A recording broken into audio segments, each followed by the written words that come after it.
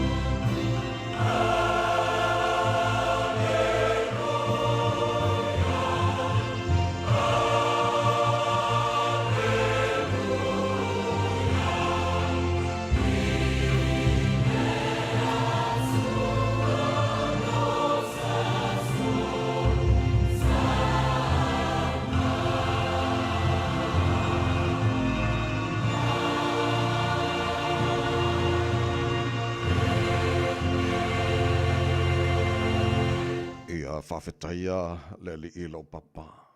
O le o mai i o lima i le taua. Ma o tamatama i lima e taua i le taua. O le alo whamai a te au. Olo foi o ia. Olo mawalunga. Olo whaoratanga. Olo utarita. O ia foi. O te whaatua tua i ai. Lo mātou tamai o le langi. Ia vi ia lava oe i le nei tai au fau, tai au sengsengi ma le tai au te toa, o le asa fau e au mai. Mua me uma o na mātou whape atu, ia vi ia oe lo mātou tua, ua mātou ai manu, masai ma amali e iau whaamurianga le nei tai au, ua mātou alangai nai, o vi inga, ma mātou pese whaftai ia te ore nei tai au, ma mātou whape atu e pa ia. Pa ia lava oe le atua mamalu, le atua o au o le atua silisili ese maramatau tia, e pa ia, ma mamana, e le ai lava masetu sama oe. O mea umana e whaia e ifo ia te oe lo mātou atua, o lo walofa, e tu mau o lo wha maoni e le liliu ma lo wanga le lei. E tu mau lava e o le ngataanga o mea o malava o le tua oe e soifua ma le vavau e o lava i le wha vavau o le tua oe la e le vi inga o malo le tua oe pulupulu le matango fie. Tama whaaftai tele lava i lau mea lofa le o le faua mātou maua nei tae au. Whaaftai lo walofa le mātou sa waringa nei vai aso ua mātou tini tonuu e le ngato le aso mulmuli anai whanau o la hatu wa aonga nei vai aso. A o le aso mulmuli wha onga ruenga i lato i le ngari lue whai unga vai aso te tasi. Lau pule lea lo mātou tua, mātou malanga o nei aso faulo mātou tua, ua mātou tu inatu o ao wha mole tau tai mai le fōlaunga wa whai nei. Manuia aonga nei mātou whanau o nei aso. Nei whanau lo whengai masuenga whai o nei tau sanga. Ia e whamanuia i ngā tau lo mātua tua, marutia nei mātua whanau i le paolo o aolo mātua tamā. Whengai mā ongore ni yaso, maruia fo i whaiva, whengai mā lem tamata e whaia onga, a o ina nei mātua whanau. Maruia le tu i malu mori panga mana tāpo inga, nei mātua tua asen sino le tunu i malu mātua malaura ni yaso, te tōru aina pēlā tau le māwhana whana lo lofa e mawai pēlā lātu si fua lau le tino, siri lava i le nganga. Ta ma familia le tunu pele Samoa pe na ne tunu New Zealand lo matu nofu mama wai na yo matu tanga te umalawa o lo lalam papa au so se tafora ne ke lope ia le manuia o lo mātua tua le tua whaavai ele malo tu tasi o Samoa. O me o mara whana mātua whaia nea so whaulo mātua tua, ia mātua whaia male wha maoni, ma ia whaia ina ia, fo ia tuai vi inga ia te oe. Ta mā, whaamunia mai, le tautua Reina Samoa, le nei aso a toa, ua mātua wole mātua walau, i nei mea malawa, e ala le swafa mana malo Yesu ke riso, lo mātua ni i, mana mātua whaaola. Amen e.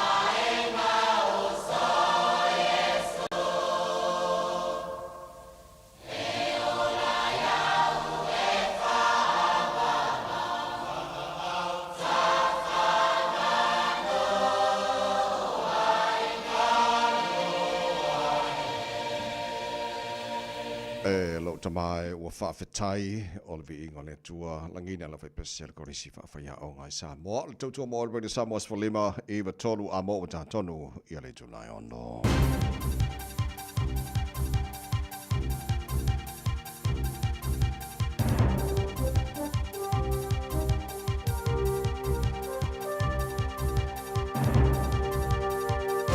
In this update, police believe they have enough evidence to lay corporate manslaughter charges against officials involved in the Pike River mine disaster.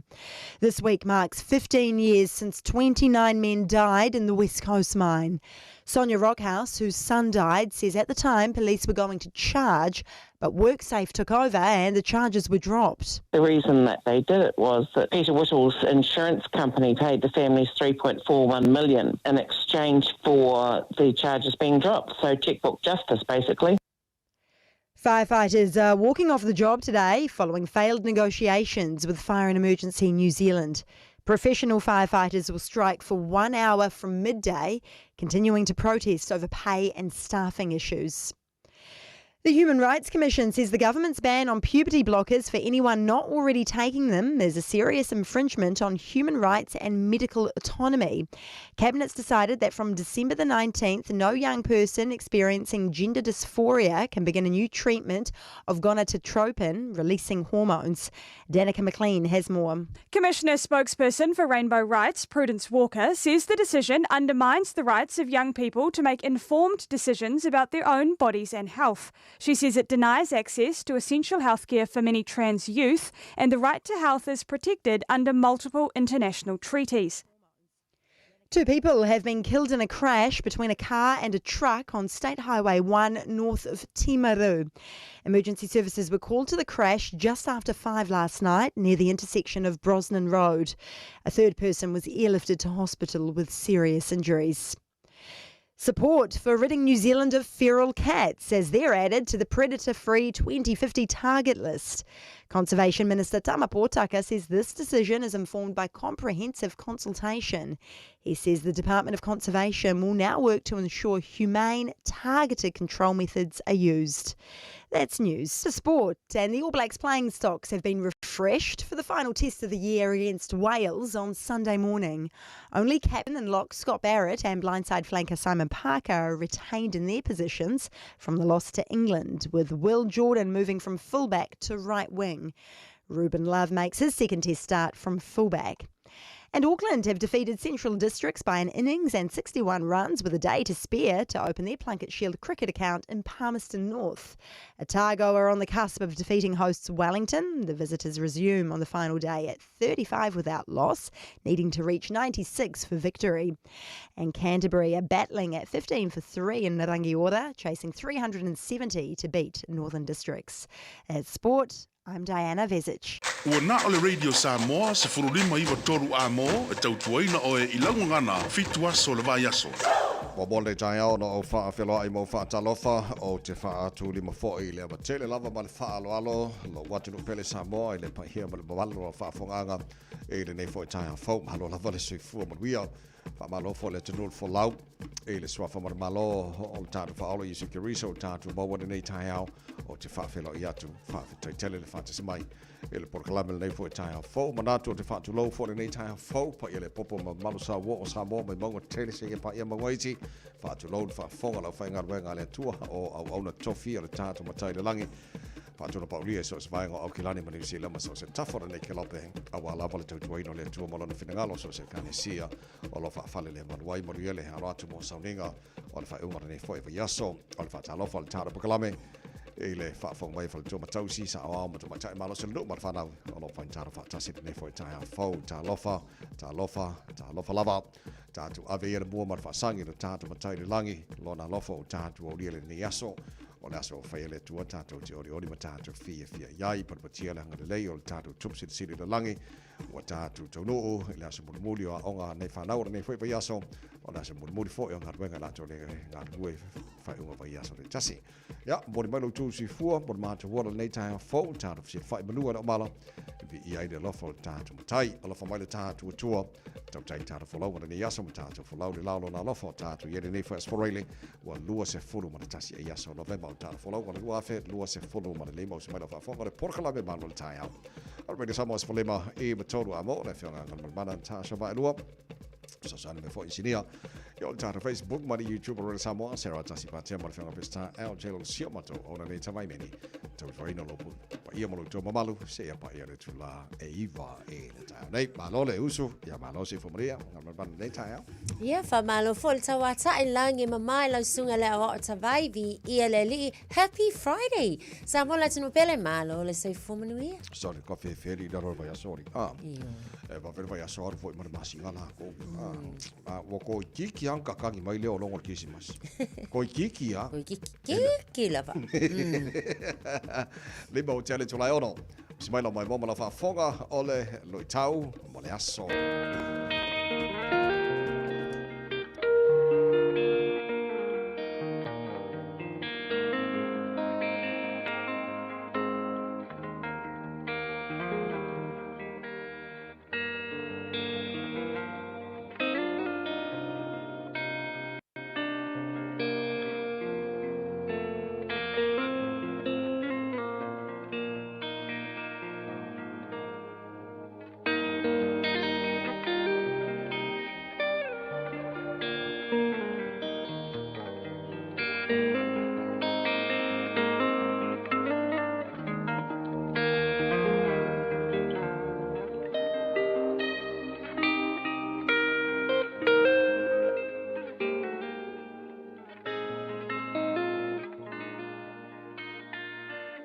Lui tau, mō le aso.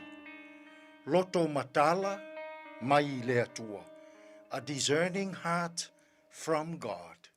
Mua le tupu, lona mata upu e tolu, a o lona foi upu e iwa. O lea, ia e foa i mai ai i lau au auna le loto matala. Ina ia faa masino e ia i lou nuu. Ma ia masino ai i le lelei maleleanga. A wapo o aina te mawhaia o na faa masino i lou nuu nei, ua matua to atele. Loto matala mai le atua. A discerning heart from God. O Solomona le tupu o Israelu. Ina ua faa to a tūlai mai i le nofo ali. O se tupu sa savali i ala o le alii. Ma ia nau e osi ana taulanga mō le atua. O ina, na whetalaia ne ai le atua i a Solomona. Solomona, faali mai sou mana o se tasi. O na o foa ina atu lea ia te oe. Fai mai le mana o Solomona i le atua. Le atua e. Ia e foa i mai ia te au le loto matala. E mawhai ai ona o ua matua i toa tele na ua. O le loto matala. E masini ia te au. Le mea e lelei mai le mea e anga. O le mea e sao mai le mea e sese. O le mea e matangofie, mai le mea e matanga. Samoa ai, na o le atua, e te maua ai, le loto matala. O le to wha ma le wha tautanga, wha le atua, e whetala, e te iloa ai le mea e lelei, leanga. Le mea e sao, mai le mea e sese. Le mea e matangofie, mai le mea e matanga. I lene so, i a tātou whiau, ma a tātou ngā luenga. Samoa e, ia e nau i le atua. E fōa i atu i a te oe le loto matala. E te iloa ai, o na taitaina, lau whainga malo. Lau e kālesia, o nuu maafioanga. O lou ainga, ai maise o lou lava tangata. Nā o le atua, tātou te maua ai le loto matala, tātou te iloa inai, le mea e sao, mai le mea e sese. Tātou te talo. Le atua mamanae, foa i maia i a Samoa le loto matala, foa i mai i a i mātou uma le loto matala, o le poto maleata mai faa le atua. Mātou te iloa ina ai le mea e sao, mai le mea e sese. Tātou ia ia mātou fe au mga ruenga o le ne yaso, e tonu malele iai mea uma. Lou lav swafa Yesu, ua mātou tatalo atua inei. Amen.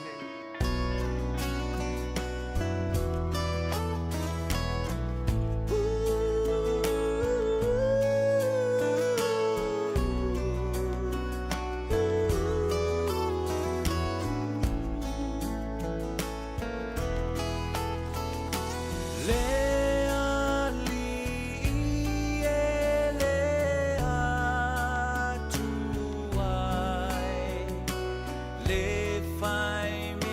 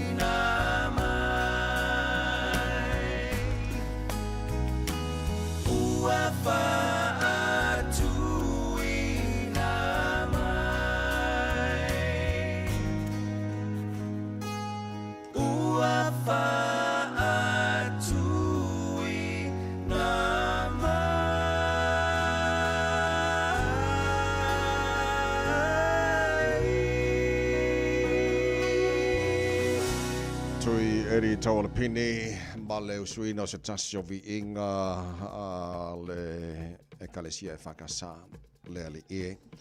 Ua whamai ai ia le tāra pukalame lui tau mo le aso le nei fo i tai au o le taurunga fo i o le nā pukalame. Ia mo le nei fo i vai aso i mamori ele whaaftei tele lava. Singa whawhenga inga, Reverend Ed Solenga whamalo whaaftei tele. Te pena ina ia o le tāra pukalame. Le ngata nei tai au nei foi vai aso ato as fulima mala falo cha le tulai ono le proclame mano le tai au radio samos fulima e betolu amo nei minute on mo kwai fa masau fo no tata musika wale was for rain fa fi on nei tai au fo in fa mar au foi ile ro su tu te manga ruenga tau runga tata vai aso o ngi ese se fa vai mo le marka ko sa fa mon e ke de usuro mai de show ping e le mo e ngar ping su tata proclame a red tole ola tau runga for nei vai aso te pena sunga ya pasta la fare copa o le taina fitu i le town nei le ngata le tara bavai today in history po ana tupu la so rosu maltasio november le telo to sanga bavai se ya pa e fore to la fitu o le fa pongo taru tal fo i le ngana Britania por kala bela na e matai e le taru tai au mo tara bavai po mai lunga wala le fo tai au Talo whapta vale malo le soi fuele nei tae au tatou rua ili poti alo mai tau atu ia. Ma ngai ele file mua lunga le tatou au wala. I le taimile nei vaenga uma lava wa tatou wala te tele. Must be Friday. Ia o lea olo mai tau atu makua ikilia uma lava file mu. Lea ise vaenga o pisi le nei taimile le tae au. So tau tua na apta vale. Ia fai le mu. Ma ia saunga le mu pelo sal amtango le nei fo ias faraile. Us fulano minute te aile tolai ono. Tasi lima I watolu amo. Radio Samoa. Wai ngā mata talo taura nei fo I tai au fau tama ki makaurau au kilani na whanga leo whaasala longa Radio Samoa sfalimola i ia le malu le ea nei vaenga o le tai au winga whaama wino le tau le so o le whaasolo ina langi le leile tau e awa I nisio teimi. Lusu mal whaara mo runga nai o le vevela mo au kilani.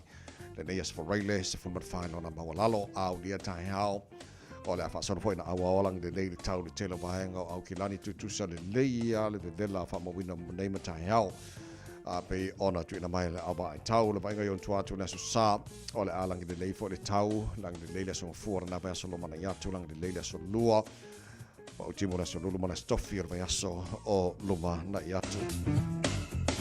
O le o te longo ina o e ma ta watu ia te ore nei tai au. Ia whamamonga la mai tau tuina mai nei fo tai au fau. E le whamamonga whamone mone o le aba I tau leo ke whailoa ku ia te ore nei tai au fau. Tulanga masani a whanga solo fo tara pakalame maru le tai au. O le am whain tara babai tulanga o le tau tiro isi vaenga o le sira whapena fo le tau Samoa manisa vaenga o le kelope. Pai ngā matana tara tau nei fo tai au fau. Le tau tuapa o le Samoa spali mai vatoro. Amos fulmanu. Wa te adei nei tula e ono. Lai matau apa ula se mai se tala fa fianga Radio Samoa sau se ta aleanga. Ya, Maria tara maftanga nei fo tai au. Maria fo ile aluso le tino I tuta manga wenga nei fo tai au. Fo mana fa vai aso. Hal presida mo Maria fa mo nei aso.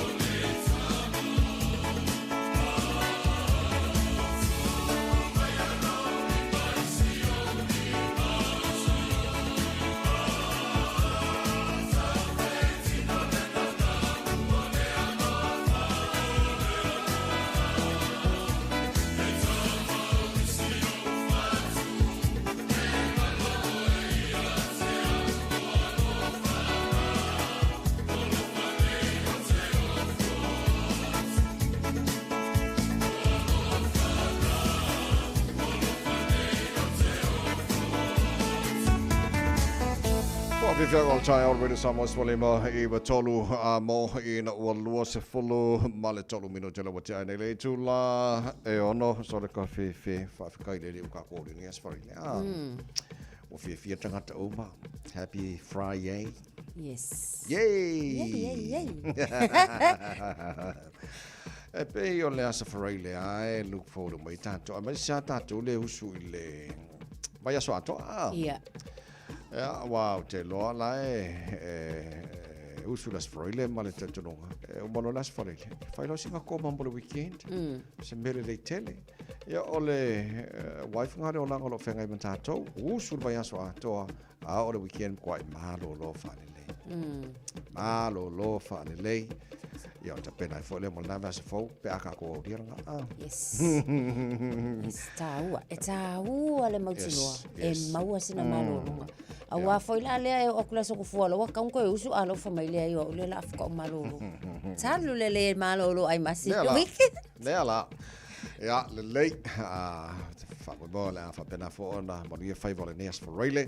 Fa malo si mai o ne si fa vai nei tai fa mo ya la bono fo se fa talo fo ta po kala nga mana le tulu fa fila mai fa talo fo mai lungo ta to Facebook ma YouTube or samo e tai fo ma lo la fa tai ta to ma fa nga nei fo vai aso ato ma lo fa malo si au mai tai au ti tasi yo lo to fa talo fo mai ma fa malo si au mai fa si nga malo si la vale mo au fa nga nei ya wa fo to to ino le tulu e pe ta to nei vai aso ato o le fa senga ino tangata pito sili na mau lunga o le tunu o saina o la tato ma amatel nei tai au o le lon tolu la tasi lua tolu o le fa senga ino tangata sili na mau lunga malo I tono malo saina le fonga mai no tono ni sila o fontanga male fonga fetala il mota sila ya se karkara ngopo angi me kaunga so sang me foi singa bong sila mana ia le fata singa le ile mai tawa te foi pe lava foi na faali le foi ia tu foi manga ni sila la tau ile fa feilo ia onisio malo falungi mana ia o le sa fa feilo ile po fili foi pe na masani ai tu tono le maota ia ia foi la malesi tu foi le faali lava la o amionga o anga matua ni sila ia la le au te ia foi la tau lango ina mai tawa tu ia foi o la foi sa ia la tau na ia ina inisi te ile awai mai foi o le nei sui te tono ni sila ia foi nisi sa lango ina o le tu le ia o le faali lava wa ia te tawa tangata ile tu e tala fea unga matu la fono ma ngai o langa ia au ke ai o ia inisi na sol tu la fono ai a o tu lango lo mai tau ina ile fono tanga le nei o tu fo ia tau I fe fata wa inga I le vao malo e lua le ngata na people relations ia o lo mai tau ina e le ngata fe fata wa inga ia a o tangata fo ia I lato o lo malanga atu malanga mai o nisi lava ova noa o le manatua o le I leva fo yon taliu mai ia le pale mia nisi o fonotanga manisi o malo te tele ai e ta o leu te manatua e ia le taimi sa ia tala noa ina I le tu fo ile tau inisi kola sipi mo tangata ni usila e mawhai ona maua mai I le malo saina so ato nuele ngata le na o tangata whai pisingisi le isi vaenga ia oni tu le leila wa foi ia o lea o lo o tamu whai foi e whainga malo le nevai taimi ia ai o le tūlanga le na o lea ua lai ia ona awai mai foi le nei sui tu tonu ni usila le nevai tau so o le tangata lona tolu lona maualunga ma le alo ia tono malo saina za o le German o le National People's Congress Standing Committee. O iala na leo lo tala no tala pokalame o lo tonu o New Zealand nei o te lo le o le tele o vaenga e malanga mai sui o saina tonu New Zealand. Ia pe po na ta o nei tai au ngan mana o le taltanoi no mata au pe fa le ia tili ai a tala no ia saina. O le atunu pito sili le numero tasile tele o le o loa a New Zealand le ia ai. O le wha moe nga fo leo New Zealand ia la tu o lo awe fafo ma le tele o tupele e mai tono saina so pe la onta o nei tai au tele ava nga leo lo I mean fonta fono ia sui o New Zealand ma saina ia ka ngai vai nga na ia o ye mana nisi vai nga security mai si vai nga o ke ro me umana ia so se taimia e malanga mai sui saina i tono New Zealand ele ngato fata wa inga ia vai nga na pui ma pena fo Pacifica so se taimia fo malanga mai sui saina le Pacifica e la kaula mua e lunga me oma e le vaenga i o pui e le manga o asenga ku la fo i tatou fa kaya senga le hana fa mai le o le mata upu o te loile i te le stai mita tala mata upu le leo ai o lo fa manino ala tunu foi le ia tatou telefone o sa mai a sui fo o tatou radio sa mo e telefone le fo i aso male aso e le mata upu le leo ai la wa tilo taru na mata mai ke le o fa le tonu lo to fani mtanga wenga leo New Zealand ona fa sa tara no ma le fo sa so le ia pito ia la fo lona city fia lona time ia tono o mit staff fo le capeneta New Zealand o ma lo New Zealand o le tule mai le fa fitau ni tele fa le tono I looks like o nisio la to maurungo la to fitol mtanga wenga leo o le ua o ile su engal te mini nei ma e foringa mai to le ua pe ia o foringa mai to le ua o tafia ia ma mo ni fo nei taimi ia ba me sa su engal o fanga so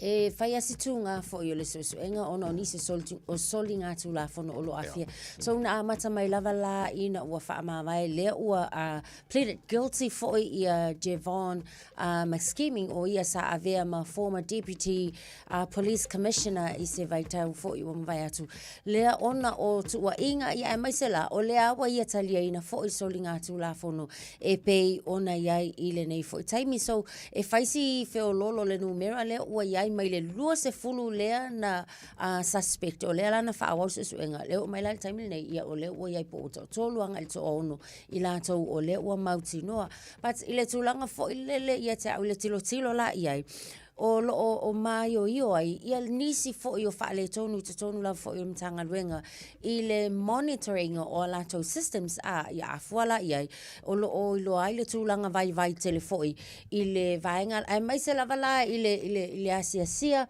ma le va ai le lei o le tūlava le nei tau i le teknolosi o lo whaonga ina o le si vaenga ia au tilo fo i la i le soringa tūla fono o le molia ia o longa winga e mai tawina inconsistent application to internet access longa winga o le o iai ni vaenga mau tu fo ia e mawhai ai ia ona iai le pui ia mai le whaonga ina o vaenga ese o upenga ta whailangi ina ia mauti noa o lo iai o leisi fo insufficient monitoring of internet usage o lona winga wa ia le fo ile le tulanga fo inga le wa le ise pa pui o la tau nei a wa a fo ia o tangata po o la tau o leo ma malo e kaunga malo e kanga kaunga one of the crime leo o tilo ia o le vainga fo ile a fia ita mai le solinga tu la ia ke ia wa matua ia o le fi ma o langona fo ia there's no safe place o le sa tatu fa mo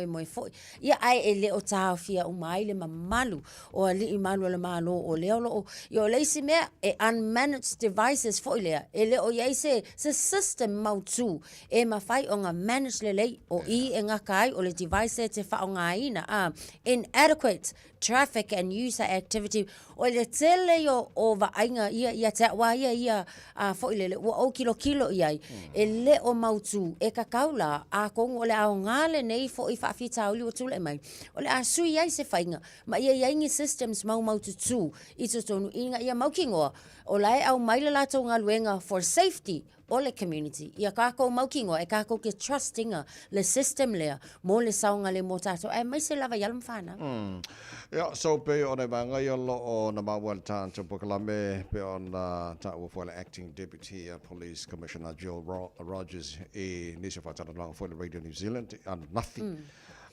so out of 20 staff under investigation in relation to misuse and inappropriate content Leo stood down to Tolula o la tona o to ayanga isu so anga leo e taimi nei fo le pe on ma o tata bokala nei fo taia fo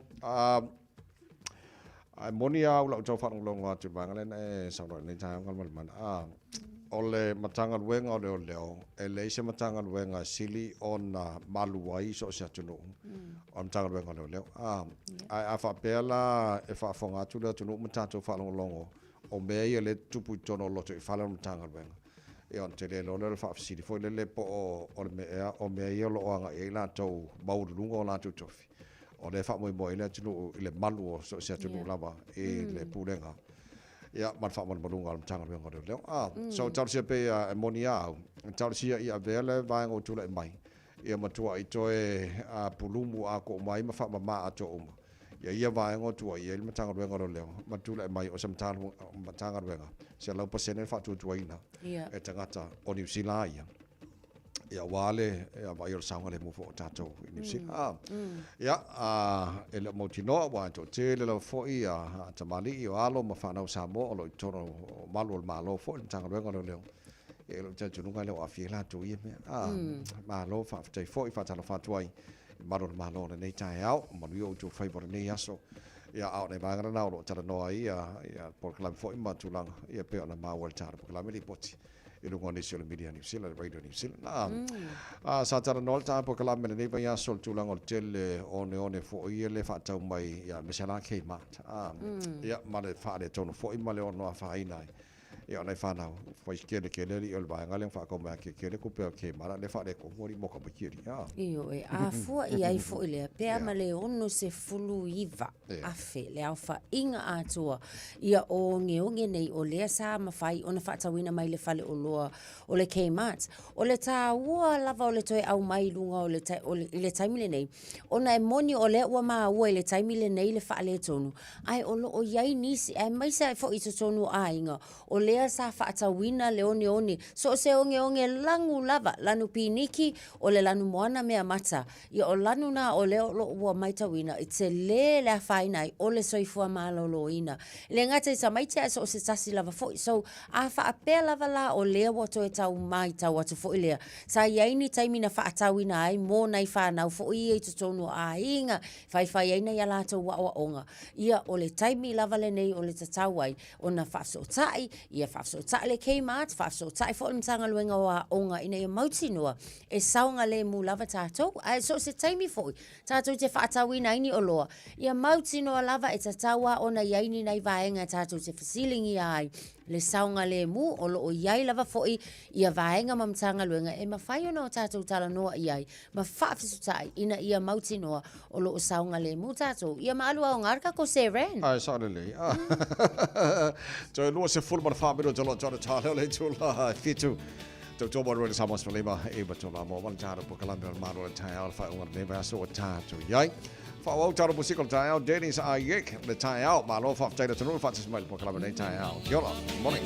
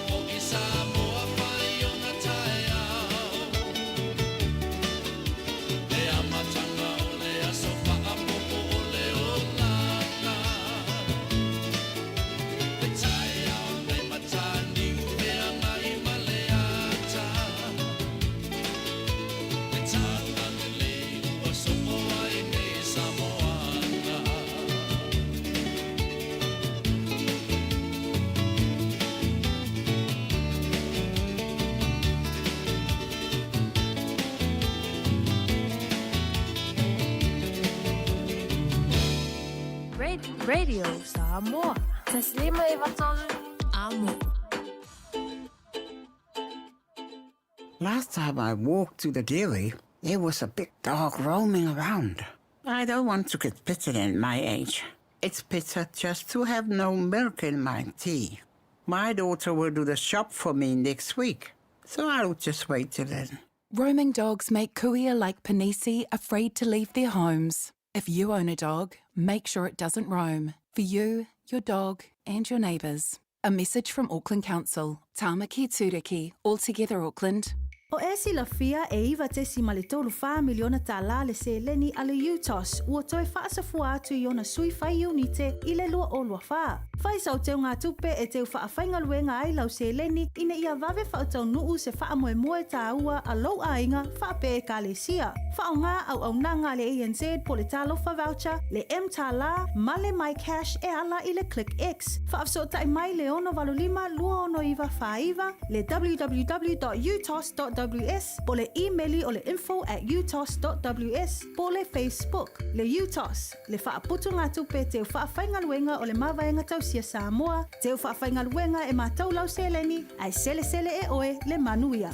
Mo tupe whamomoli Samoa, mana tua loa le Pacific Easy. Oro whaua pe le tātou whapitoa nao le lima tala tongi pe ai whaunga ina le Pacific Easy app. E whaatino ai au tupe whamomoli mai lau telefoni wheme ai. Olo awano fo le tātou direct transfer, ti posi mai e lau tupe le tātou account, ma whamari e na fasiri lunga o telefoni. Ma whaatino la foina o lau tupe, ai inga whapitoa. Ora tongi no pidio le pai, mo li, teo ngā tupe so se whale tupe Samoa, pe to tongi no ngā tupe e le nupi wha Samoa House Corporation, po le Samoa Land, ma so se au tanga Samoa, o lopa whai o na whaatino uma i le tātou au nanga o le Easy Pay. Mana tua o whaasoponia so se vaenga ni usila i o tātou lala, o lo awanofo i o tātou ofise tolu i o Tara o Tāhuhu Mamangele. Me wha ngā le Pacific Easy app po le direct transfer, me wha sawa i lo teimi, ai sini o na wha sawa i nau tupe ua taunga tāle penisini. Mō nisi o whamtalanga bala au le o varu se lau o tasi ono, po numera masani au kilani o le lua fitu ono fitu iwa fitu wha, ma le lua fitu ono fitu iwa valu wha. Pacific Easy o la baanga mo tupe whamomoli Samoa. Oceanic Cars Sawia. Jehu! Awana e misia le whaapitoa maua e ale Oceanic Cars. Ona toa torse folo mua e manuia la tau tarsanga o le hanga baa i le sei e manmalawa i le se folo tasi a whetala. Ioe, se folo tasi a whetala. I le aso lua se folo o te sema. Susu mai i le lua iwa o Roscommon Road Weary, po le Whawha, East Street, Papakura, Beverly mai i le o iwa Whavalu tasi lua tolu iwa. Le Oceanic Cars. Radio Samoa, tasilima ivatolu amo. Radio Samoa, tasilima ivatolu amo.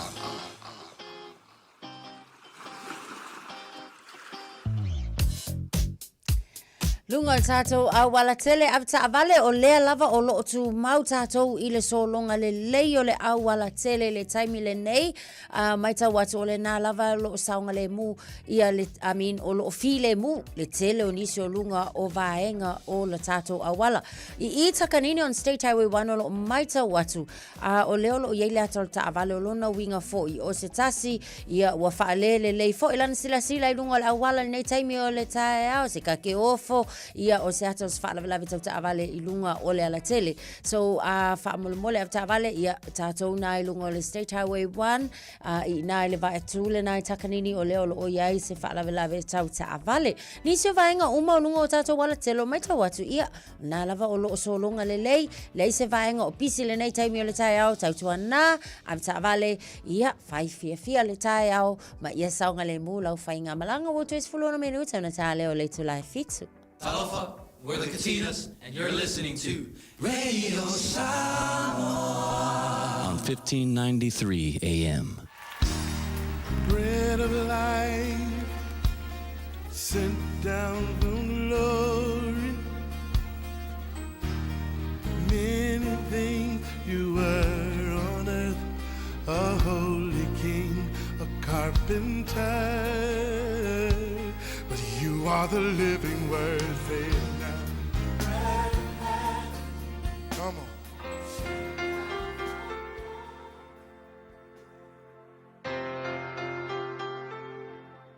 Talo falava sio tatu tunu Samoa le fo yaso le lo fo le tua au te fia lava fa filo ai te oe fa fo una fatasi mai tatu por calamio le yaso ole areto le ola ole marekos fulima le fa upelima e le fa upunga le fa sinonga fo le o Yesu ma le talia tu Yesu ya Pilato fa pea a ua le talia tu Yesu ya te ya Pilato lea i se upu e tasi ona matua ofu ai lea o Pilato o ofu pilako i le ngungu o Yesu i tua inga e fesiri atu iai. Ale upulamo o le asul nei whapea e le o tua inga uma e te tau mawhai e whaasao. A whapete wa ai le whamasinonga e Pilato o Yesu e me ke mai kau maa ngai ke rea Yesu. E le o tua inga uma na fesili ma fesili uma na talia e Yesu. Na iai fesili na tali na e Yesu. A iai foi fesili na tele Italia. Whate ta ingala. Ina ua fesili Pilato. O oe ea o le tupu o tangata iuteia. Nga mangingo kali Yesu. Nga kali Yesu, ma Yesu. O lea lava whapeo nga e whai mai ai. Ai ke uko fesili Pilato. Ile tele o isi mea na molia ai o ie tangata iuteia. O le melang kupu whai mai. Ua le ai se tali a Yesu, mai ua le tali atu o ia i se upu e tasi. Me ia ngako ua ia ai e tangata. O le fesili ai se anga le koe kali a Yesu, o le tali. Ona nai loa le lei e Yesu, e mai maulo na taimi, e kali a kua ia Pilako, e wha malama lama, mea se ia, matu ua inga se a tangata iuteia. Winga, ili whina ngalo Yesu, nga o mea sao i e fesili mai Pilako. E kali ai a o meo la pisi makua inga se mai mawelong kai mga o Yesu ngu ai e lo le songa ta wo fo ila le mo e mana o Yesu e siri ai kali nga o mea mongi fa mal malama mea mondi ai o la pisi ave malato so le songa fo ila le mo e la sole nei e a fa yo e pisi le kaukalinga o ngila pisi o le upule nei mo e ka ko fa ye meng fa Yesu e le o tu ua inga uma e whaia e tangata i te oe o le a e kau mawhai whaasao le mea whaasao e uma e le lalurangi ngei ma le olanga ngā o le kau mawhai a whaasao mea uma e ke lo le lalurangi ngei o le lalurangi o whaitionga a e lo langi whaitionga ke lo se mea sao le ke whaia mangi mea le lei kau mawhai e le whaasao ai whaamana malama ai e whaalongo ngi whaikionga o ngi la pisi. Ke lo le mele o le kalia kui le vale whai mai kara kuspaia o lo kalia kui le vale e unga uma ele aso ua e valea koe fwoi ma o e se tulo le la o le upu mo o ele aso le ngei ia e manatua e le o tu ua inga uma e ki kau mawhai e whaasao o mea ngā kango e tu i le tua whaasao e le tua whawhitai lava ia o onga le lei te whaia mo i mātou nisi mātou o makua umal malosi le nei o lang i le kaukalinga o fesili ma mea se o ro wha makala tangata winga ia te ilatou soani ia te ilatou nge iaso ia i loa nga while mu i tua inga se whapei o Yesu ni ia oe amen.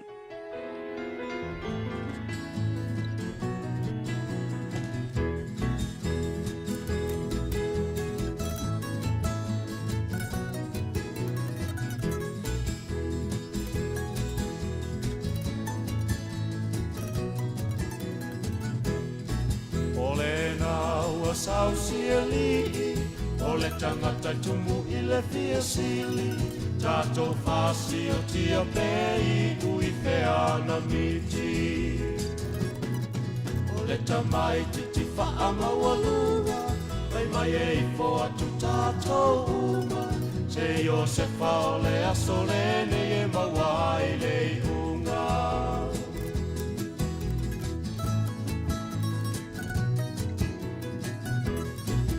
A o reu pena leu lumatua, o e lava na taula mua. Aua le fasi o tia ae la foi tonu o le lua. O le ata le olo usola e se mai, le anga sala tele sa e iai. Toa tuli matatalo o le lua e le ai o se vai.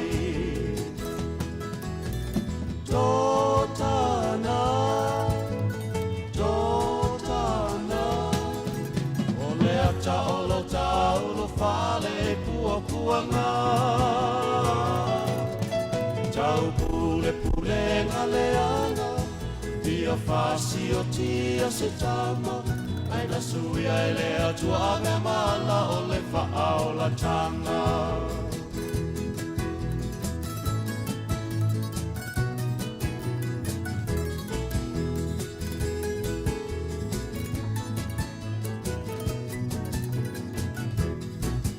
Tau filo tātou awa, se itanga i le au mitiana, i li uloa o iu tamato e sui le polo kalama. E o uso e se talofa, awa le ave e se alona ola, ai whaatau atu o ia e whai mapolonga.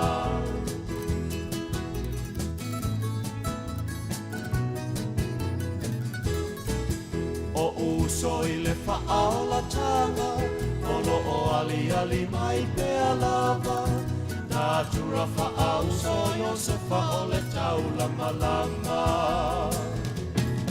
Tau mawhai e so sa ale toto, ai uwhi uwhi isi o poto, le inga lolo o soifua le atua o ia popo.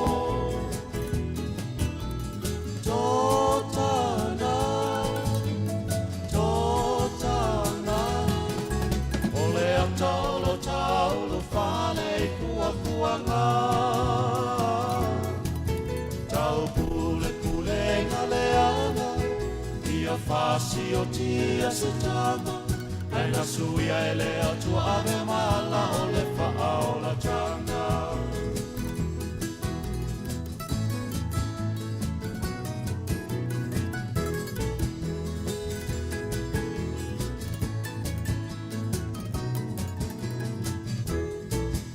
Ai amu ia sa tau le alea, pe a wha pei o Iosefa, nona lo whai le atua e le ilawe ai se upena.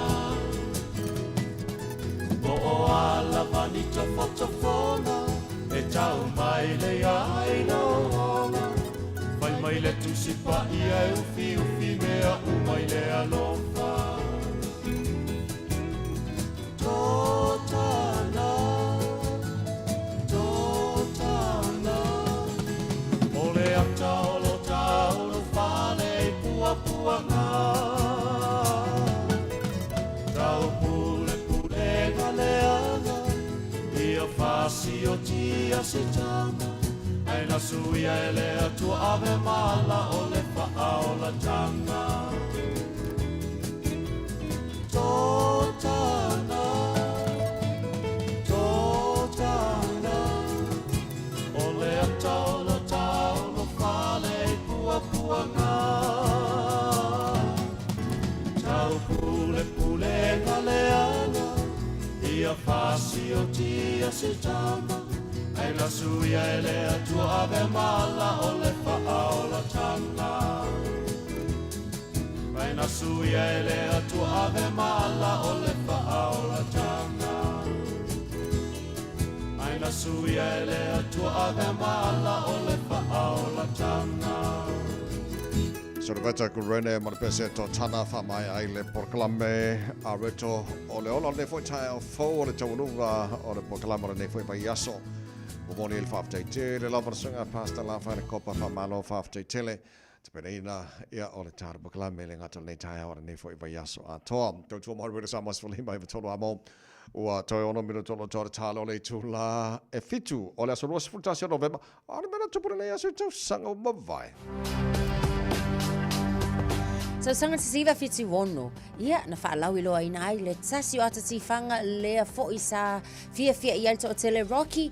Ia na whapena on tama au tu ai lea li leo Sylvester Stallone i te tonu o New York. I le tau sanga la lua afe a se fuluma le fitu.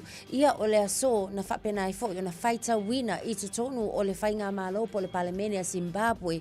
Ia se tusi wha ma vai mai se tasi o Palestine lau i loa le sunga ia Robert Mugabe i le mai ai leo le tolu se fulu fitu tausanga talu ona ia se e le no foa. Tausanga lua a festival malei va tātou tilo fo'i i le lalolangi le afianga o le misela. Whaamawina ai tala whaasolopito a le WHO e toa 5 afe i lātou na mali liu i tonu o le Democratic Republic of Congo i le tausanga lea i le ngase le nei o le misela. Nisina wa inga I mena tutupu le nei aso I tausanga o mawai. Lonu ue Samoa wai la le le vasa la le oe inu o le vasa.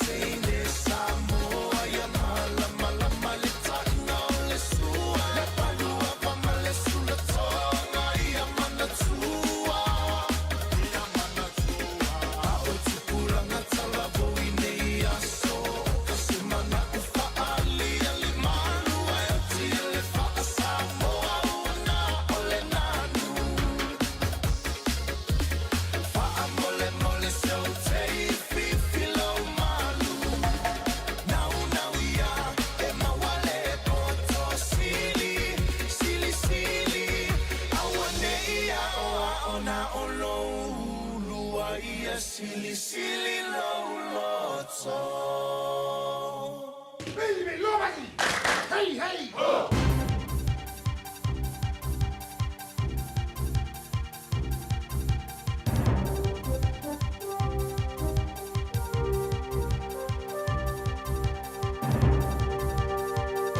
In this update, police believe they have enough evidence to lay corporate manslaughter charges against officials involved in the Pike River mine disaster.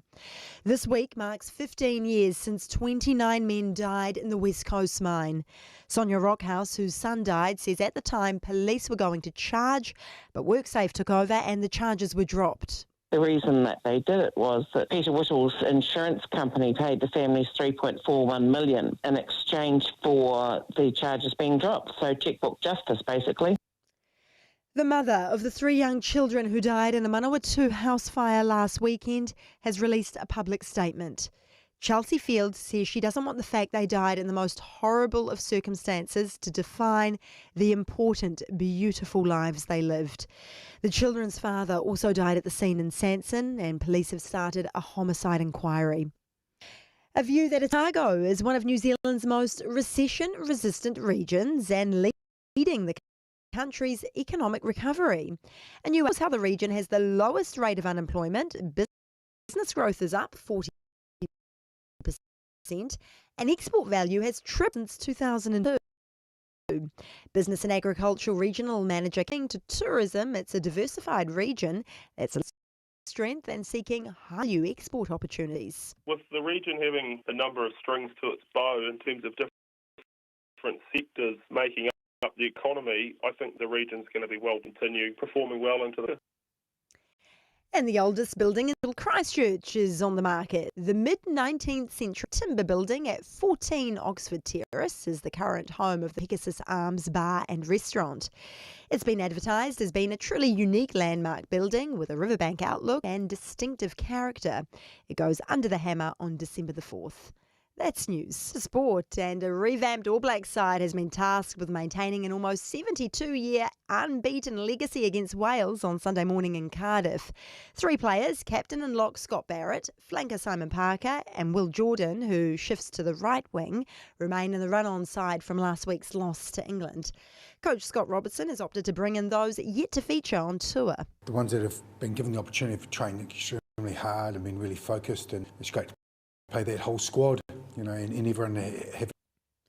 New Zealand hockey player Grace O'Hanlon has been voted Women's International Goalkeeper of the Year. Our performances in the Black Sticks Nations Cup and Oceania Cup victories played a key role in the team's resurgence to 9th in the world ranked sport. I'm Diana Vezich. Ua na ole Radio Samoa se furulima iwa toru a mo e tawaina oe I laungangana fitua so le vai aso. Tātou toa siasi lunga o le awala, ave ta avale o leo lo mai ta watu ngā lava o lo tu mau tātou I le file mua o le tai au. Ia nei vaenga iti I o nau a mata o na tau ngā e ange vaenga le nai numera lua Wairau Road I ngai Takapuna. Paule na o le vaenga leo wala numu le taimi le nei o le tai au. Ia whapena foi Rosedale on State Highway 1. O niso vaenga o tato o wala. Ia o lea lava o lo so longa le lava I le taimi le nei. Ia o le nāwhato a mata o na wheo lolo. Ai o lo o makwakilia le lei lava. O nā lava flow le tātou traffic. Ave ta avale, ta autua nā ia whai la mū. Lo a ao I le nei taimi o tai awa 5 minute. Te ai le tu lai fitu. Radio Samoa, tasilima iwa tolu. Amo. Radio Samoa, tasilima iwa tolu. Amo.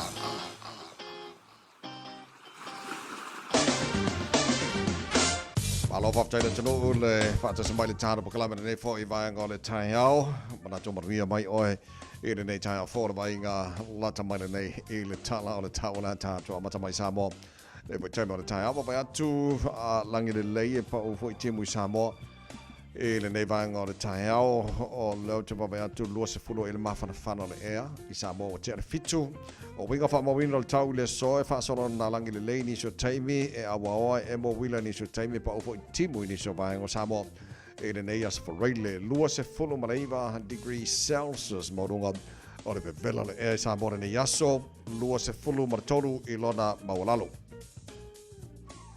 tau lunga taro tala mai sa mo pe tala valu i le tau nei o le ale se tato fisota inga sa mo ia mana sui le tano radio sa mo i pia le whenga ngan mana tu marabao tanga vai tipi o tanga vai o no nisi o tu no fo no whenga i mai ia au tau lunga taro tala mai sa mo o le nei foi vai aso le tala valu i le tau nei fa tala fatu panga malava ala maru le talo radio sa mo so sa vai sa mo fa ke sa mo lo taro ma futa nei vai o tau malo lava ia toi fu manuia le fa unga ole fa yaso se mai le talo le tau tono New Zealand nei taro ma tamai motu i sauti fa talo fatu pa nga uma lava le taro ma kalame so sa vai ngona motu i sauti lo tato ma futa nei tai malo lava si fu manuia kai kora langi le tau mo to le so los fu libra mo ngol bella Nelson fa so na awa langi le tau los fu mo ngol ma fana o maru la fa so po ina awa a los fu mo ngol ma fana le so Queenstown awa langi le leile tau le fiafia na nei fulu ma valu o le maulunga na le malu le e a ti maru le fa so poina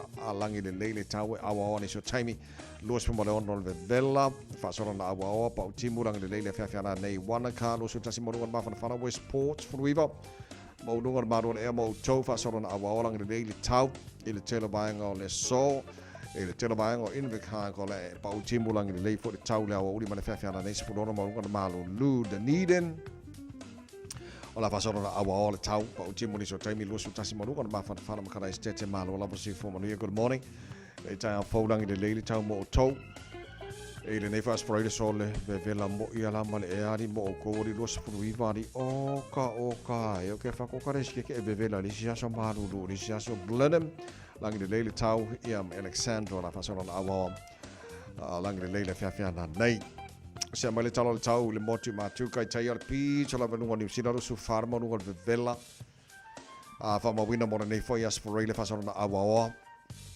po timu ni so time le fa na nei Wellington ma lo le foi fu manuia o le la mo tapu va tasi mo e me fa nge ko o New Zealand e ka fe ma le fa fono na ya o tau ya le lei fa fongo ai pe a ko mo se vid langi le tau mo la mo ka fe kai manga ya fo de la mo langi le me tau mo la tau ni aso sfuri va mo runga dan malu e a mo le ni as for rele e le tai me fa solo malo sila titiar savili mai matu ya mo tau e le nei fo yaso o le telo i siva nga ye fanga nui langi le tau ranga awa fa solo langi le fo le tau le so tau po ya wa ni so taimi lang le leile fia na nei i le telo vai ngoro torua pa solo foi na wa le tau lang le leile tau le so dos fu tono monunga le vela le air le telo vai ngom Palmerston North lang le leile tau ni Plymouth lang le leile tau nei pia lang le leile Masterton lang le leile tau e kai manga e fo de den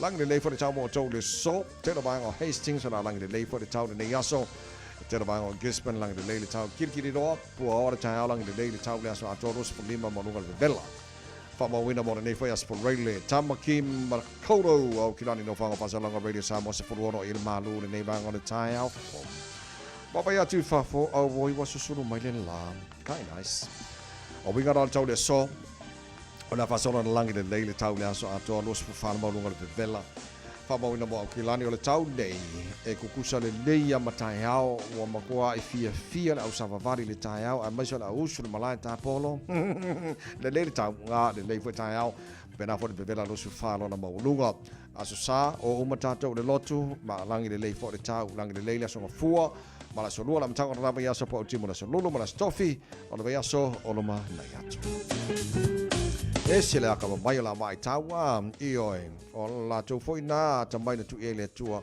la ko ke sirfia ai e le timu malala o le fana malulu a le tau lava mai tua mo tatou le aso e pule tu e mea uma e wali pesi tia ma e pule awa o le tua e mea uma e sawa e a le lei iwo tele tu lai fitu e le nei fo i tai a fau ya ma lo fa ftai le tino e kwa manga e fo le asfani le ia e vai ska ko ki manga ya asfani le fa marka ko vai aso fa ngaru nga fa mo mole ia o ke le lo ai le vai nga la le ia ta vai awa ula la asfani le lava ko ka sa mo a lai sa fa popo e pe ka fa pa ngungu la piko lalo o kamahoi. Ia, whailola, ia, a wakuma o kou piko pae mai maka ika piko ngai kau enga engangi. Io, i malakok Samoa. Ia, a sa sole wau ke e hafo, e mone manga ke le manga le wa mai ia. Le kokola le sa fa popola. Sole e fia ka manga api mu vo le lo piko la lo le. Wow. Ia se faz ka ko fa abur nge ka ya. Ma ile ulo ile anga sori. Ele o fa pola so nga fa abu a fo ya. Ka ma fo le pinga ka fa enga. Ia wo ia. Ia faz ka ko fa enga dia se fala. Io, masinga fa lolo. Oile ai o so fa. Mana ia. O fa longo ia tanga tai a ele fa nga pepe. Ai mo vai varu le ia le popo soli. Wow. Fai le oka, fai le fa alifu. Ia pinge la male la isa. Io le A+ anga ia nga. Wa malala la sfori. Ja, ma lo fa te tele once again fa te tele la vale tono. Tani mai on tu tono lo mau ta fa pena fo tono ta vale. Ton fa fainga wenga lu ngol ta Facebook mari YouTube ro samo. Ma lo fa te tele lava. Ba fo ia no ta to ma futai ma ta to ta no ka ko karkarie. Le ta yao fa me fia mai. Yes. O fai me fa di ka yao fa mo le moli. Ya fa di mai e adi o le walo fa mai le ko maringa so fo mo ta to ori ai le vivi ya e ma fa aftai le tu e lo na lo. Ya wana le se no le lo fo le tu le mo ngi ma fa fia o ka ko karkarie ni ka yao fo wa. Sa o le leita vai. Le la ia fai me fia mai ma ta mai fa mo mo. O fai me fa di. Ya wa fo nga fa di. O le ko nga fa la ngai ia. Esa nga moya. Lela, okay, o lau o mana pikin le au o le o peleki mo le latu talonga muli, o le latu tua le o Europa. So talonga lama Wales, e mai alo le, o mafono talonga le lakapi lato. O le tausanga, e manga i kele le whainga o le whaafsenga ino talonga wa e umala talonga lakapia i asfulima. I le weekend nei.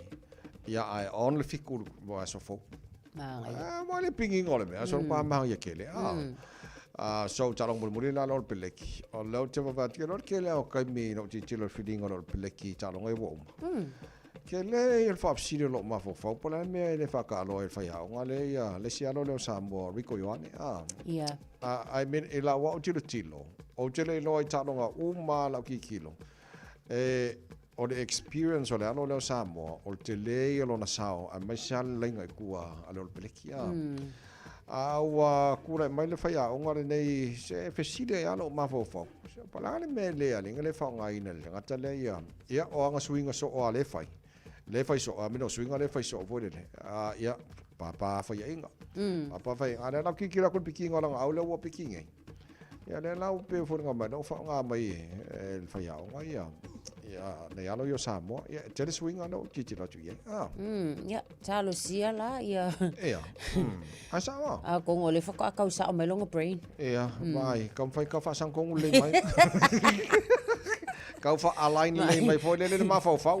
Ia, nga mo le au kapua i ol me le manga i ken fo whainga so.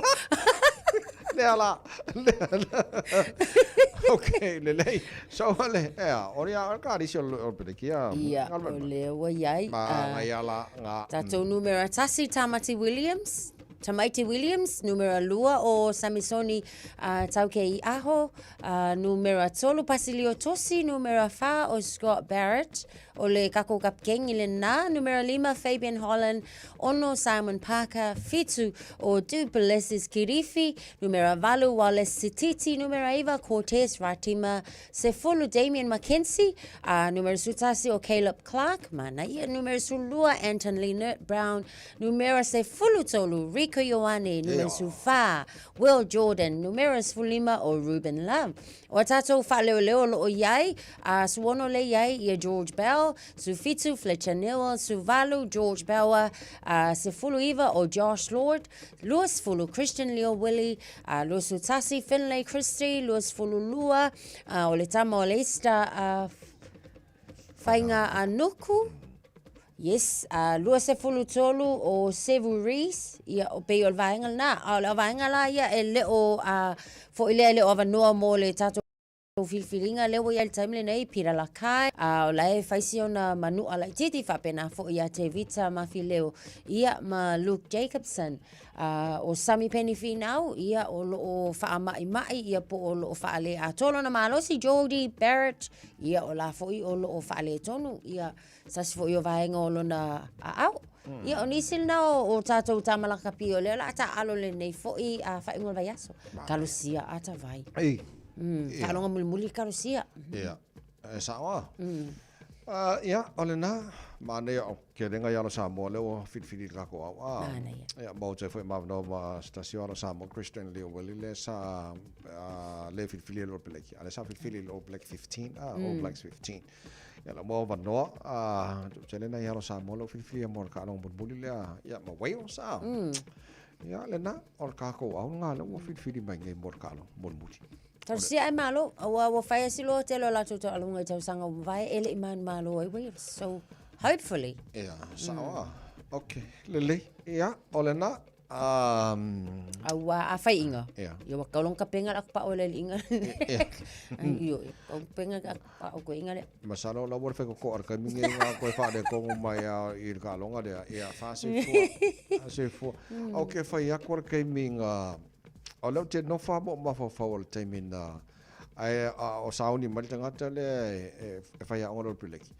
Kusa ila o ma tau ile taimi. Ole makua i ala poa i le kirkino. I le kirkino le yungi la pia ngiusila. Sa olele.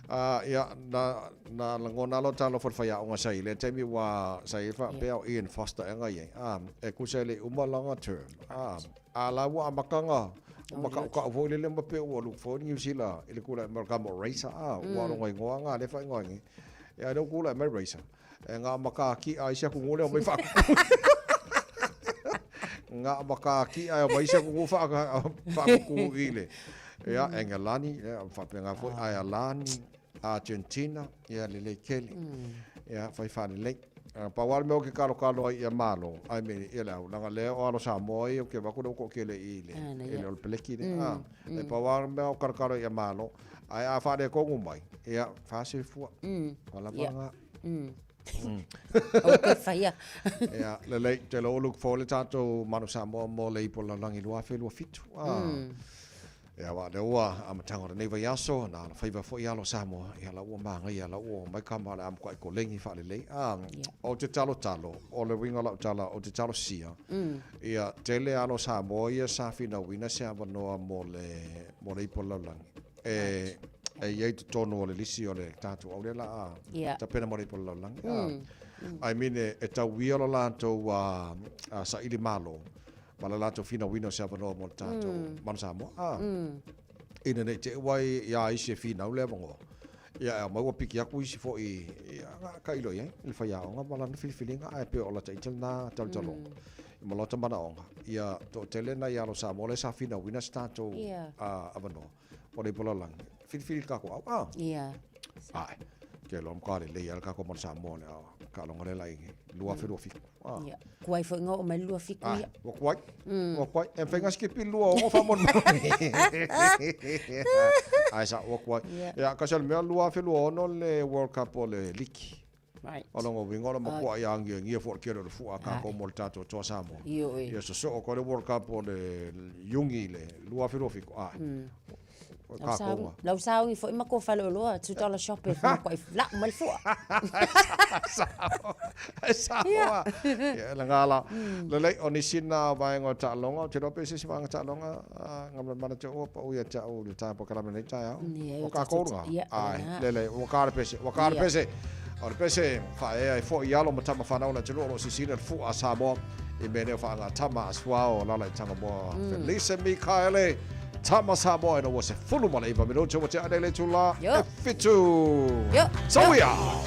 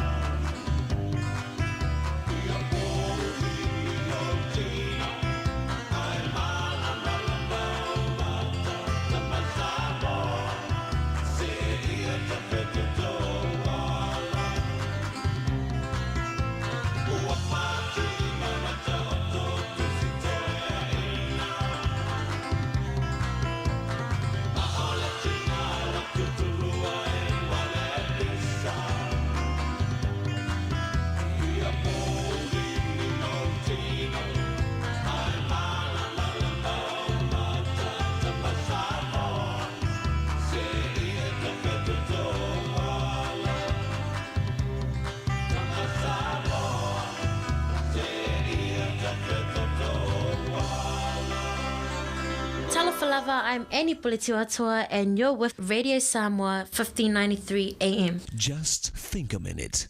It could change everything.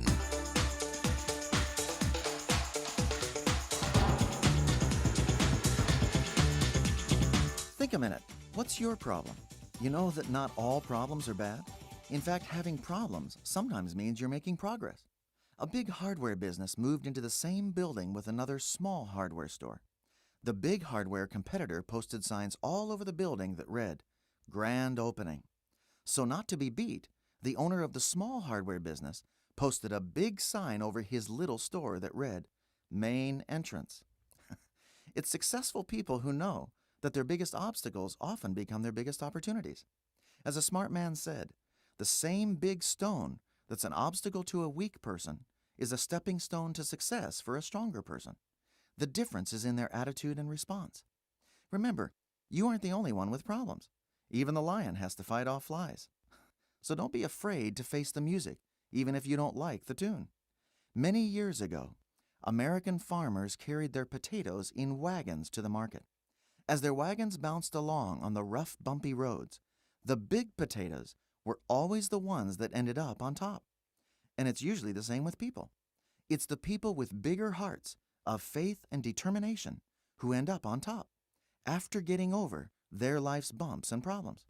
There's a saying, what doesn't kill you makes you stronger. Yes, problems may detour you and take you off course for a little while, but only you can choose to stop moving ahead. Sometimes we think that our temporary problems are permanent, but if you stay patient and positive, the end of your problem will become the beginning of your new season of success. So why not ask Jesus Christ to take charge of your heart every day? It's only with Him on your side and His peace and power in your life that you can turn every problem into progress. Just think a minute. If you'd like a free CD of our top 40 programs, write to us on the internet at www.thinkaminute.com.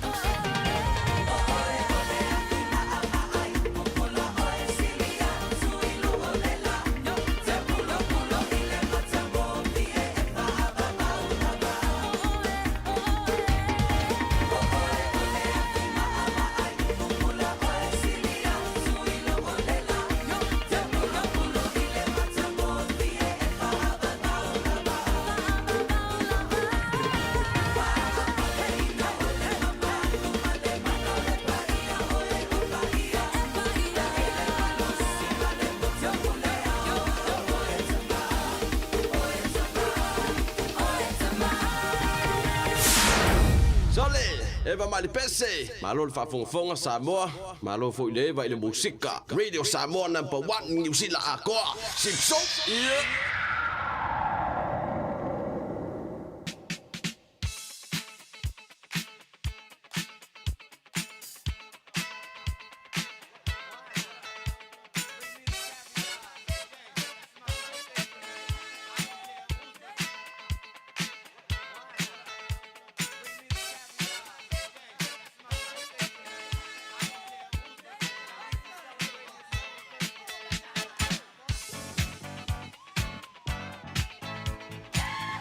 Afatonu le July fitu le taimi o whamari o aswhana o Radio Samoa o matalo le telefoni ma oe tolu fitu tasi lima iwa tolu pe ama whai ona e wana mai mo mori se ala whaanga mo se tasi o whamana tulona aso whanau I le so o amno potato imeli. They're on air at radiosamoa.co.nz. Mo fola mano lungal tato Facebook mari YouTube Radio Samoa e pule le kamalo matua po feo mahanga na vavina o mena whamni hanga aswhana o ne foi tai o fo le tato telefoni ma lo le soi fua manuia. Talofa. Talofa. Morning. Good morning, Tabai. Manuela, oi, Manuela, nei tai folelo foleli. Lei, Pasai molo o mano fa aro o mo nei tai fo Tabai. Ole aso nei, ole aso lo spul mal taso novema. Wa aso ye leon se puru tang o tuangani peleina. Ia sioka mua va au poa. Pasai nei tau sanga sele fo ina mai se ia. Ilungol fonga ele. Whawhitai le tele o tāleni o e mawaina. Whawhitai mo mea uma le tausingo tatau ainga. O ne whaamanatua e lo womsful. Whawhitai le alofa te mao e langi nei tausanga e tele. O ai tata to manatua la e aulia mai lo womsful nei tausanga. Whawhitai le alofa te mao e langi. Alofa mfua e tupea te o le ata mai. Malitele o whaamungianga o e mawaina. O alo whaanga ia mai o uso. Moro toa fine. Alo whaanga mai a pola. Matua mawhai. I papatoe toe whawhitai molo wa manota. Vai Manuele aso. Sai lava tina mani nei tai o fo. Ia whaase fua le lei o te wile ta whamrianga le imeli a... Ia lelei ala suna. O le whaamanianga le nei. E au mai ia le sā lani alo. O lo whaanga mo le aso soifua o le tama ia sā vea manaia lea ana le sā me titi lani tai au alo. Vi ia le lofa ma le anga le leo le atua o mawhai ona aulia mai ai e oe le tama le atoanga lo fitu se fulu tolu tausanga I le aso. O la mātou te talo ia fōa I mai le atua ni aso se tele. Ia tātou mafuta ai, Dad, ma ia maua so malosi a wale whenga iai ma whea mga luenga e te tono lo tātou a inga le nuu male e ka le sia. Thank you for everything you have done and ever continue to do for us and Mum. We love you so much, Dad. Alo whaanga mai a Mum a ve yalo. Muli anga tele fuarosa alo I Tokyo, Japan. Reverend Nelly ma ela Palma alo. Your grandchildren, Joshua, Fafowina, Abigail, Elisabetta, Caleb Vili, Macarius, Taiao Fo, Fapea Foi, Shalom, Ma'awi Matangi, Lani Alo. So batul ta balau le famul mole pari malo le sifo manuia. Ya, fu mo ngi lo sunga de dia wa Fapea Foi le patuo wa puta ni kaya. Yo ni ngai fo ile ko ni ya so fo ko fo mal ma ko wala ai mo ya ko fa anga pa mo nyanga mo las fa o lo kwentora ya hiwe mau ti al fia o lo ya o lo tako le wa ko e lo ko su ko mo ko tsanga pe ye le sanga lo ina le yo le ko ya ki we alo au baku ya foi ma o kwenteve e foa I lo ma so de poko walo tenga e ma o onga aku ma winga pe o e ka lengi fo e le tua ya ki o da tingi e sanga fa mong e fo ile ku ya ki o e pe fa no inga o ya ma e so fa po e ku ni so chan ke le bo o e fa nga bo o e le ma vai da tingi fa i ma mong ka pinga ngi ka changa fo ida ba ni ku elo foko le la ka mai au le ro ko le ku ye fa ku vi mai ati o fa ye do fo i ni ngi tua ye o lo fa nga va ku yo ma ku ya ku yo lo Samoa ai tui di sia la fia ai nga te le o lo ya idi o lo ku nga nge ya le ka oso ya ba pati ai mesi sia fa nga te le lo loko na o pepa mau ya ya mamilo mau ya o fangada ku yo te ya pari pepa ye bangeli sila pasta kele la vuta vai ya vango ni kaya so famui le ku no tuke Tala bari mori for the tai fo lapa malo sifua. Tala fata vai. Mori malo sifua.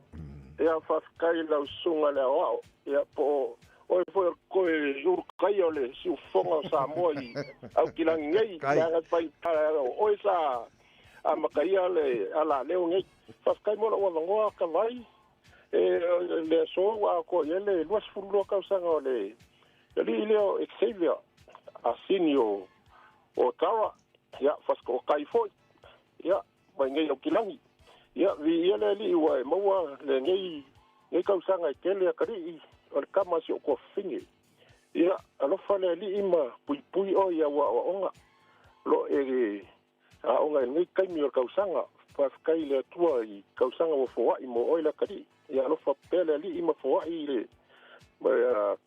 ma lo si male ya kamai ele o poko mi vik kai le o langa ka ngai ai mo le li ko anga loku male ia ko anga mo ska i o makua ya o lo fa anga me ko ai nga ko kele la vale ngai ko kele ka ko nga ya wala vai la pale i lunga ke fonge fa o ko ia fa mongyanga lo was fa nga u Xavier ya lo fa nga ma ya la pa i kwa maoka o kwa la o le sunga le wa o i south side manrewa fa ka kele la ka vai manguia ko nga laso Tai lapa mori for the tai on the weekend ya e isi ta fa mori nga ya o ye li si ta fa mani nga i lunga le emaili fa mani nga le nai mai ya Nick ele Whamanianga mo le asa soifua o le tina o le nei ainga, le tausi i a sala maua ele ni ko lao o ranui ma pia.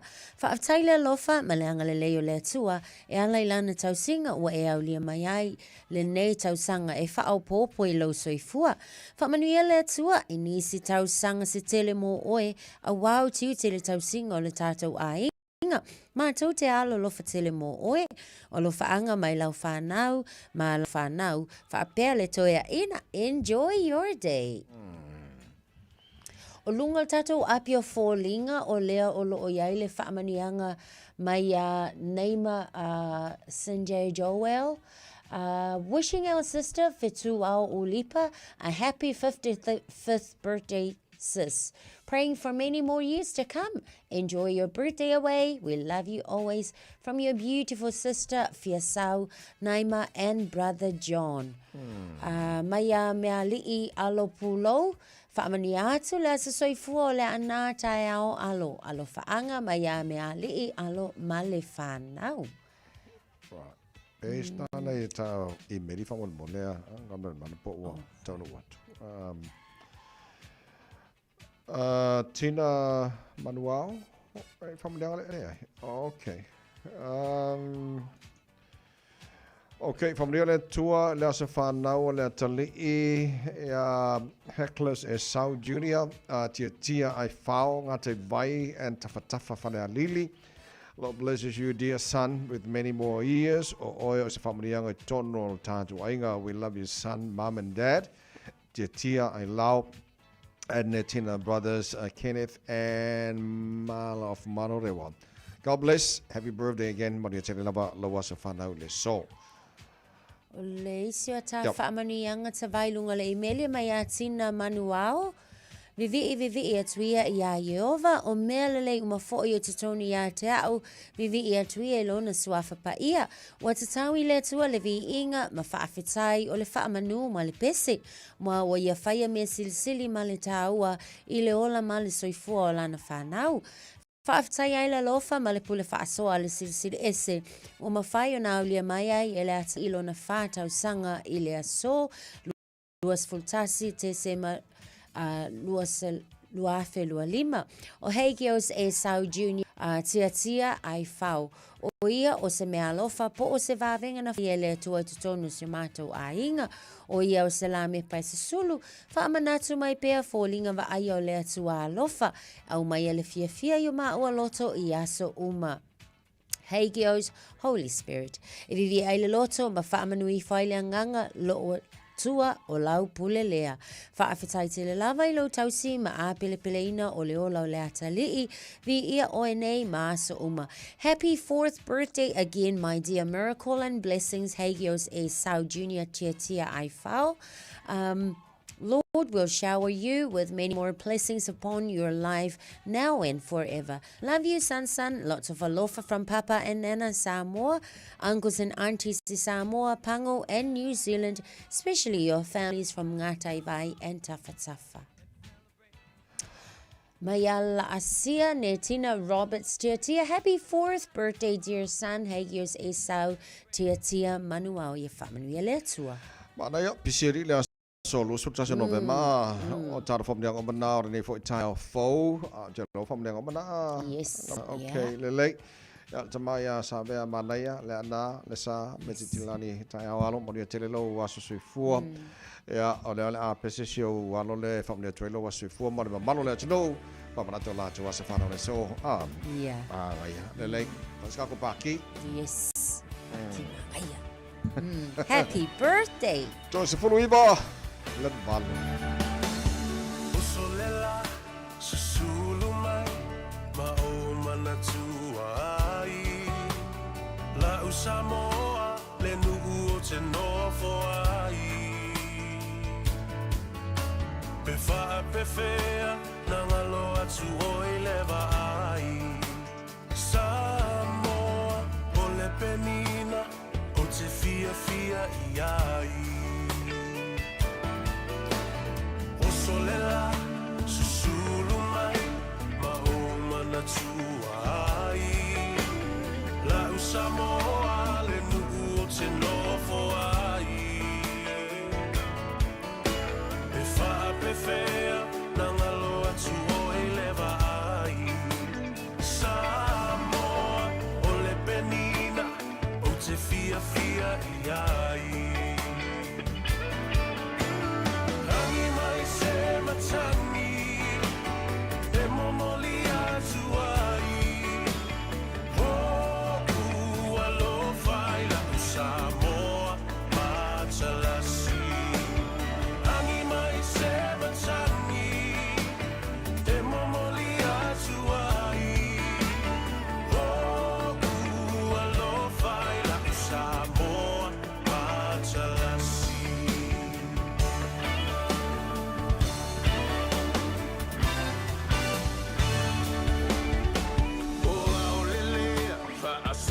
Solo la foia o na paolo lona sami I la pe asulungia ele masina pe fa a pe fea ngalo atu oea ita Samoa ole penina ole vasa pacifica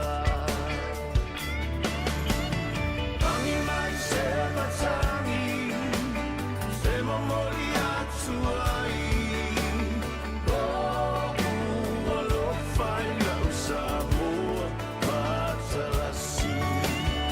Ami mai se matani, memori atuai, oh, alo fai la Samoa matalasi.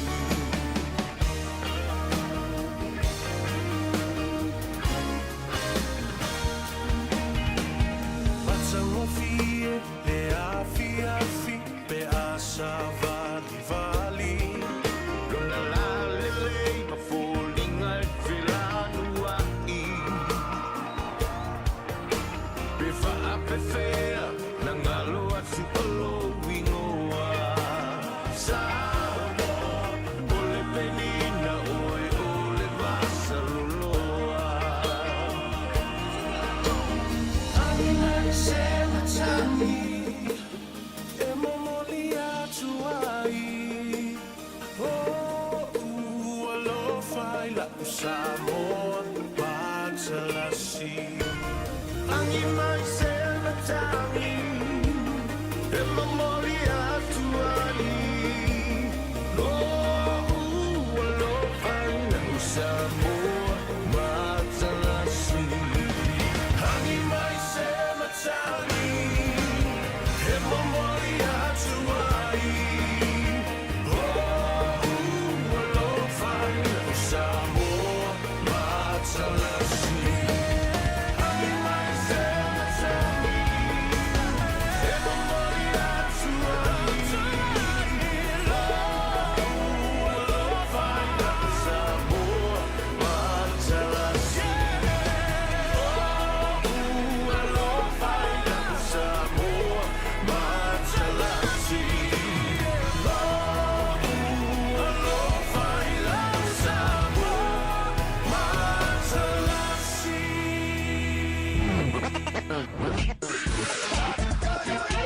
Malo soifua, o se fufonga Samoa, Radio Samoa, tasilima iwatolu amo. Se kia Radio Samoa.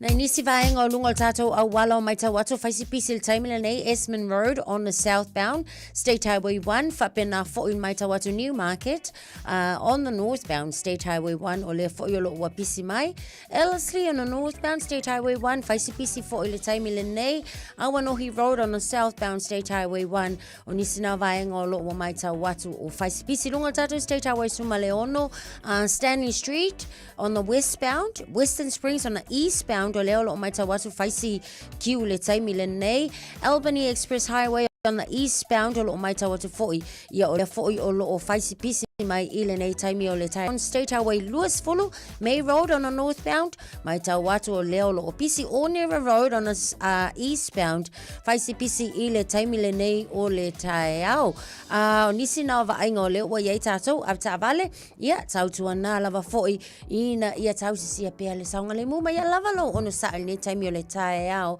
o tu sfrutolo minute ona tale o le tu la vale A whai o fausia so mauta po whaaleleia, manatua le ingoa Dry Bond Construction Chemicals. So sing han well nai whaatata wile fola, flooring, o so sing tu inga whale.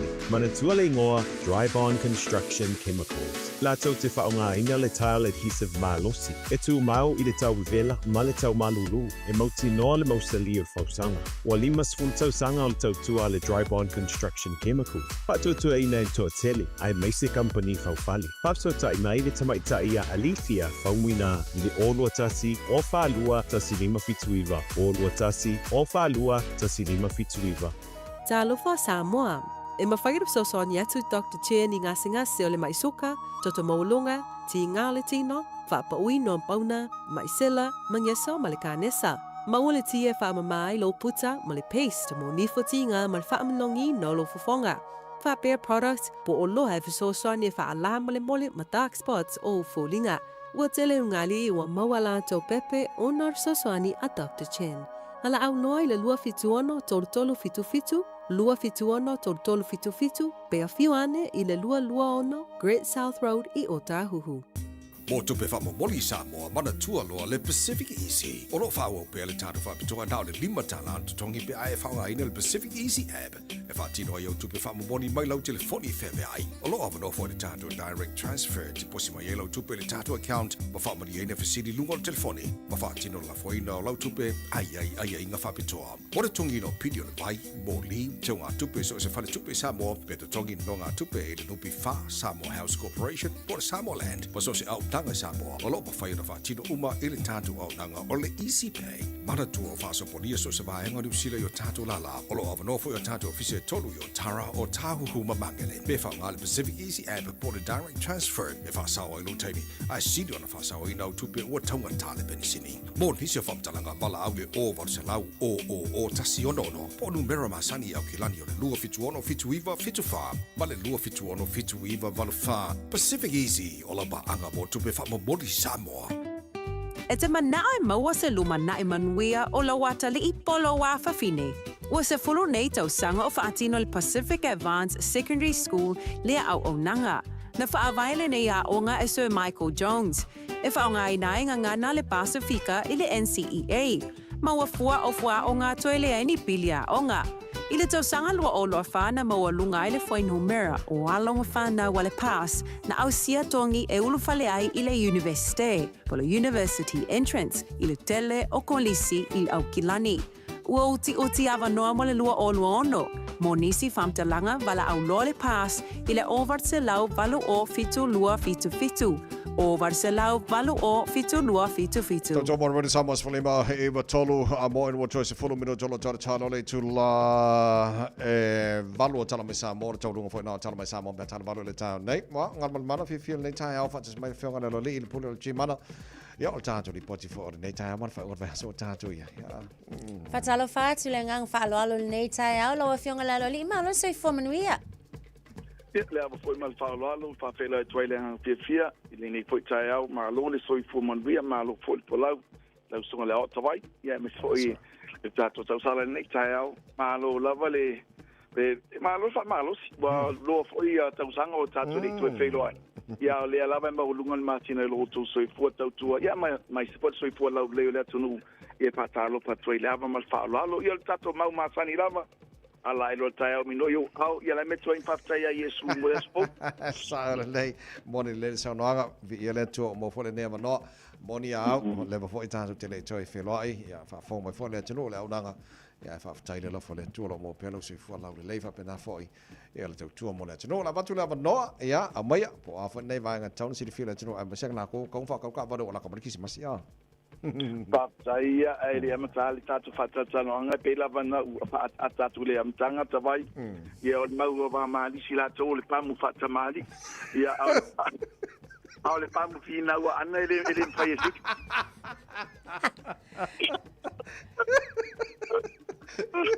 talo Patricio tu fide ya ana nika au mal tatu ofisa ai malo fatai lava ia sa mola tunu tele ia watu ia mataria fo ia tatu fatalanga pe ona matanele ni tautua ova male luas fu montupu au sanga ia ele ngata idungo le tatu wala leo ia le fo sa fa pena ona fai fo se malo longa le tatu onanga oni fo tulanga pe ona iaile tatu onanga mani vaenga lo fo nga ina ia tatu nga ruenga ia pesa ia ni fo taimi ia wo fo taimi tato tito nga lu fata siai ela ngona fo de fia ai ma fa malo atu il pulenga tato radio Samoa lo tu mau pel mo lungole o le tautua pe ona ia ile sunga to vai fa pe fo ile ele fatua ia ane le tato director ia ma moso fa sala ia me so le tato ofisa o tato tautua le chimana pa tulanga masani lava ile to tau pa ilo tautua wale fo iona tautua mo o Samoa ia tulanga masani lava o ilato uma lava lo fonga ina le tato onanga au i mai le lungo le tato Facebook o le tato Facebook o le tulanga le na lo PCL tato onanga o bainga pe taun silafia o lo tu mau lava o ilato fo o to tele la to lo fonga ina o lo ilo lava o lo tu mau pele nga le tato onanga i tulanga tau se leni pe ona masani ia ni foi vai tau pe na sa no le song le o ia tawai o tu lata mai po ia vai tai mo fenga ke smart fenga me alofa ia o tau po impata un ta vale mo ia elenga tai ia mai se fo ia ila po le ia sio tu lua ia mai se fo ia la number 2 a visto fa no ta o li situina ia quali tele na ia ta tu ta vale fo pe tau e fa ia fit feeling ta vale fo ta vale pito silida na ne vai tau pe na il ta tu XUV X30 ia va pe foil ta tu XUV 700 ia mai se tato Scorpio ta vale ia to tele la volatola tu se fia uma se sila lunga ole tato Messenger ole tato Facebook al chimana lo fado atua ia tamainga uma lava ia mai se fo ia ta taitasi o ilato lo fata wina ta vale fo la volo mafuli ia tato fatanga ele nei vai tau pela na pese da usanga uma vai sili lava fatau la ta vale fo ile ngata lo 12 feet 2000 o le warranty ai fu ai la ta vale ia o le tulanga fo ile li mata usanga o te wa ile se fa le tonu o ile ta vale o ta vale fo vai nga fa pena eu fo fengo pepa ma tulanga ile warranty fitness ia lo te usanga ile warranty fitness se taimi o duma o na partia mai le malo ia la wa nga ile tonu usanga la warranty fitness po le lima ta usanga e ta usia kele ta vale fo ala to via ai o tulanga tau ta vale ia lo amata mai le rusu riva Iwa iwa o ta avale phone nei, ma le tatou XUV 3XO, ia elenga ta ilea, ma solo tu lunga te io tu lava le fast food fitu, o a tatou ta avale fitu no 700, ia va pena tatou Scorpio o amata mai le whaiva ngā ilunga. Telo tatou o nanga pe lava na yei, o tatou whenga nalo paseleni wa amata poi, o lo amata tu le afe alto tele lava la tolo, sida fia le lei lava ile ngata le tongi ina. Nisi o tatou longswo, ye le tongi al tatou langa, lusfu tolu afte, lusfu faafe le tongi ino aitala pu, vaenga whapena, i mana tua foi, e iei ma po anga e lei ona tu whatasia, ona o lalo, o ia inga pole, o sanga mai a tātou finance, e te taua da tongi e seu ai tā lafu ina ia mawhai o na me i maile tupele nā e te tongi e lau tā vale. O tūlanga māsani lava le o nanga māsani lava ale tātou o nanga le chimana o lo tū maupea, whāsoa lava i launga ngana aile e mai se foile tūlanga o le sosani ia i lātou lo manao mia. Nisi o lātou o lo sila fia lava lo iei pele finance nā tā ua mo le sosani i lātou whade tonu le tongi ai tā lafu, mana tua le finance, whamana tua tupea, e leo se finance ngā mana, o finance le intia, ia e te tau lawana e utangia le lei, ia māla malama uma vaenga uma ai te le isainia, pe ave le tā vale, al tātou nanga le timana, au nanga lau tam whanau, o lom whade vile vaina, pu lea lava e oe maa upo velo pinangalu, i o le tari lava o le ioe, pe atutusa iei matulanga o le finance. Ai wala mai le tātou ofisa i le lua fitu o, fa o lua fitu o fa o lua fitu, po le o balselau, chi mana numero tasi pe amni obilau telefoni, ia ai le ngata i lea, ia wala au lava inu mela o balselau, fa ono lua tasi o balselau, fa ono lua tasi te tātou telefoni wala kua. Tātou nutua oi na e sida fia le telo ta avale, o lo so tai mai lunga le tātou messenger ile o anga i mai, fai talsanga, taria talsanga, ia o na mamodi atu lea e au le ta avale, ia pea wha pea wale tau whengai, o na malanga mai, e whainisia tātou ai ace, New Plymouth te rire, i leo isia tātou ta avale, ia e leila, tonu lava tō mai noa vai, sida inunga le tātou Facebook, ia mon mawina inisio tātou ngadwenga, ai mon terminator bai, tai au, tala tātou langa mai le afalvalu si pa ia le lima, ia mai se fala fuera son pua si pa ira sora ile, ia mai le aival tai au, te tauda beleono le fiafi, an whaftai tele lava tawai, mal tātou tim le maru tai au, maru lava, ia msalo na lava soi fua le sunga tia ia lo fatu ia, whaftai tele lava wale hapa no le tai au, ai man bia tele ne ia so soi fua ia. Whaftai mo le potil nei tai au, mo le whai whaore nei aso ma le weekend, ia lau whionga le role, ma le whainga ruenga. Ia, ole na, tu tolu minu tolo talo le tula valu le taurungo tala mai Samoa, pia tala valu le tau nei, ole aleska ko sumpa le tai au, ngan mana, e le pese au kama i the siblings crew, mga ia mo i al tamo nei whanau fo i la au nei tai au wha au marika kai au fo i. Ia whamoni nei whanau, le whiangai ma le end of year exam, nge fo i aso a. Ia le na. Ia. Whamalulosi la unga. Malu ia tela le weekend, go the APs. Asawa. Ia, le lei, ma le weekend ngal man. Soifua ia. Le lei pese lea, so i mataro tala mai Samoa, o le nei fo i tai au.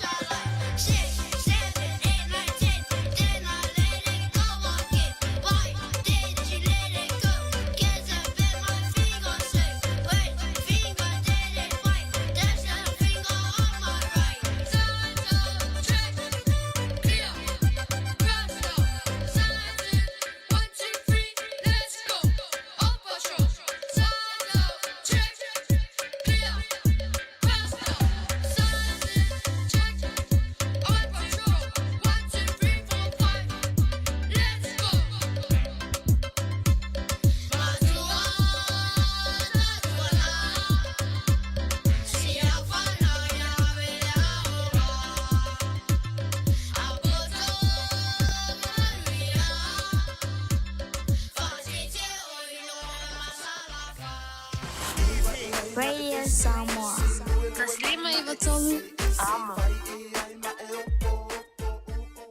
O mawhai ona awina atu telefon mai Samoa. Ona o le lango mai ale ofisa malanga o le Ades Travel. Telefoni o iwa, tolu iwa, lua o, faselau. Tolu iwa, lua o, faselau. O te whātalo fo le tau alunga o le ngāruenga le nei vai aso le tātou tino o tala tau longo mai Samoa. Usi mai alau whaafonga. O le avea ai o le whaalaptonga o le whaaputu ngā tupe lumanai marui o tangata po le nupi wha. O se tasi o whai sea i te tonu o le pisinisi tau whaletari malo i le atino o le Sheraton i muri whanua. Wa whaelo ai le minsta o le whaalaptonga le fionga muri pola ana rosa ale morio o le whaase e atua i o le pisinisi. I se pūlenga fau e amatatu i a Januari, o le tausanga fau lua onu ono. Wa avei ma le whaafitai le Minstall Company o le Marriott, le ana pūlea le Sheraton Samoa Beach Resort, mo le umi e se fulu tausanga. Wa whaelo ai le Minstall leo ni whaale tonu, i le pūlea le Sheraton i muri whanua le mafuanga, ai o fuafuanga lea company le numanai, mo le whaasauina o ana tupe. O le whae unga o le masina fau te sema o wha moe moe, e mai ai le pūlenga lea company. Ai o se tala fia fia le ini suinga le au whai ngā ruanga, ona o le awha awa o peo na ngā lulu e i lalo le pūlenga fau, i le wha manumalunga le company o le Muriwhanua Beach Resort Limited. Se ia vanga na ai nisi o le au whai ngā ruanga e fia tu ua lana ngā ruanga i lana lava whai unga. O le marienga na whai e le komiti wha foi o le pūlenga o le whaletari malo, ma le company o le Marriott, wa whaatino ai lea swinga peitai, e le oa fia ile pūlea e lea company, o isi whaletali mālo i te tonu o le tātou tino. O lo soifua pēr nisi a o isi wa whai i langi le turi ngasia, i la tau o fō mai wha uina sa o onga i lea onga wha fō mai fiti, na amatai o na maua e sa moa, ana lava tama wha nau sa umia lea to mai, ma sa ngā lulu e tau tua le mta ngā ruenga le soifua maloloina i tau sanga utonai. O se tasi o tamali o se fō mai e si le fia le totele, le sunga ya Dr. Lance Eves, o iwa sfutolu nei tau sanga o lona soifua. Ai sa a waifa tasi o ia maisi fō mai wa matua fōi tau sanga o le soifua, i le whae longa ino le se lau fast food tau sanga o le aonga wha fō mai fiti, na o ngai. O se sao ninga sa whaia nu mamau to le malo i le fōu, le ana sao no aile te maa te isui pā le mia, le fionga muripola ana rosa ale morio o na ia mamori ai le whaafitai le malo, i le tautua matavela fō mai, sa o ui nei fiti, ona o to mai e se wha fō mai na lātou wha au uai, wa wha o ngai le tautua ina le malo ma le atinu, e ala le au nanga le soifua manolo ina. O le tausanga e afe valu se lau valu lima, na wha vai na ile aonga wha fō mai fiti ma o le tausanga nei, wa atoa i aile se lau wha se furu tausanga, talu ona whātu ina. A toi manatu i ai e leo se taimi lai titi, le sao ma le ao ngāo le nei a onga, i le ati na ina o Samoa. E talitonu le manatu, ua whai langi le tuli ngā sia, a nisi o ta mā mātutua, matina mātutua, na ulua ia saina le vau filifili, a wātu pulanga whai mai a Samoa, e ala i le ao tawina i vaenga ese o soifua malolo ina i le nei lau mua. O le vai mal silsila atu le malo, o le tele o le au whai ngā luenga le mtanga luenga le soifua malo loina. Sa o tawina i le PG School of Medicine, mai tau sanga walu. O le manu lautia le malo i ana fuafuanga alu alu mamau, ina ia lava fo mai, ia lava tau si mai. Ma tangata whapitoa, e tape na ina vai la au mo tonga fitinga, ma so sei tu ma vaenga uma le soifua malolo ina. O le wha mua le malo ia sitia le soifua ma le ola malolo ina o na tangata uma i so se vaenga. E ala le fausia ina o fale mai fou, inisi o afio anga, ina ia mawhai o na mawai le so soani mua pe amana o mia. E tele tape nanga le tatou malo ina ia lelei fale ma, lava fuala au ma mai la au mo tonga fitinga. Lava le au whai ngā luenga ma whai ngā luenga fia, e tautua Samoa i so se vaenga, pa le soifua malolo ina. O tua lalo le fionga le pale mia, ka peneta ma le whai ngā malo. ia lelei le whaatinoina o la o tau au nanga ia Samoa. O le avea ai o tau mafo mai, tau si mai maso se vaenga le soifua maloloina. O la o tau lea mua I whaauina. Le tama i tai minsta tupe o ia foi o le sui pāle mia le fionga muripola ana Rosa Alemorio. O le sunga le li fo mai le tō whaasalausa Dr. John Ajing, sa ia whaailoa se tala oto tama whanau o Samoa, na o ina ai le aonga wha fo mai I Fiti I tausanga o mawai. Na amata le aonga I nai tangata Fiti lava, uma le tolu tausanga, le afe balu se lau, balu sefulu ma le balu, whailoa le whaunga mua, o tamatane Fiti e tōtolu, ma sa whaingoina I lato o Native Practitioners po NPs. Pea o le amatanga o le vaitausanga le afe iwa se lau. Na amata iloa o na tatala le avanoa mo isi atu nu o le Pasifika. Le whauru atu ai ala tau tamaiti a onga. E awa o inga I le onga whafo mai Fiti. Afe iwa se lau sfurma le lua. Whauru fo mai mua mai rotuma. Afe iwa se lau sfurma le ono. Whauru fo mai mua e to alua mai toke lau. Afe iwa se lau lua sfuru ono. Whauru fo mai mua ini tia Fiti. Afe iwa se lau lua sfuru ma le fitu. Whauru fo mai mua mai Samoa. O Yeru Kuresa. Afe iwa se lau lua sfuru ma le iwa. Whauru fo mai rona lua mai Samoa. O totoa awa. Afe iwa se lau tō sfuru whauru fo mai Samoa. Lona tōru e tō lua. O Ned Collins. Mamu tawa. Ma sa whaingoina I lato o Samoa Medical Practitioners o SMPs. Ia o na whaasolo mai ai lava lea o le lisi te le lava o tangata whaau mai le FSM. E le ngata I fō mai o le tino, ma fō mai nifo. Ai o isi fo I matata ese o le au nanga whaasoifua maloloina e pei o health inspectors, o le x-ray, o le pharmacy, o le laboratory.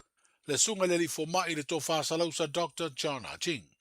E pēr na sira fia wa iei lava I le te minei le University au awa Samoa, le a onga wha fo mai wa o ina I tama whanau le zinu, ma wa onga I fo I manisi o li mta mai tai, ma isi motu o le Pasifika. O le waa folau o le ngau walofa lo taula nei le alo le ngā tei whale o le peninsula I Murinuu, o se waa o fausanga na mua, le alo I aile mau na wha o ngai tangata pōle ni sia e au fiai Samoa, e fola wai le vasara loa, a wa o le mau leo tala wha solo pito, o Samoa isi tangata folau o tunu pōle ni sia. O le taula I leo o ngā sami o le taulanga o pio le ngau walofa, wa wha ilo ai le wha laptonga le ainga folau o Samoa, o le astona I nei tala I le avanoa, e mai mo ina I e tūpulanga talavau le tu ainga o fausanga, o wa a folau na mua.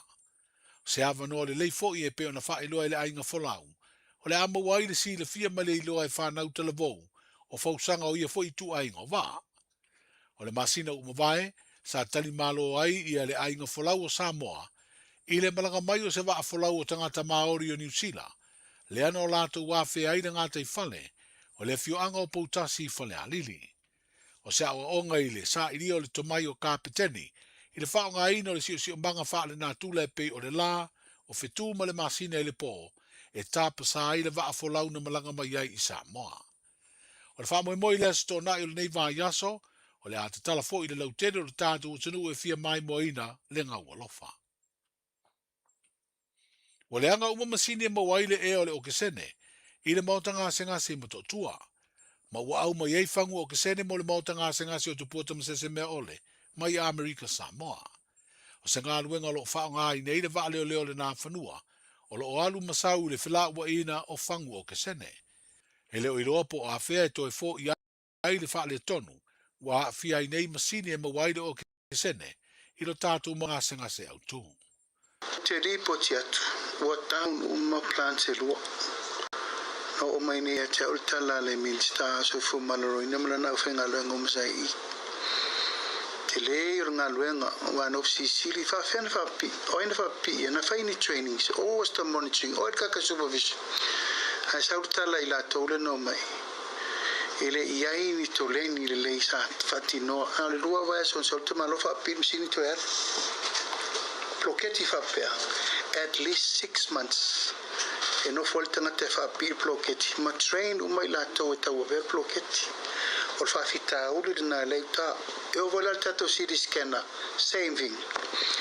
Ana mai al company fa pi le mea lua vai aso o a masini e technical uma fatinonga operation ma le faawonga o le tulang faafitaulina le sa matou talanoa mai ana nei po le ale ua le mawhaina ato e faatausa masini le soifo maloloina au mai matangata I tausaga o mai ni e tolengi tatou tangata mawhainga aluenga I malatou e operate machine Se finangalo le teitai o le malo le fionga I le palemia susunga la auli le mali atoa le ua te apola te vau Fosi Smith I le whailoa inga matusitala I le asonga fua.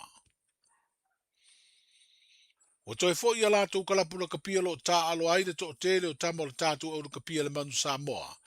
Ina ua taunu wane I New Zealand mai Dubai. I le asolulu, I le mai ai o le tāmilu sanga sa ili avanoa muni I le ipul langi. I se whailoa inga ma le teitei malanga I viso o ta inga whao na ponei. Na whaelo ai le sunga ya sua Hezed Yeremia o le wha tamala o le tātou au sa le mawaini ai le lei. I le ta alonga ma Belgium. Pei tai ua tau lau o le wha moe na fina wai. O le sao atu le ipo le rangi le tausanga lua o lo fito. O le ta alonga le na whai ma awala o mawalunga le toto nisi ma tau whale tono I fo I le ta le fatu. E ona o le tūlanga e mawalalo na o ia ai. E tūlanga na te tusai e mai an ta alonga ia e tapenanga la vai le tanto o tanga vai na tapen o le tamilsanga e le sa tauva ta se ma Brazil e o Namibia ma le Australia Belgium e taifa somta alu e na o maya ia au le tulanga le vai ma le lava le lava malolo e ma afia toi foi tatu ai o le tulanga la vai fatinonga talonga ia e le tau failo lena mai mom si la tunu e fasala no tu sa mai fo le talonga ia o le falta mala la volta tu il tulanga na il fatinonga tra vai facite le tanto mistakes ia e te mi umol talonga na sisila tu ia maleta no ia le te le tanto tam fainga ia ma wainga umai le fofuanga ma le game plan le faya onga ia na ia mon talonga le ia ai o le tulanga wa langona ile fia ia le wa mai ia wa sa fangata to ile I por langi lo fiti Australia se talanoanga ma le te malanga le tātou manu Samoa le fionga ia sua Hezed Yeremia manuia le whai unga le vai aso le tātou utano tāle soifo I le vai aso fauto I tātou whero ai mole nei teimi soifo ia. Talofa, we're the Katinas. Talofa, this is Pat Lamb. Talofa lava o aola pi marina. Mau pelo li tio. I le Radio Samoa tasilima iwa tolu amo.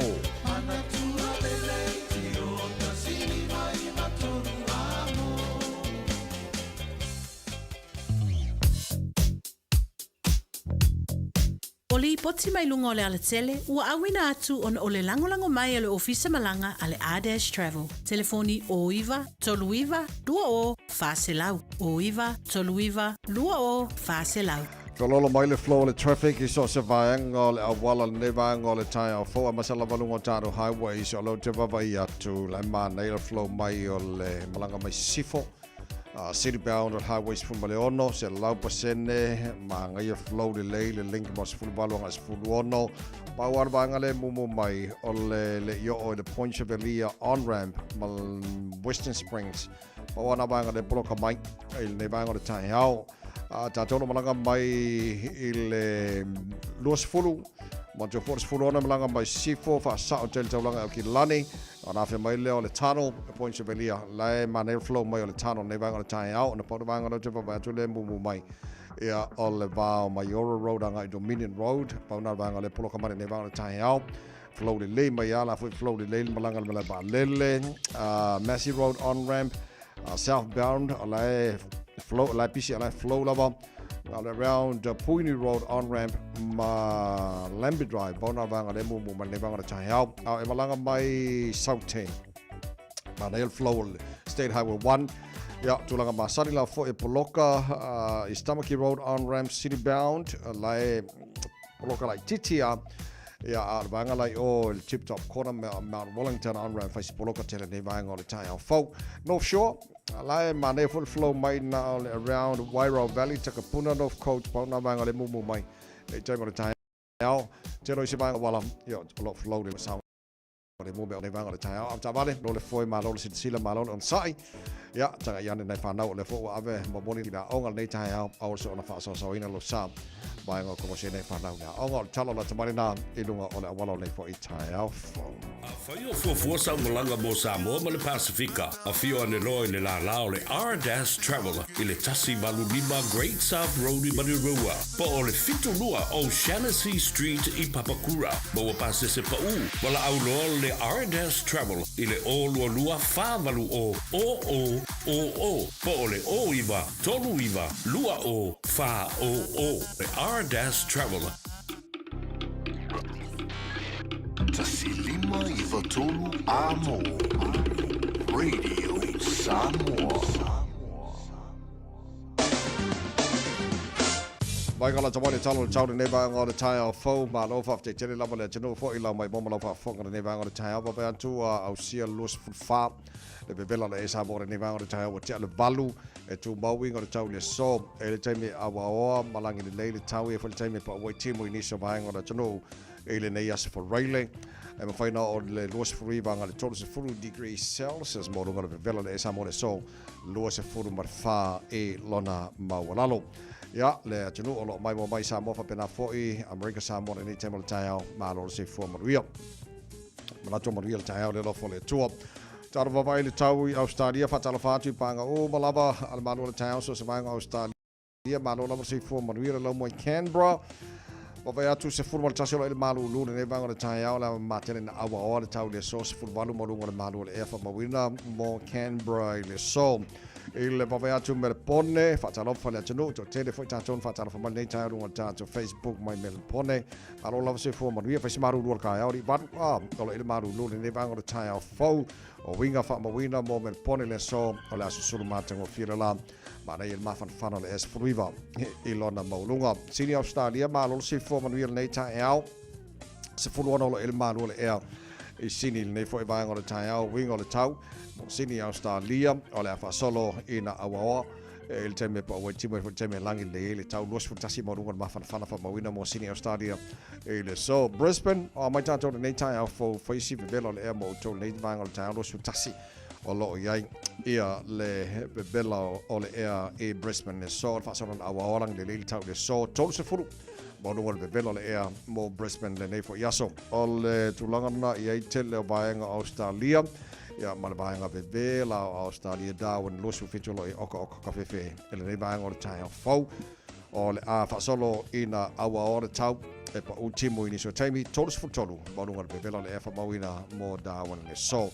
baanga mana Australia mal tulang o ile tau nei fo yas for ile o tanto o lia se mal tau ile no fanga fa salanga radio Samoa tama ki makaura wa kilani sport fitolo ele mahalo nei baanga o le tai fo mo atu mana suma le live fafo le se niu e minoi a vai a laga falala niu savili a le la se savili um quai file mure lei ia niu nei tai au lo su farmo no con vela mo au kilani nei aso o le fa sono a walang le le tau le aso a toa tai au pe au dia tu sale le au tau nei tai au a walang le le tau tu sa fo le vela lo su file ona mo lunga lo venga tu atu lang le le aso sa lang le le aso fu ma so luor va so fo po timo la so lu ma la stofio na va so ma ya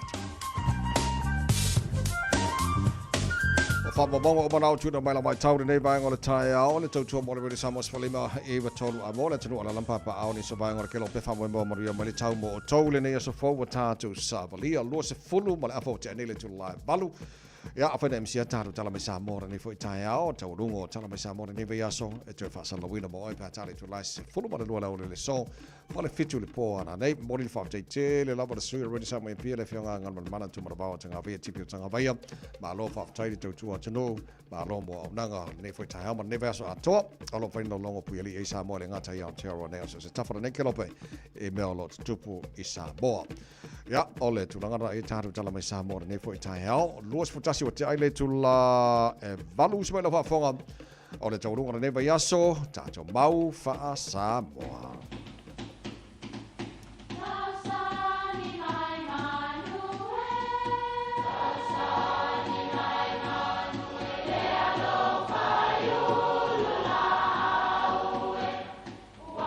E o whanga manu i ululu o la au, awa e whawhanga i funga o la au. A o le tangata, e whawhanga i upu matala. O le mawhileo o alanga upu mamuanga ngana sa moa maona whaapongai, e a fua i lona sio mianga. O lona lea sao i le whaatufunganga o le iloa whaale aso, mai le tautua se ia o ina pule. O alanga upu mamuanga ngana, ua lanto mamanuina le tō whamanino a Samoa, mana tua fo'i, e tāo fitau muli le atunu. E a lea ngai o tupu e tāngi sā, ai popo e ai le tau whale mau. Pamei le tala e mafua mai le vāo le tangata e ona le fale, ma le tufunga, ia po lea ngai o tupu. O le tele o taimi, e tapa mai ai lea ngai o tupu i se mea e mana o ai, ai popo le vale ai lava le tau fale mau, po fea e maua mai ai se mea ua mana o haile anga i o tupu. O upu e fai i se mea ua tangi sā mai ai se isi, a ua fai ngatā o na fai. E le fai ngofia mea ua e mana o mai ai, ma ua sa o ai le upu o le antunu. E a le anga i o tupu e tangi sā ai popo e ai le tau fale mau. Ya, manuia lo waso Samoa.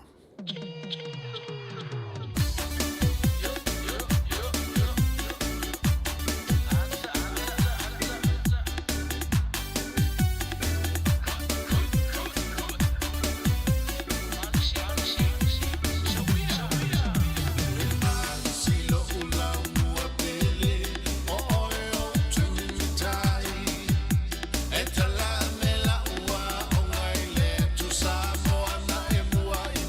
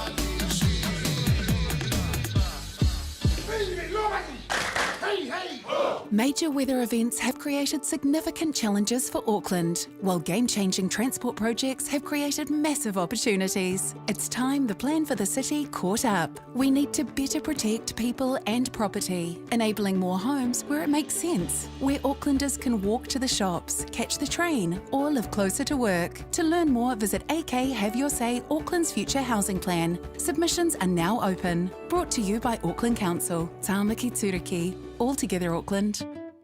E te manae maua se luma na e manuia o la wata li I polo wa whawhine. Ua se fulu nei tau sanga o whaatino le Pacific Advanced Secondary School lea au o nanga. Na whaawaile nei a onga e Sir Michael Jones. E whaonga inae ngana le Pasifika I le NCEA. Maua fua o fua o ngā toe lea ni pilia onga. I le tau sanga lua o loa whana maua lunga I le Whainumera o alonga whana wale pass na au sia tongi e ulufale ai I le Universite, po le University Entrance, I le tele o kolisi I au kilani. Ua uti awanoa mo le lua o lua ono, mo nisi whamtalanga wala au loa le pass I le Ovarse lau valu o fitu lua fitu fitu, Ovarse lau valu o fitu lua fitu fitu. Oceanic Cars Sawia! Jehu! Awana e misia le whaapitoa maua e ale Oceanic Cars. O le toa torse fulu mua e manuia a lātou tarsanga o le anga baa I le sei e manmanawa I le se fulu tasi a whetala. Ioe, se fulu tasi a whetala. I le aso lua se fulu o te sema. Susu mai I le lua iwa o Roscommon Road Weary, po o le whawha East Street Papakura, Beverly mai I le o iwa whavalu tasi lua tolu iwa. Le Oceanic Cars.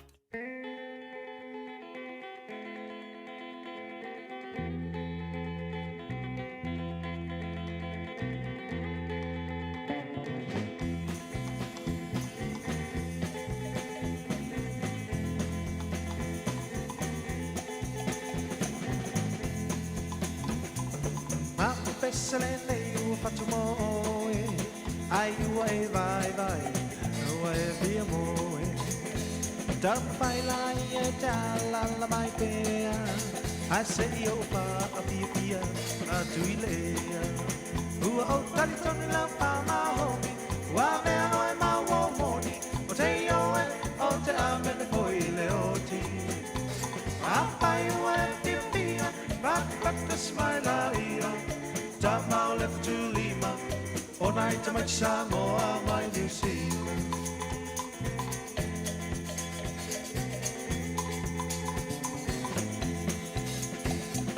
Naya Fatuna es Lava, Teleoina, Yama Motangata, Apaina, Pia, Malamalama, Silia Dea, to my Oleana. O talitoni lo pa ma homi, wa me o ma wo moni, o te yo e o te amene foi le oti. Apai wa e pia, but the smile io, tama le petu lima, e mai na mai Samoa mai New Zealand.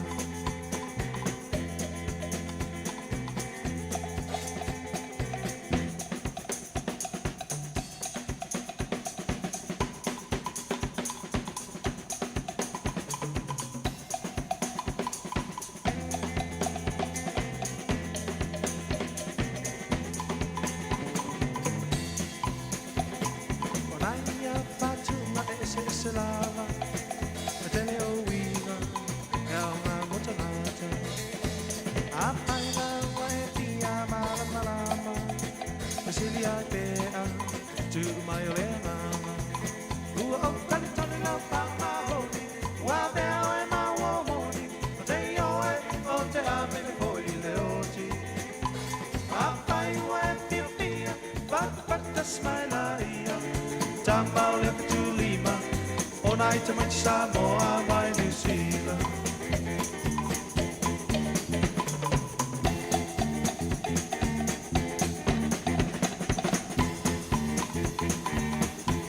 Five stars, Fabi Fiang all the time, all the talk to already Samoa's for Lima, Eva Tolwa, Mo, and what to lose a full value, Eva to Pona Minuto, Toy Holomalu, Thai already Samoa, more than if we ask for radio, will lose with Tassi Yaso.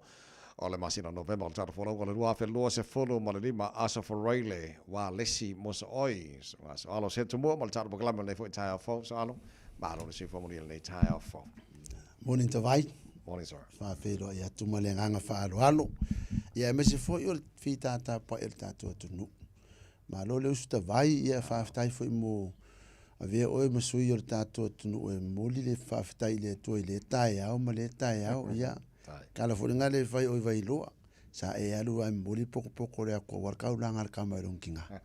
Ia vi ele tuero soi fo tau tua. Whawhitai fo au lien le ias whareide. Alo, vi ele lo fo le li e mantu fo i o le ala fua le po le whatite inga na whaiena o tātu mātua i Samoa la. So, ia. Te mantu fo i lalto ina malo matua o le i pa o le longo le angelo le pope.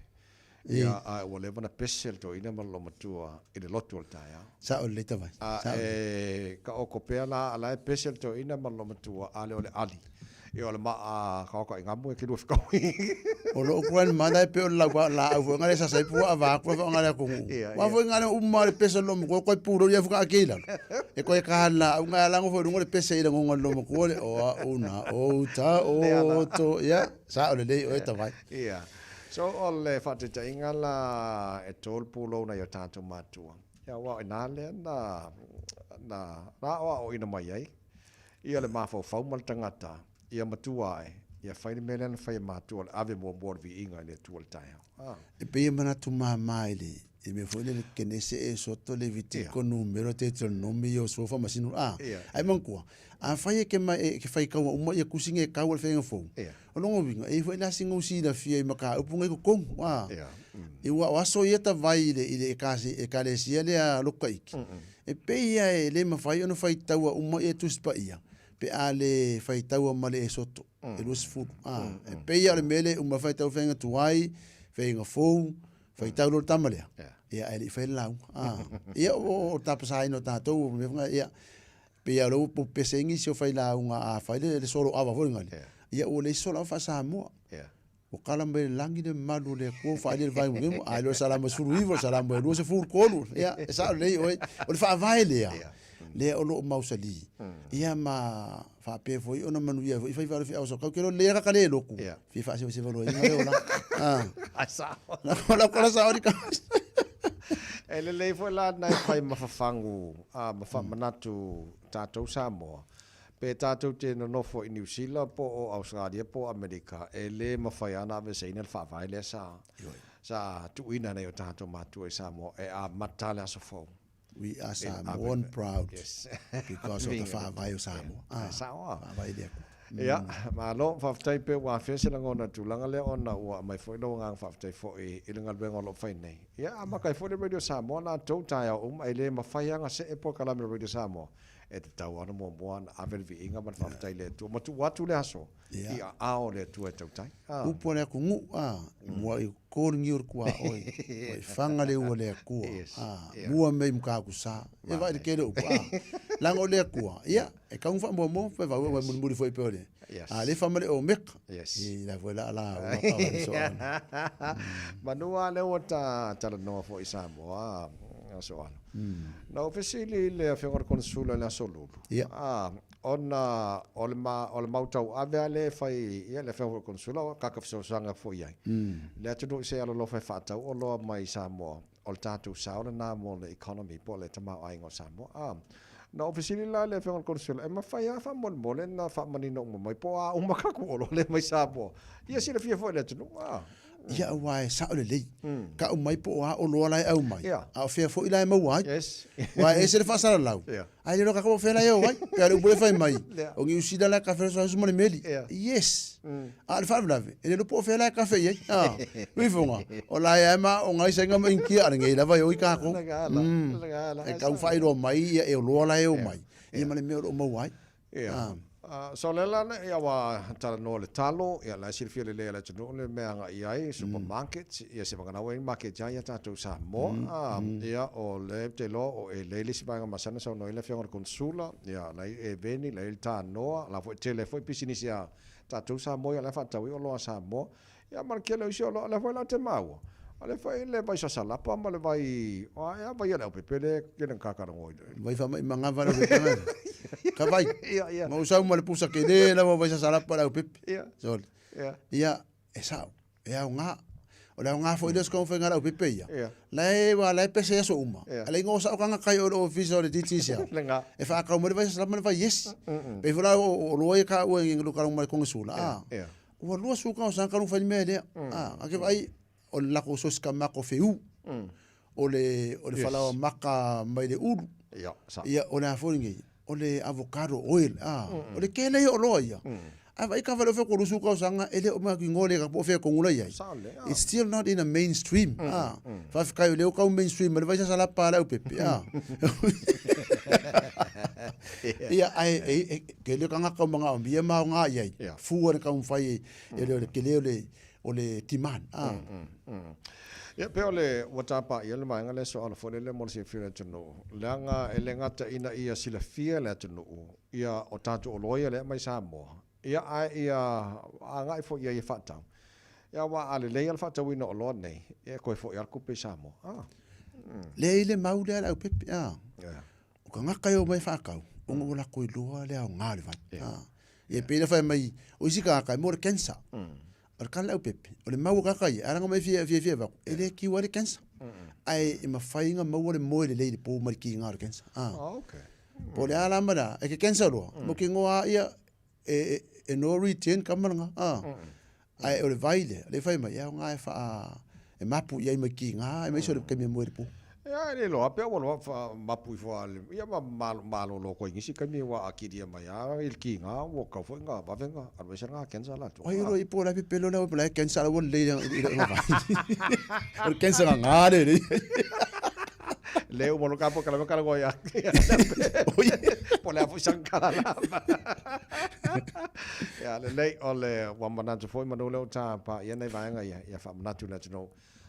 Alo foi a tatu o mai sa mo pe a jama wala foi mo le si e na supermarket no ditilo kele yo ka ko frozen e si le mai sa mo ma ia foi nga fa ile ko si o weekend la ko le mau ma sangia o le fa ka o lo sa mo o lo so nga e sa o ma ai ngo sa mo e me so ka ka le fa me sa mo okay le e telen tanta no foi malo american ni si taimi e ile finangalo senator Kennedy e pe kau fa be vesi da kikia tono loto I fale o o I te tono Congress of America e leon tangata na soifua pena fa na tono America ai o tangata mai fa fo ala o mia ia e to finga mo lunga dia fo ia malo tele America mana tu fo ita vai o tu la fo no America ai mana o sing America e fo fit la sing de ke ye okay e le finga luanga sing e declare ia ke le ko sing sa mo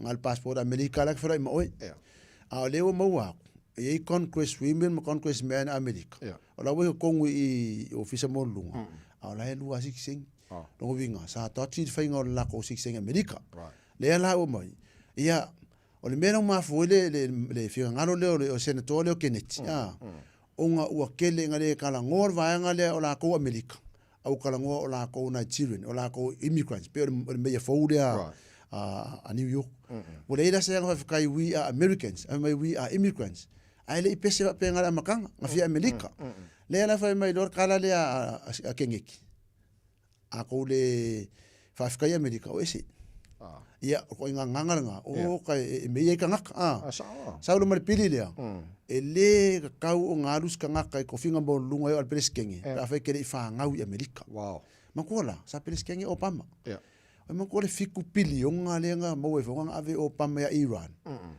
le fa mai ia le Republican le koko fa Islam le o amanga sa kong o va le fili le o America le ave Obama ke le yo me le wa afia Democratic o ngo funding gay e vai lai congress women gay le nga feko ai dungole o la ko hearing e paka ke ngeke wa ko famba mbonga fie sera opinion ngalo I fie opinion ngalo I o nga sai ngia ma release le ala wa lo in ma fo anga ka lo le kyo aka o fit Donald Trump ye US aid ingo okura mai okay wa e foi ko US aid e ngai million ngai mai mo ka ko Pacific a kama e fedika pidionga o pilionga yo ai mai fong kamara le kongu le o so kamara per fanga foi miki me pensing ile skavere avero kava le ngofo kongu ma miki ma le foi le la o nga kaukala lo ia keneti le upulia o le paycheck ngu ro kuma ka ia fedi ka ia o mo ko kala fa ko ngu o pule ma ko nginga nga receive nga le o medica o paycheck ia ele se me le no bingo la ngofa ka ma yuk asa o le o tātou iai le o te ale a 4 November o tau whaiwi fo i le tele o Ngāruenga Company whalampu tonga ia a o mai le au na fo i le Martin Hotels le tau whaiwi no tau sanga o mai ia suenga me kau forklift license ale Martin Hotels ia la foka penga lot fo le iai mo CV me fonga le job seeking mo kau sanga fo ia me sela ia o kelenga ave ia kamaiki me la fai expo expo job seeking o career expo o si upu kongol poko haonga o kama e ka vai mo ko ipu o fa ko kongol poko haonga kama nge malo ai fa fo kongi o le umi ai fa ai ari fa fo e ari po fer wa ele maroro ia o langa o ele Martin Hotels te ka penga nge ka usanga ia ongole fo u ka ko la kala ka si o ke le fa unga ka vai ko fo ia o uma fa unga ai wangi lunga fa kiole le si lang kama fa kiole bi ia me ma sangila ma lo fa tai ia o te lo nei manga na mo ta po klamel nei fo ta ha fo ia o ka o ma fo ma ka longa la ko ka ser ka longa lo pele ki le ko ia fa fe kayo o le wala ki ka ko se mangur ko ku sa ngi ala sa wa lu ta ko man sa mo ia fa le ka lango fo le pele ki i ngai vai aso o ngole unga o le mako au loku ka vai pero fonga le mako au loku ka lolo to le fo e sa mang sa mo e me maro o pele ki mo mo sa fa sa la unga ka lolo lunga la voi o le mako au loku ke lo la sa ngi le lo ke me se la kapi wangalo koi mama me ama di singa fai ile fai ngalo pele ki wangalo ya kalolo le foi sai sime ya ai sa le au ka po ia fai vole o pele ki ngai weekend ya me se foi ka pinga ngal mau sa mo Oscar de lua fe do fiku so ma ka o ke foi sa ka mo Scott si o di ka lunga nga so pa ngal me le nga fai ki ka nga au ka ko ma ko ki linge ka ko si ka la mo Belgium ali le si ka la ka foi la mo ko ila mikele a folinga ile outcome i result e folinga ka alonga ia mo ko kilinga sa mo le fo wekia a pelte mes kalam o nga sole sa ka maro ko si uma runga di front row ia kalanga so la mana ia la ia le forward la mo polo ia fa so ina la ga tu le ke lo ka singa va nga si la ma fo il fa ia le fo ila pe mele ku pul pelek la fa solo le kusilima ile attacking coach o leu ka ko mo le polo ale ka ko attackla o aka ko ia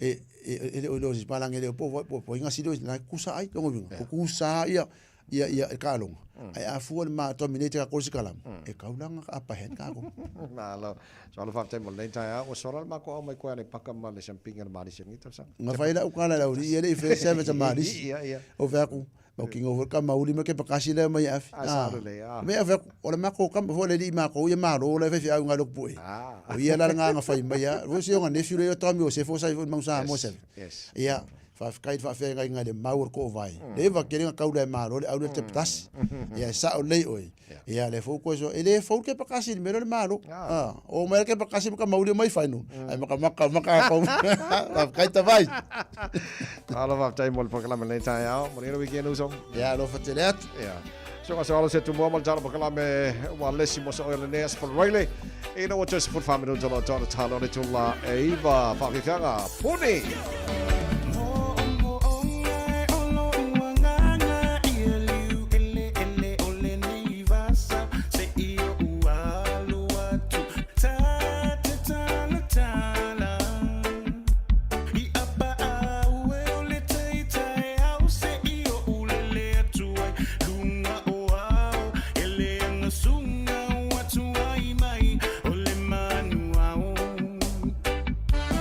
Ay, ay,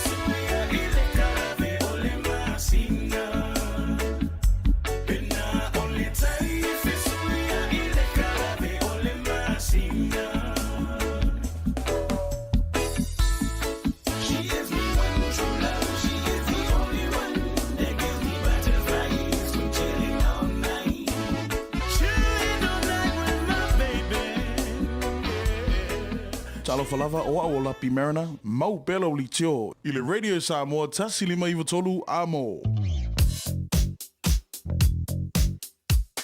O le ipoti mai lunga o le ala tele, ua awina atu on o le langolango mai ale ofisa malanga ale A-Dash Travel. Telefoni o iwa, tolu iwa, lua o, fase. O iwa, tolu iwa, lua o, fase lau. Mai alon tātou le Spotify ule malunga la wala nei tai on tātou asiasi lole le tutua ale Digicel ya le fionga la pepe si kakop sida ko epo ko se ba yesi ma se ba sa salapa le satal no nei so alol tai au a lunga la wala la mane se lau pasene se ka ma ke fo lunga la wala ko e paua ba ngol highways le te ba tole mu mai le po loka mo tātou lunga se fulu southbound on the highway lu se fulu ele va o Dominion Road in Hillsborough pawana banga le mu mai le banga tai a pasi mai la wala papa on hanga mangele flow le ya saute ya le highway lu se fulu te pawana le mu mai highway se fulu ona malanga mai sifo anga taulanga Kilani around Western Springs ko pawana banga le mu mai tātou malanga taulanga Kilani city bound State Highway 1 around Mount Wellington and Ellerslie Penrose to Pawana Bangale Mu Mande Bangale Town North Shore Palang by North Shore Taulanga Kilani Seki Pa Lingia Tato Avale from Natuma Sunday Radio Samoa Sound of the Mo Oil of Afoina Tavale Sound of the Mo Passion of John Tavado if Afoina Mali Sound of the Mo Tava de Uma is also bang on the Walla and Malanga the Nia so Monday weekend o Lo'o Yo Ao. Afio for Sound Malanga Mo Samoa Mali Pacifica Afio and Eloy Le La Laule R-Dash Travel Ile Tasi Balulima Great South Road Madirua Po Ole Fitulua O Shaughnessy Street I Papakura Bo Pase Se Pau Wala Aulo Le R-Dash Travel Ile Olo Lua Favalu o Po Ole O Iva Tolu Iva Lua o Fa o Le R-Dash Travel So Iva Mino Tolo Tolo Le Tula Iva Le Tautua Rida Samoa Spalima Iva Tolu Amola and Tato Sasi Le Tautua Duty Sal Manela Wale Samatara no name Male Sunga Soalo Nel Tayao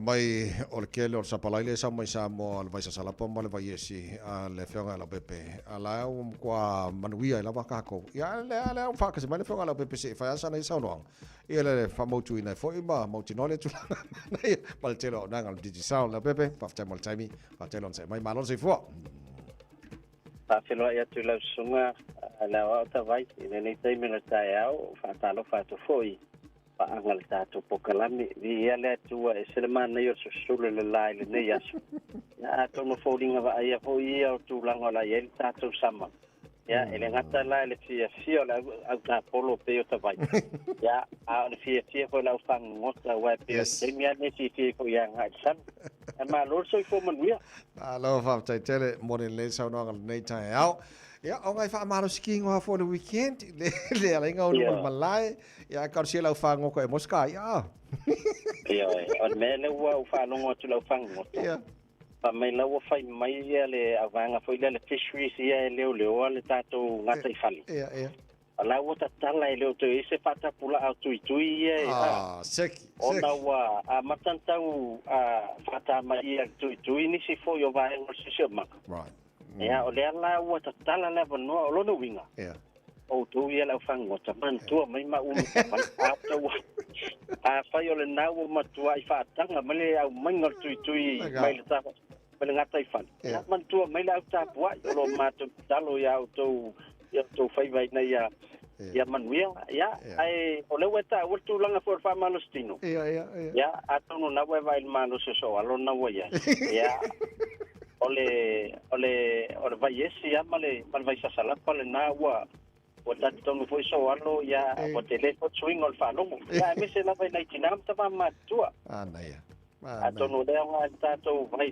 ya male si va ngata wa ya umi ya o na fa nga na ole o temine ya o lo family ona ole o tato vai le ole ona ole o samo herbs isa mo ya lisa right ola tu le te mai le pauta le ole au mo ye el fango foi le pai ai le umina last ta au mai le fango le ai le ya le wa mai le pauta na wa le o sui le vai vela ya ona pai na ya le ona winu manga ya ole pepa le ya te min le lo sultala e mau ya la wi puti pe ova male lo skulu lo na winga ta wa pe fa ya so in win wala pepa le la pepa le tas ya ele ngata le vai ya vai sa salapa O le mo mele le updates for you. O la ua ye le tātou vaenga I Melbourne, mo I lātou I nai Melbourne I Australia.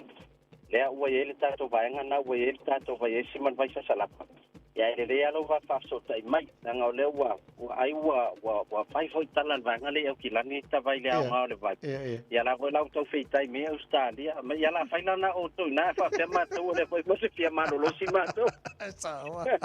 Ia ua poli, ia ua iei ia si vaenga tātou nei mil poli. Ia, e tātou ama tātou mil poli, ia na soe malia toi le Sydney manunga I Brisbane, ia whastai fo lango ile company fo ia alea fo I tamali o Samoa le songa ia Patrick Rankin. Ia o ia lea ia le isa. Ia o le simea ta wata vai. O le wafalongo atu. Ia lau wau ngai matele o esi, lau esi ma lau sa salapa ia na o le ola ele ma wai fose tupea na ia tātou tangata. Ia la lawa ta milo lava le songa ia Patrick Rankin e au ifo lau esi ma lau sa salapa le kitau I le ia ma le vai. Nice. Ia mo wai fo nei tupea na ia tātou tangata. Ia. Ma ne lewa sa no tulanga le o tupe maua. Ia wa pele sa tara no nei fa pena folta wala fo le fenga konsula lato. O le tato fa tawina o loia mai Samoa. E toi fo ia tupe Samoa so san fo I. Tama ai ngola tino wa na pe. Ia, sa le ia o le vaenga po na le na le matou ba anga le anti au marketing. Ele ngata o le ua failato me agent le Bluebird. Ia o Bluebird o tato company mai Samoa. Ia le fina o agent na to Samoa Herbs. Ia e au mai foi tato o loa ia vai esi ma vai sa sala. Ia o tato exports na mai Samoa to no le foi da nga mo tato. Ia I pe mo po ia a se tato watu. Ia so ni fo tongi no la to lo nga fa mato nga le o le esi mani. Sa le les. Mal sa sala pa. Ia wa po ia tu pe mo ai na to wala le a fa lo meni sam. O to so nga sala ila lo tato we. La ngala. Ia po we ni ia wala le mo we. Mo e po selen. Sa o le. Malo faftai ia o lo ia nei ai ngala fo e malanga Samoa ia ta fai wai sim cards mas foi vai nga fa mo ne. Ya, ole tulanga de tato fa pito Christmas. E no te mau fa tato se mo lua tato pe pamalanga, lua fo ia tato cash prices lima salau Amerika. Aso mo te sema. No winga pe ole sa la fo sa tu palo fenga taulanga ia November a lima salau tala New Zealand pe siliatu e fa ngali click X. A la fo ngai o ile mai cash at te sao. Ya la mo la lua va no il tato se ilia. Ya, atau ni teman malo seven ticket. Ya, semua lau lima selau tala Amerika. Ya, faunga lau paket mani. Ya, ai le paso tai me peta to ofisa. O lu atasi limonu. Tolu fafa. O lu atasi limonu tolu fafa. Ya, mo isi tatu uma. Ya, ai pastai tele tawai mul matua benoa. Ya, manuia ia fufuanga fo yo saunia tuai weekend. Bela pepe fa malo fafte fo mo le potila nei tai out. Mo ni fa val nei aso mo le weekend uso. Le fianga la pepe tuna tale le pule DJ Sound Malta to li potela ne fo ia mai la ia lo au a batolo li mota o fa to fa o le tamalu o le tai au na ia mo le nei fo I vai aso a to o le I fa to fa tu por kala me o le wolongo mai el tanto free lunch le masana fa ia so sa a Sunday o le start free lunch le o le East Reserve Avondale le lautangi mai nei vanga le wolonga mai ona nei vanga fo tu nei tu na on the weekend au te fai ile Samoa mo te sema fa mo le lava Samoa la se tala le tautamari la fa fo mai tai mai nei va so ato ya mo tu atu lo fina ngala ki sana manga lo se le ona nei fo tai mai nei va so ato ta tu tal fo I nei minute ya ma fifia mai show le songa te te fa lo tu te fa wa to red Samoa mo oi ya mo nei fa so mo le timing. When you tell a lot of days on the weekend, God bless Tofa. Faith in God can move the mighty mountains. Faith in God can calm the stormy seas.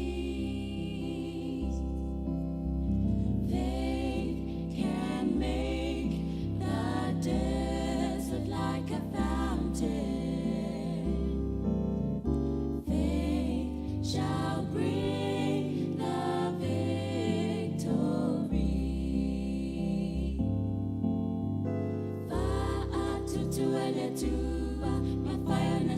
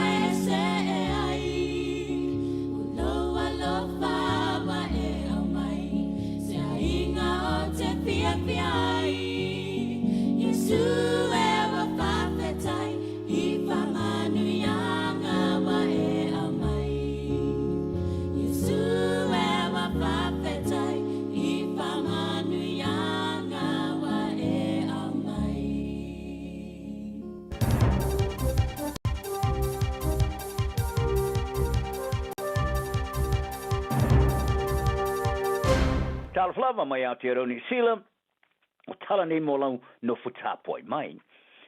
O ye ni tapanga mo whaatosina mo o ngai whaia ma le sila fia, e winga whaatu vevesi whaaloto I whale tonu ainga. Ino o mai ona whailo I wha mau monga fau I le ta telo nei whaatu vevesi I le kelope. I le li poti fau ma le whaala mutonga so I fo maroro I nā le langi, le World Health Organization. O mawai o le kwato I nā mata mātai, sa wai na le whao ima masa wanga I a mionga whao nungali. Wailo ai, ele eise whaare leo nei wha maumonga de tono le luas futau sanga ua mawai. I Australia ma New Zealand, e luas man whaatesi ma le 5% o tina matamaitai. E sa waina I a mionga whao nungali, ima sa wanga whao lima, e whaia ia lato lava te to lua po paanga. O le te iulo le sulfa ingo tina matamaitai le Women's Refuge and Jury, wa le fia I nei wha maumonga, a e leo whaate iain. Sa ia whailo ai se ilonga lava, wo le te me maramala mai li tu pau ka malo loa. E lato te leo na ina, I o lato te to lua ma paanga, o le a lea I lava se swinga e yain. Mai e ta wai, e tele se swinga o sifi I ai tūlanga au sia nei I au te ro nei, e winga I a mio e a nga I le ulo le te paa, ma le tango fia o le ama malosi I se tūlanga le lei. Mai e ta wai, o le vahenga o le swinga, o no le tele o whato sina u umi to e tonga tae whaia, ma ua manao ai ini tu aingo whaatinonga whaapea whaia. Mo le vao iai o le whaatu pevesi, whalo toi whale, whaasanga I tina matamai tain. Ua whaaria le ofisa o toi loilonga o onga le Educational Review Office, e au ina malo o na mawhauwhau, I le la sia se isi stepo I lana tapu, I le whaunga ina o le telefoni whea vea I mapoloka ta maiti marisawhia I wala so ta inga lau tele, I teimio I tūla onga. O le ripoti o le toe I loilonga o le AVC o telefoni whaavea I mai potu a onga New Zealand. Le do not disturb a review of removing cell phone from New Zealand's classrooms. Sa whaamatu ina I le asona nafi. Sa whaari ai, e le ofisa o toe loilonga o onga. O a yenga whaatino mo le AVC o telefoni mo le aso. Ai ua whaamamasangia e mātua I telefoni ma avea I omi e whaia po text. Ma le tele o a onga I whaatanga ina le whaonga o nisi o telefoni mo mafo anga te wa o onga. Whaaria le li poti, o le iwa spulpasene o a onga I whaasa ina tamaiti mai le whaonga ino telefoni I so se teimi I aso a onga. Ma le vaenga tele o whaia onga sa afsiringa ina, walato whalia, o nei a inga whaatino o whaale leia atilea ia mio, ma tūlanga le leia au seo a onga tamaiti. A eu ilea sa mawai, o le telo tamaiti o a onga maurulunga, e le usta ia nei a inga whaatino. E lata I le afa sa lato whalia, e iei teimi sa lato whaonga ina I telefoni I tono po tua onga. Ai sili atu mal te sivae tonu e lato te whaonga ina telefoni I teimi o malolonga. I no whaonga e leo o iareva a ia whaia onga. Ai po teimi o malolonga vasenga. Sa mawai fo I le teimi e solia ai nei whaatununga e tamaiti. O teimi e whoringa mai. E veso ta e tuai mātua ia I lato I teimi o I tula onga. Whao popo iai, o le fitsu maleo no pasene o a onga maururunga ma le tosfulu o no pasene o a onga tulunga lua. E whaatanga I tamai te whao ngala do telefoni I tono po tua onga. Mori mata o patino, e peo lele e ai o ni computer whea vei po laptop, ai po le po eino ni ata. O whautua ina e lele I poti e le whao wawino ni ai inga whaatino ma whaalia. O a onga maururunga e te tau na wha maal seina, ma leiloa, o ni whaafita au ni whenga iai ma nei ai inga. A wao se la sanga pito sili atu le nā, e lo ai lo nao ngā. Tala noa ia o onga o le whona whaatonu o le onga maulunga o le onga tonu, o le onga tonu ni tau mwhainga e re mao mia ma I tuatu ma le onga. I le wha liwina le isa onga tuma onti po le charter school. O ia ilo lato wha moe moenga I talo sia, I awane I te tupu mai le tau mwhainga se sia onga. Sa whailo e le sorulo le vasone o le wha labrum tonga le Bankers Education and Wellbeing Trust, ma se tasi o sui mo le whona whaatonu o le onga wala fwa I le lato ta sanga. O le lato finau e whaari liu I le onga maurunga Tamal Kelson Boys High School e Autilani, I sa onga tuma oti sa whaia au no ma le mana onga le onga malana whona whaatonu. O le a onga e mawhuri tamaiti Pasifika ma le Polinsia. Sa whaari e le whona whaatonu o le onga, o le tau fia o le tar sanga o se tala le lei. Ma se lato wha moe moenga, le ise sia onga I New Zealand o I eise whaalungona, sa ono sa ia tangata lau tele, e peona whaari e le suis fono o iei nei, e asa no lio kai hau. Whaari e kai hau, e amara ia le whona whaatonu o le onga, o se a onga tuma oti e ieiso na o ngā, I tangata I vaenga e mana o miai. O le masin te luai sa uruai whaai loai e lea onga I lunga o wala so tainga lau tele. I o latu te te I le taumu whainga e whaali liu lea onga isa onga pule atu oti. E leo teri tonu I te iulu si nio a onga ma leo whainga ruenga. O le avea ma onga pule atu oti o le ale lei moto mai tia onga. Ai pōtinga te lau tele. Ai patino le I le au fiai o le telo suinga I au whainga ruenga ese pulenga ma le fon whafoe te seai ma filosofia ese ma mata upo a onga. O le tamai te whai pule whaalo tui whale ia kāmeang se poloni sa ia whai tio ina lea tau mawhainga. E whaali liu lea onga se aonga pule atu maoti I se tūlanga e piona sa ia whai ngoai o se tāro sanga al whaalabarum tonga al au kāo poe. O le tongi o tāro sanga mo si tseni usilo lea si tia nei mai le lata I se lau tāla mo le tangata matua. Ua wholaina le matanga ruenga o mata upo le loto I whale. E amata mai lea so o tāro sanga uma mo si tseni ni usila mata tongi e whaatino ai le tāro sanga o le asi tia se urua I si tanga I tu tonu o le lua se fururo tau sanga. O le tutongi o le tāro sanga mo si tseni usila mo tangta matua o le asi tia mai le whaase lau fitu tāla lua se sene I le lima se lau onas furu tāla. Ai o le tutongi mo le tamai tiki lalo se fururo tau sanga. O le asi tia mai le lua se lau marifata tāla whaasu sene I le lua se lau whaasu tau tāla. Whaalia na mitanga ruenga o tutongi o tāro sanga o si tseni e le isui alama talu mai le lua su lua tau sanga. Ma le sfuma lewa pasena o si tanga o le a wha mautino ai le kawaina uma o tutongi a toa le whaatino matiliva o le tautua I se awala e mawhai o na wha awau. Tālonga, wa wha maonia le lakapite I tō fitua New Zealand. Ia le kapiteni fou au uma e lua, a te ngata mateine a o sauni atu mo le tālonga amata o le tāmarasanga o le lakapite I tō fitua le whaasolonga le rolangi lea, o le luafe ma le rufuru lima, le luafe ma le rufuru ono, e whai e tō pai. O le tamatai sa mo kiwi ia risa lea ana Pōri Lane, o I loa ia Rizzi, o lea ia teita ia le au tamatai le Black Fern Sevens, ai o tone ngā shu, o ave ma kapteni o le au tama ale All Black Sevens. O le mata ino le toe vave tali o Pōri Lane, I le whātau tonga o le rakapi, ina ua mai ana ta alo ai lau rakapi te to sumali lima le Black Ferns.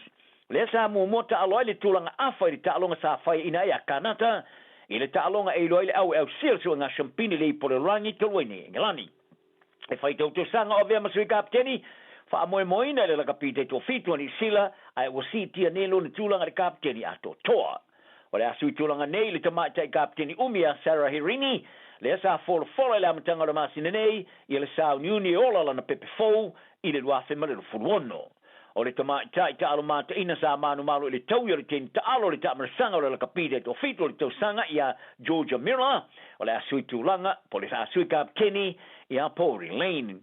O le ata alo I le Black Ferns, ma le ae to Amerika frani ma fiti le purua, I le ta amirsanga I tō pai le vaso asau. O ngā shu, o le ai te ila roka pite tō fitu e fōringa fōu, a le All Black Sevens, ia Andrew Gilstap, ma Xavier Tito Harris, wa awa ia tunei la roka pi a le Highlanders, Cody Vai, wa ta alo nei le Blues, ma Tupaya Cook Savage, wa sei nia le whea ngainga ma le Chiefs mo le ta amirsanga supalaka pi Pasifika. O sui kapteni te aloi nero preke fitu ia Sione Molia ma Dylan Collier, o le alangolango ia ngā shu o ni te tai o le au. O le awhewheu le pulu o New Zealand ia tamarisanga I tūpai, I le asorus fruiva ma le tōs fulu mo le masino novema, le e ta alo I ma Australia se pānia ma Peritania I le pulu B. Au le tamaitai ta alo tauva umata ina le Black Ferns ia Braxton Sorensen McKee, wa awa ia tunei la rakapi te tō fitu le Black Ferns Sevens, mo le tamarisanga I tūpai. I le mai ai ona awa ia tu rau kapite to sumalilima le Black Ferns o Sorensen McGee suma vauto sanga wa awa ia tunei I isi tamaitai wa toi liliwa tunei le kapite to fitu e Alfie Stacey Walker ma Teresa Stefano. O le isi sui o aula ka au a ingo luai wa fata ozo ta alo morkala politia le West Tigers I Australia I le uso leo Jerome Luai I a Calvary o whirwhiria le au a le Palmain I lalo le se furuma le iwa tausanga. Le puti ai o Calvary o se tamai tālenia le tūlanga o ngā tonu sa mata ina lona sao mo le au le St. Mary's Saint I au lalo sumarifik tausanga mo le ipo le Don Celtics ma sosone ai I le manu malo ai I le Champini. Whari ai le whaia o ngā kalapia Darren Leary o le uso lai titi o Sharom, o se tamai ngungu, punou lalo le ulu mwhatino ngā ruenga, se tamatali se tamataalo e mataina ese mamao malonoso ia Jerome el suyo le to Samoa o lo tele ai se taalo e leso moli I se tangata I lungo le malai talana ne yaso maria le tunum soifoia Radio Samoa. Taslima ivatolu amo. Major weather events have created significant challenges for Auckland, while game-changing transport projects have created massive opportunities. It's time the plan for the city caught up. We need to better protect people and property, enabling more homes where it makes sense, where Aucklanders can walk to the shops, catch the train, or live closer to work. To learn more, visit AK Have Your Say Auckland's Future Housing Plan. Submissions are now open. Brought to you by Auckland Council. Tāmaki Turiki. All together Auckland. A whai wa umala dei tau sanga I tele I malanga I Samoa. Wa saunia nei ala DigiCell se awanoa I te ono manumalo ai I se pepa malanga matoifo I mai I Samoa ma le 5 se lautala Amerika le tupe te tawhau ai. Na ona whau ngā lavo le ClickX e lafo ai lau 5 se lautala New Zealand po le 5 se lautala Australia pe silia tufoi I le mai cash le tuka inga I Samoa. O da mawale o le awanoa I le se I le aso mua te sema ma le se I munumuli le aso 5 Januari. E ma whaifoi o e angava ai le se I pe a lafo se top up tolu tala New Zealand, po le tolu se furu tala Australia pe silia tofoi, molo a inga I Samoa, e ia inga ole nei whaapitoa. Marui e tele aso fia I inga umo Samoa. Matau te whaia ni fo aroi le aso lava te fio mai ai I le Shine Dental, ai e ia inga whaapitoa. Matau te salia le Afterpay, Zip, Q Cards, whaapea wins quotes I le Shine Dental. E whaia fua whaatalo noanga ma le ACC I le Shine Dental. Le aise tongi mo whanau I le bao le se furu lua I le se furu walu tusanga I le Shine Dental. Tala no mai le tongi no le whainga o ni fo whaunga ai le Zip, Smile Now, Pay Later, le aise tului I le Shine Dental. A fio mai le 555 Great South Road manukau pe bala au le lua fitu ono fafa, lua fitu ono fafa mo le Shine Dental. O mana o mie o e pose isi lo a inga se fisoso ani tau fe malanga inga mo New Zealand. Imata au po pe yo le vaita mai no whanau po ngaluengu. A whaia lau tali o le ioi, wala au loa Ken Ferniho o le Fern Immigration Services e iailana lai sene, ma o silia ma le se funu 5 tau sanga hola na tau tua. E toa tele tangata o fisoso ani iai Ken, imata upu tau fe malanga inga, e awhia imata upu na o atu le tribunal, ma apili le minister. Tanga iana e le Facebook, ma le openga te whailangi I moli mau. Mo nisi whamtalanga, wala au mai le Fern Immigration Services. O luatasi, tasi 5 tasi, o 5. Whaitauina le upo le poto no le tautua matavela linga Fusi and Sons Funeral Services I Mangele ma Samoa. I taimi o mawhatianga ma whaanoanoanga ona o le maliu. Mana tualingalinga Fusi and Sons malana au nanga o le a whaamama avenga atu mo oe ma le ainga. Wala au I le telefoni 255 tolu o fitu.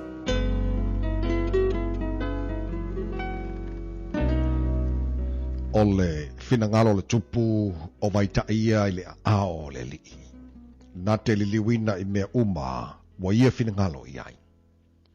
O ala umol tangata e tonu ia I lona lava manatu a o le li na te fuatia loto. Ia whaia lea me o tonu ma le whamasinonga. E sili ona lei o lea I le li I taulanga. O matafasia sia ma le loto fefete o le la mepa fo ia ea mi o leanga. O le sala lea. O mawhauwhaunga o e whilinga I ngaruenga, na o le mau mea hi ui ai. A o mawhauwhaunga o e whatalise umalawa, e uai na o le mativa. O le whaupenga o loa ua maua I le laurau whaiva pepelo, o le mea whatawa a lea ua whata a pepeina I lato o sa ili le oti. O le sa wā o ea mi o le anga e ave se ai lato. A wā wa lātou le mawhawhai o na whai o le whamsinonga. E whaapio mau I ese le ala o tangata. A o le walelei, e tonu lana ngaruenga. Le lei o na nofo le tumutumu I lunga o le whale. A le anga o na nofo ma le whawhine whaamisa le whale tele. O le loto o le ami o le anga, o mamao lea I le anga. E lea lo whangia e ia le la te tua oi. A whaasalaina le ua tauemu. Wa whaapotoina I le ua whai ngofie. A wa oina fo I te ngata poto, na te maua le poto. Wa mawhau lea me o tonu, I le a inga o lea me o leanga. O lo wala fotuina e wa me o leanga, o no lo lato leanga. O le na te puntia on talinga i le vala awal te ngata mativa. E vala aulava o ia. A ele talia. O le mea foa i faa lilo e lo mia i leita. O le tau i fo i le fatafata e lo mia e leita tele. O ia ili fia i le wa mea tonu i lo na whaia o mea tonu. Ai malaia o e whai meleanga. O le tangata o se nai le ala o le mafau e tu mau o ia le whaapotonga o nganga o e woti. O le tangata mativa wa manao i mea whaafia. O le wa manao i le waina. Mane swau e le mawoia. E whai matongi ola mō lea meo tonu le wa meo leanga. E whai fo i masui o ea meo sao, e wa meo whaapia pio. E le leo na nofo le mao, ai leanga na nofo mal whawhine wha misa, mal wha i teita ngofie. O le oloa tā ua ma le swau, olo ia ia le whale o te ngata poto. A o te ngata valea, na te wha mauma wina ia mea.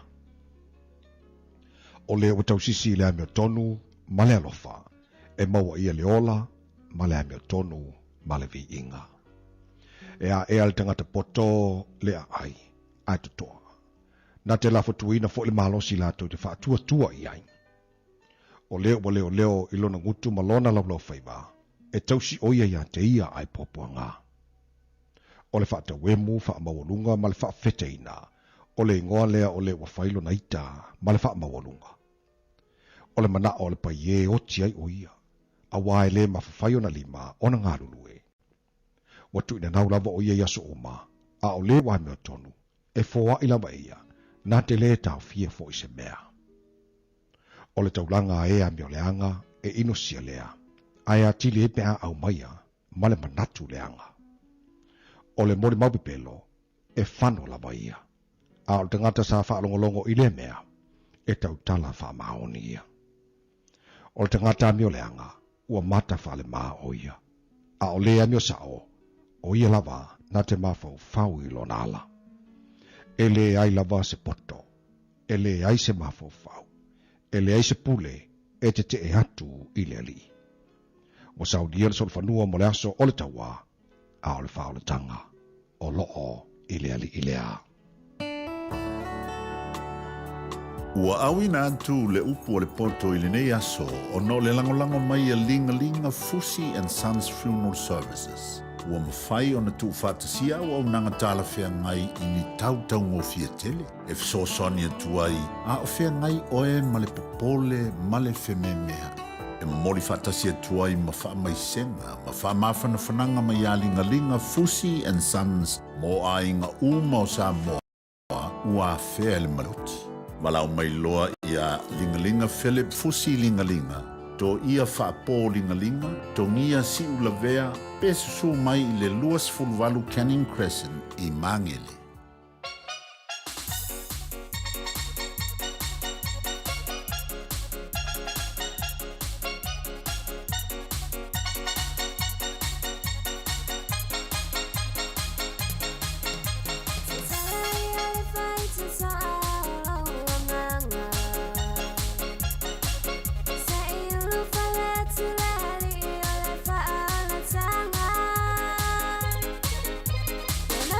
Boy,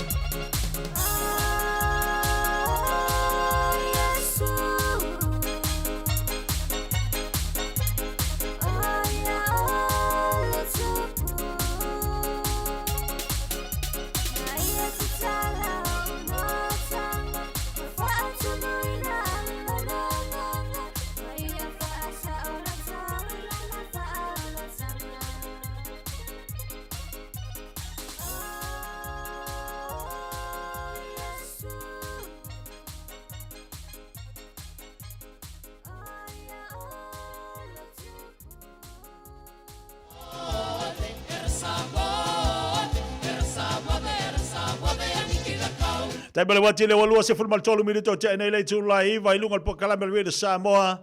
E ai le nei foi tai ao male mafto mele tanto wa tunu tantunga o lo fa penan so longa le ma manuel de yaso i le lo fa foi male anga le le o tatu matai si langi fa tai le tua i nei ya vanoa e mai se foi ia le mafto mele tatu wa tunu tau lunga o fa manga luanga male vai yaso pe ona iai ia le tau le fifia mai. Ia pe la fa ia tu ste mo sola. O lewa to mo mai ia le vanoa le fai fat anga mai Samoa. Ia e tau mawhai e turi se vanoa le foi tamali o tatu wa tunu. Tulanga ola na whaasoa ai maise o lena tatu tiro le matanga o le tatu pokalame, le matau tio o le whaatoanga lua eka. Whelanu lanu wa ili tūlanga pe ona iai ia ka pisi, ka mako ku kama o pi uumi o ka o kai. A ole vaenga tā ua ia tau. Ole ngalue inga ole palapala po le whaatoanga. Le si vaenga na pito sidi ona whaamanu eilo taloto i lea fui tamali. E ngalue, e le eise masingi e whai ai. A lena mon mafso ta ingani sole kwa I fusi o ko manga kua ia sola fusi le udor kamaloa ai fanga le vaule mo kingo le la toi fa manatu mai ate sole maka o kiar kulanga o vaenga ia tilo iai ngalu e inga le ele ia po le fa to anga tolo tatu atu la tele tatu tala ia pe a ma e foi pe fa so mai ia le sunga ia Mikaele ma vaenga ma ia ba ia o le afianga o moa si tatu watu leva ko ako e maua le orka ko pokalamelo no lua ma le fai fatu anga bai Samoa a e alu lungo pokalamelo sunga Mikaele na e follow la ia le ia na pokalamena ye a ye foi langa YouTube follow ia o le winga la tala foi ia o pokalame fe so ni mata ulia mo o e malu ainga o lo fa so ma ye le tamari i le fainga o le fatu anga le ia sisi ele ma faina la tu Mikaele fa se minga no a ona po kalame I nungo penga te whailangi. Ia ka kango fui ka ika ia pue mai. Ile tā ua o lana fui ia tau tua. Talawa, se fua maria malanga ma, ia, te iloa o le a whawhaingo fia tā po kalame. Whatalo whatu lau sunga le whatoanga. Ia, mafuta mai Samoa, Mikaele malo se fua lau lei.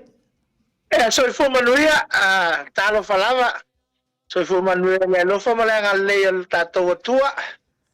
Pule to tasi nai e mo tato le ola mal malo si fatalo na lo fa mlanga le o ka ko si le fa e ngi ka ya sa o le oe e familia ku foi le coloso o ka proclame ya e ka fe kai mo le malo malama o me ia o ainga a vili mai lo le fa finge ma mi so soangi ya ka ki me o ma e so soangi le fa finge Ioe awal popole lau sunga Mikaele o te ilo le yo tūlanga I lo pisi faito tasi lau fato anga pe ona yele tato po kalemo mua lua eka faito tasi tūlanga fo I ona yele lau tautua mare lua unanga I fale ainga I nai Samoa ma na o mia fo I le tau awal tamai fisoa soani tina ale mea te silon tau ia tia ole se pasa o tua ole afe o ka koingi moa ole lua ma le afa eka ia to fala o fenga luenga ia o le to tolu ala o fenga luenga ia mala o nephew le nga sanga o mai o ngiusi mai o mai e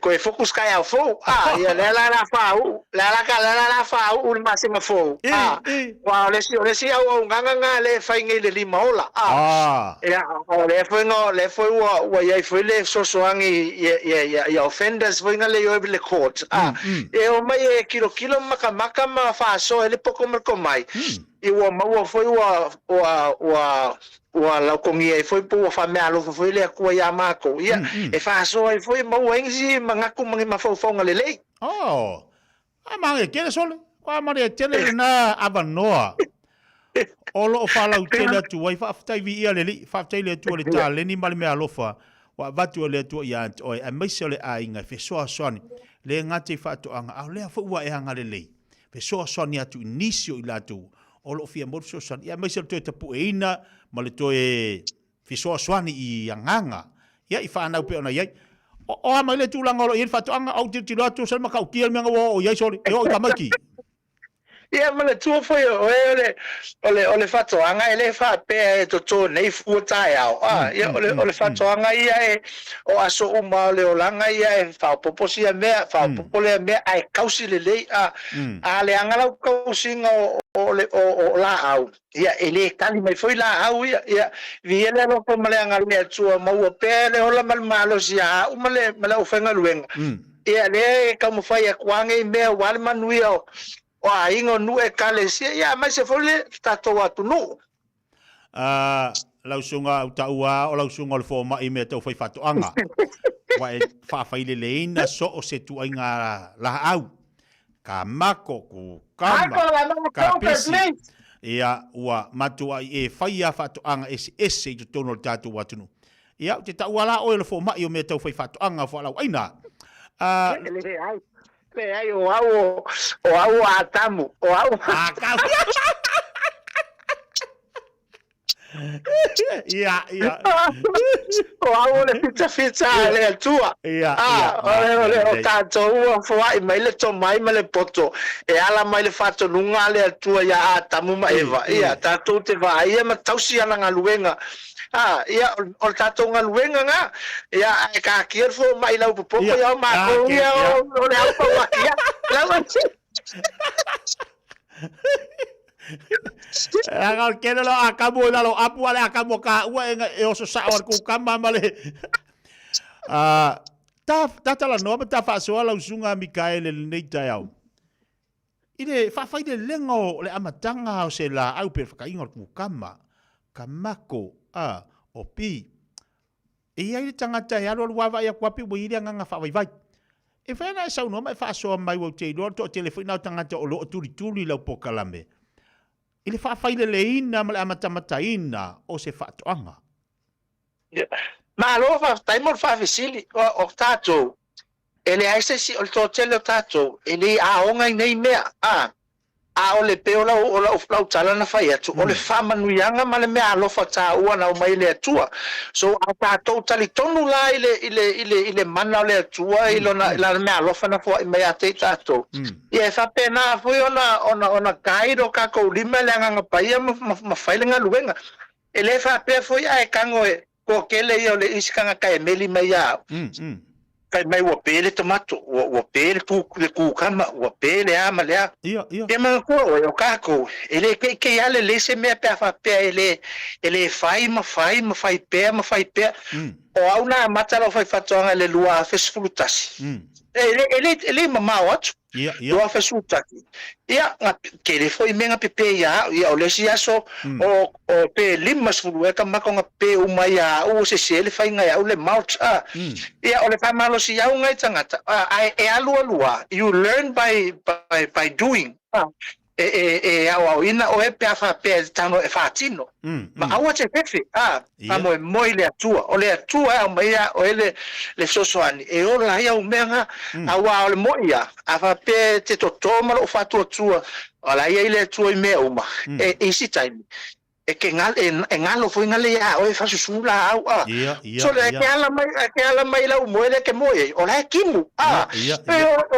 o koinga me fa penga e fa malo si au ya o le tausinga le la au e fa ngo fie nga o le elia o le pu tu i tono to e tanu le pongati o le la au e nga e kilo fa susul tai au male fiafi tai au male fiafi tai au male fiafi se longo o ma wa ale la au ia fa pele fa su kasi ele aso ka se fei se vai ia e fo ia o le la au e pe ia o le tangata o male ai ia o ma we fa mai pa le ni le ai o matua i fu ma naia ia fa tai ngala o tomato o le tomato ia mana tu o tomato e alu ko kiki pe lima se lau ile valo se lau po le afe foi tomato e mau ile tomato e tasi o le si fa malo si au fela nai tangata awete na e fa se fulunga e tomato e afoi e koko maka mai e kamako e kasi fa failele merka mako ngai kasi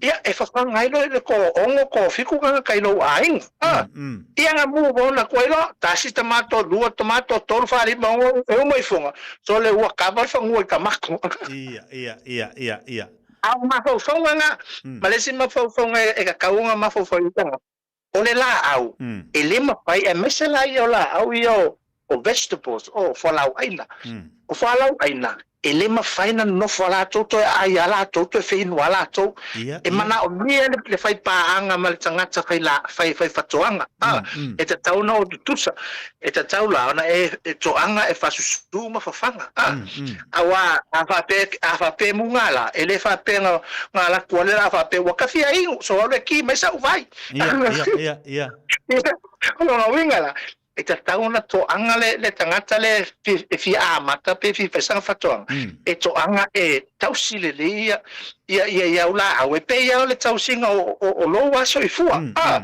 e fa pe na la no la le ia o le mela le la au pe e che le fatto e che le fatto e coiola ole mea pico silinga manga ia e au e fetse e fa fai le la au ole ale umi ma fai ai ona tatango to le la au pe ka makolu ka fa so le taole nei ole ale umi ka kau kango ko konka va kola ia le wa maka onga ia manko fo ia o lo ka va ia ku le mer ka mako fa o sofia ila ngono ta fa tanga ole ale umi te tauna ina tamato fa to va ia tu le ini tu langa wa ola vai fa fe taimo fa fe sili e se a fai fatoanga pe la fai atu e fua ai la tausinga le la au o la tausinga le la fa so atu ala uia i la tausinga ma le mea o inoa ole a mata mai le seedling a mata mai ka miliki kango ye e kokore faku family le faku ke longa pe a ko le lua le kolu vai aso fa ko ready ka mako e ka kaunga mako nga umi pe fuku pe kai fuku le ka mako fa ko fa pe ready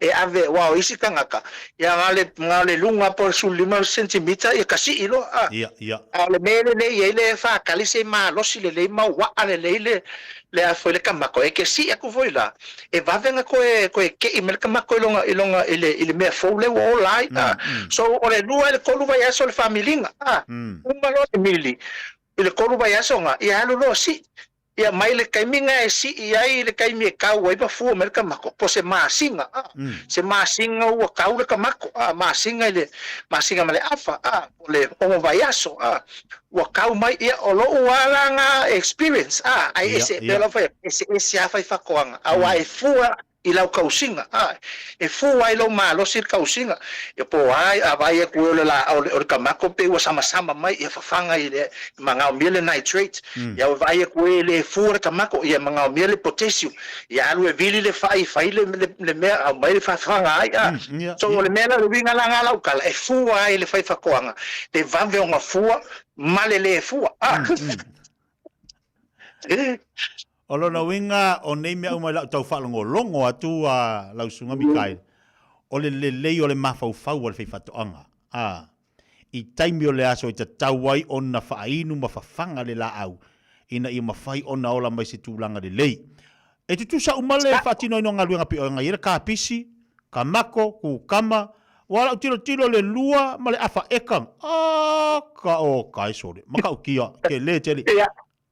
ese umala au ese umala au fa pe o le tomato ele anga le tomato pe songa kelele vai ngofo ai e pe ele kamako ya e ka onga se me finga le e kafe le vai e alu le vai ya o le fa susunga fo le kamako e ka o le mele o le deep watering longa winga o le kamako e fa susu o ile i lalo ile e fa susu la ia mauki ngoe o e alu le vai kau i lalo le mele i le aku le e fa kau ma ko to ke lau ko te akatu le main ia alu e deep watering o le kapisi e o kapisi e kanga o spray lungo spray fa solo a ko e kau le nga shallow rooting e shallow le mele o la le roots so ese foi la le fa susu o le watering o la au o mela ia le tauai lo no sai ia ma tilo lunga a mesi atu o polo kalame a tilo lunga a search lunga Facebook o ia sorry o le YouTube ia search lunga o le Google e ka visa plangi o le menga o fai o le Google o le YouTube o le lo se me o ke le o lo malama ia o ka search ma o le me kokia ngai kangole e fa sole me kokia mai kango e fai le me kilo o la ona le ye ya umalo ya nga kango lo e fa so i kakaka o nga ole mala nga mau mai o le lo fo le kua o le kua foi la fa pe e fa so le mala fa so le ko mai fa so le poko au le o me nga o pe e ka ya le tau ai ole ona le wa ve tau lo ma fau le pono mata tu ai na yo walo to olua o le silali o tilo ma na ia tasi le vai nga tau le o ino sia fa nau ia e fe so sani o le melanga ngau kilo o kango ku o i pulu tango tu o momolo i pulu i to tonu o la e fa na fa so mai la usunga Mikael o le ale taua o le ale nga o i pulu le tono. Hello. What is the point of putting the pulu as a mulch? Answer the question. Putting the pulu as a mulch? Yeah, the mulch. Yeah, the one that I told you below. Yeah, ole pulu. E fa ngai ole pulu. Ona ole tulanga lea. Ato silo mai le paipa lea. Ole paipa lea nga ole fa ngisi. Nga fa ngisi le loloko. O longo winga e kaule kele se mea e afoi. E ko kongo ele pala a malosi la le la. A malosi le la. E va venga ko e miki le la le afoi le mea ai le afoi le moist. Le vai le unga kango e fui ele la au. Va ve ke le miki. O le pulula e au nga. E avi mua e ko kongo ole afoi ole paipalea. E ngofo ai le vai. Ko e ngofo ai le mea ai le nutrients le ke whanga kunga le composti. E le ngaka koe lai lalo. A o le piko i lunga o le palapala. Ia. E lunga o le palapala. E ole points la o lunga i. Ole mulch. Ia kauka au fie le evaporation ole vave le ave le lale le vai. Ia le ngaka i le nga. Ai or kai mi foi le kimu ai kimu mai la pele la aule kimu mai pa le pala ele ni pala e pisi lungo ole la au o la au yo le letsa so me e te ia ka ko e fie ku mama tia ola ku mama foi ka ko ia longo winga pa la le a le kimu pe kango e kile wa isi kanga kai kale fa ku e fa sula au pe ka wa ngaka au masau ke le le paipa e la ko lo pisi le pala e a ngala le pulu e ka fio mai ele vai nga fa su fa li e la ko le vai e pa no le pulu ele ai se pala e fiki lungole e fiki lunga ole afoi ole la au ia kuma mai le ola le la au la ko foi pala le se si ama ko kongo ia fa penga onga affecta ile infeki ile afoi le lau ole kapisi po le lau ka ma ko me fa penga ia la lo ngai la ke le foi la ngal so sango le pulu ali de la au magic ole pulu la fai fakoanga e ka wa ole aulo ole mea ole aulo nga fai fakoanga ole pulu ia wa vaila a fa fonga ma tatu watu nei sa mo le wa fa so mai ele fai fakoanga awol kia ia pulu awol ko va ko awol ko ka fo le afi wa vai e nga le pulu la le fa so mai fai fato anga mo tatu e a mai e ko ka pu e ile la au so ni le la nga mai le ka pisinga fai ku ka oi so le fiso ka ingo oi sorry maka ia bo me bo ia fo ma ia u meu Kusai abale popo abale pulu so ngi la au abale ka pisinga ko kongi kongol ulo ia wala ia nga mau kongu mai ale me le mafo fonga ka kaunga ile fai fakoanga e kongeki me uma o lo le la va o lo ko kinga o lo fai ngole la au e kongeki uma e uma o la fia ia o la fia o la file mu ia ka fia ka ko pulu o ko fai si ai nga ka fuafi takta gaile maria la ta se atu e fai fa e mola ke mai tulanga o ia fo ta to anga ton maria ale se nga ta o la fa so mo ta tu watu no fa malo fa tai ile di mola o fai of so sani mo nai ta tu Monique ia ina ia mai se foi ina i fe foi I telo no fanga o te tilo atu ai ave ia tatu fatoanga. Mo fo ia. Ia o to vai mai. Ia o i nei o le lima ola gardens. O i nei o fau e au se meta o le training center. O le mea faso ai le to mai.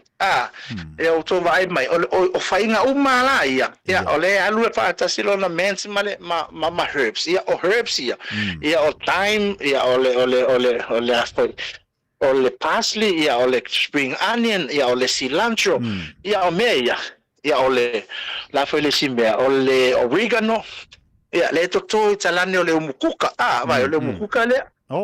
Sa wa o fa le umukuka a vakula o herb e fa mangongi e lau mea ai ale ai lang yang il fa le o loa ala ke le herb pe mangongi e lau supo ia fa pe nga foi la lo o a to chilo twila lo yo pe mana e so tamilo sa me so tamilo twile. Can you go and grab my shoes and bring to the front please my la. Yeah, it's in the front. Ia o to vai atula lui. O le lua e kala le pizza le lua e kala o le lua e kala na fa kanga mai o fa nga o tau po sa e nga tau po sa ma kukua. Ia le lau te fa nga ele mele ia o te tau si ai tau po sa vai so uma ave basket of vegetables. Ia le nga te tau po sa o la tu foi la mai o tele la fa soa. Ia e o te fai meu te alu e no moli lunga monike. Yeah, so kanilo aku di mo. Ya, manga ya, mai momal tatu watinu ul fai fatoanga mai Samoa. Ya, ya fafoi. Ya fafoi e tau i me o afoi. O au fai. Ai o pula mana ya le au fai. Pula mana ya au fai. Vai mai au fai. E kasi le au fai ai o i manono. Ya, ini boleh au fai ya.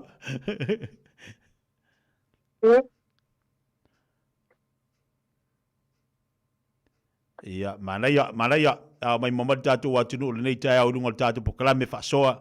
Ya, male sunga Mikaele. Nawa, avatu tatu camera. Fafo melo il tatu fatu anga. Ya, ole o faspo I fai ele le sorting. Wa ka kaunga. Onga fai fale le ia ole spring onion kelele o ka spring onion o pi ia o ku kama mia uma. Ya. Ka kola le o mai maka kwala ka ko fai le lenga ole. Vai, le langa o fai. O fai ngale ole mili. Mili ia si I mai le mili ia. Alu lungo la au le la so kanga fa singo kula le pulu le ngo fa makala aku ia o ko kilo mai la o vai mai le ola manga yo la o le let's le e ma fu mai la o le mele o le pulu vai o le pulu o ko kongore pontena e pulu fa sanga I foi lalo le ia ma le pulu le alu I lunga kinu mai la o vai mai pe o kengi ngalu le miss world ia Ele manga yo le ola.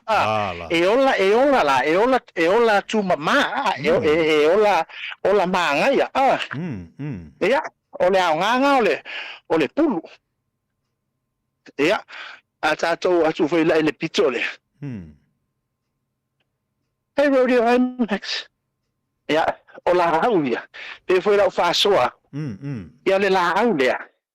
E attract mai ele me le lango meli.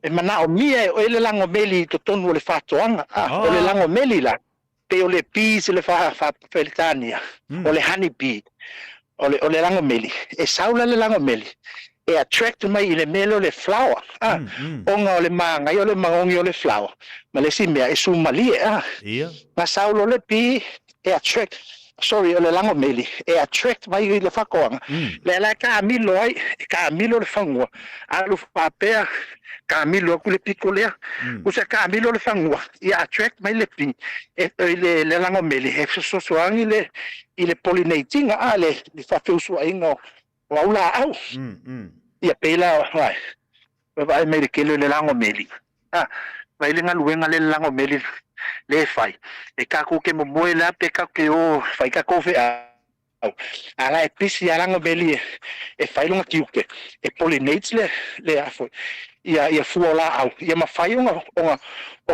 fua ia mafai onga baule le fua manga ia le sala elunga vai ese o vai ku le sala ko fua ka fui le sala le la papo ia ele nga o le pico le o vai mai le mele o le green pepper vai meu le green pepper le green pepper le ia e ngofo mai po se iva ka la le fu ka la le green pepper ile e fu e longa mamafa ia vai mai le ile kama fama ngare ka wa ma ai ele ma se po se fu ka la ia sa o soli soli vai mai le green pepper ka fu le green pepper ka fu le green pepper ia Manga ia soli. Ia o mau king. O le mau king. Ia o le fanga le no ngai vidi mai ngi taia.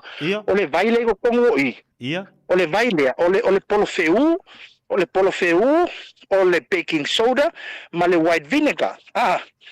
E fanga la au, ia au ngai kuku ngai fanga wa me o pepe ma katapila ma. Mikaele. Ole o ka o ia le polo feu. Polo feu foi le la au foi leo.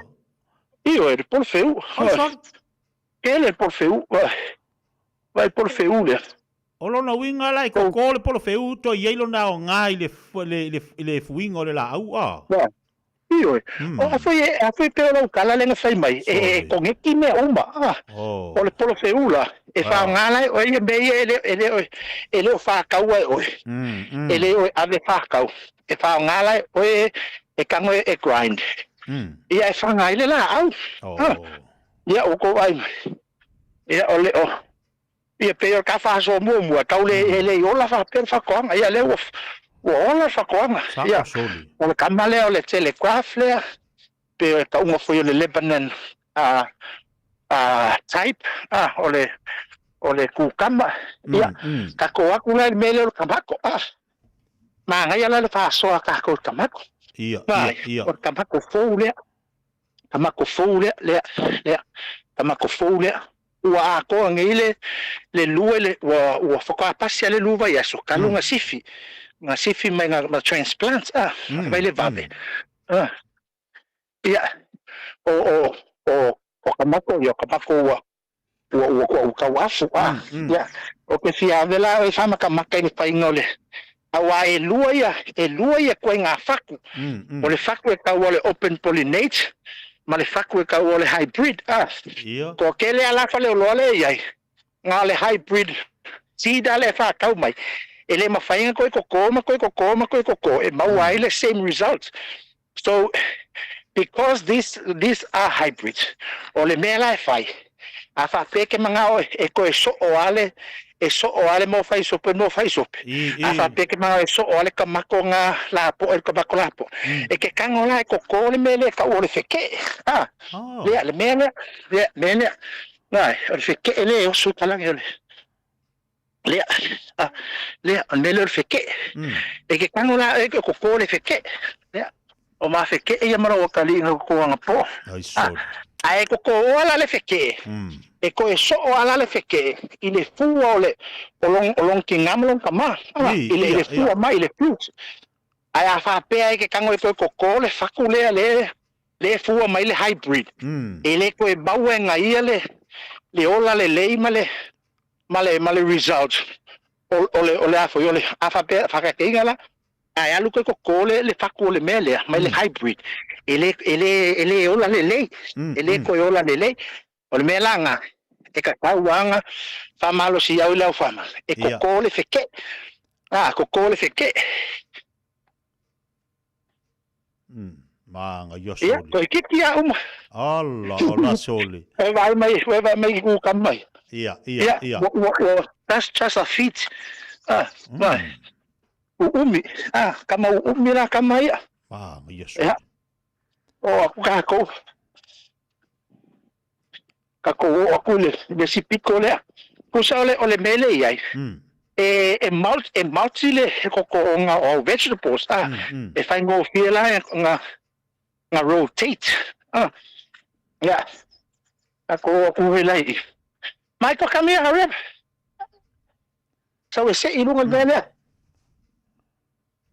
Pull up that thing, hurry up. Pull up that. Put it on and pull it up. Ola ka mga kapis. Or ka manale, or make all reddish. Pull it up. Bye. All reddish. Me fai salaki. Le fa ko foi lá ya. Ya ole fa ko kole. Fa ko kole kapis sing. Ya ole challenge, ole lui kau ke le ole kapis sing. Ia. Ole mangule ai le lau Pela le lau le. Aku waira lau fanga. Aku wai ngau fanga ile vai le ke fai le chili. Vai le manga ia le. Vai me ia le ma se meo ai se mang onga la o le ke ko anga fanga kai lu le vai aso. E fanga ia o le chili. Au le ola. Ole lui tau ke le anga le afsanga mako. Ia male me muli pikole. Ia ola fanga luenga le. Ale ni maola. Dale, calo mai. Ale fanga luenga le ni maola. Ia ola ko mela le fai ke mingi. Ole ko kapuenga o ko kapue ia ile ka pisi la poko. Ia fa penga ko ola le. Ia male mele le pikole. Ole ola mai le ole fai. Vai ke ler con a fai ia ko ale pikole. Fa penga o pi. Ke le o pi, vai. Ngai. Ia fa le ingia le fa ile pi. El ma ngai o mele. E ke alua e ngo foi la lor. O beans ai kaule bean. Ia maluma I ko nga kalo le. O mga kalo le. Alu va solo a koi. Kalo fa kalo. Vai.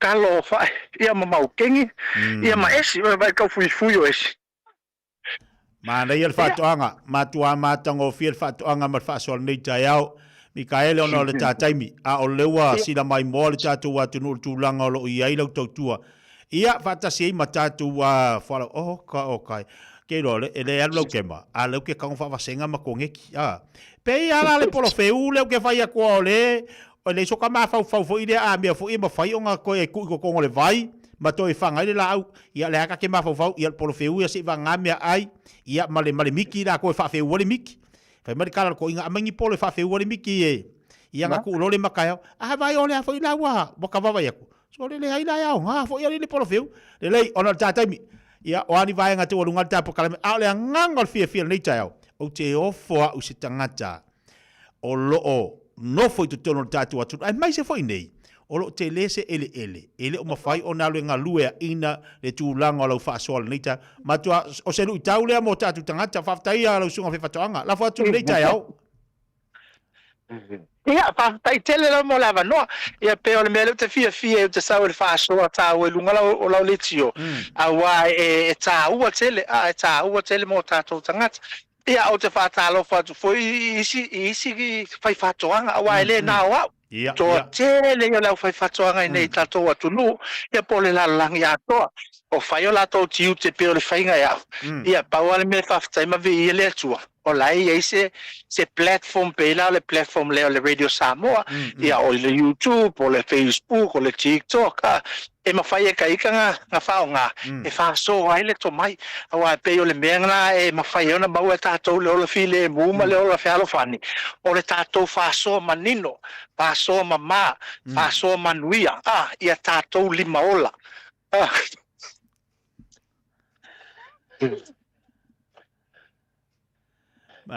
Maria. Ia, fa balo fa tai, te lola ato mo se fa poponga tapo kala me va se fola sunga Mikaele. Ia, a ole tau foi o lo o te lele so sari mo tatu fa inga. Tolu tatu fa inga pe ona yai. Ta sina va nga taua. E le to e se tu per fa inga fa tau mo yeni ka pisi mangi man kamako o nga o mau ku me o le au fai, wa ye mal au fai fa inga. Kalo, wa ye mal kalo fa inga. Lu au, wa ye mal lu au fa inga. O ma wa uma tolu tatu fa anga. Sa o le vi ele lu le tua Ioe.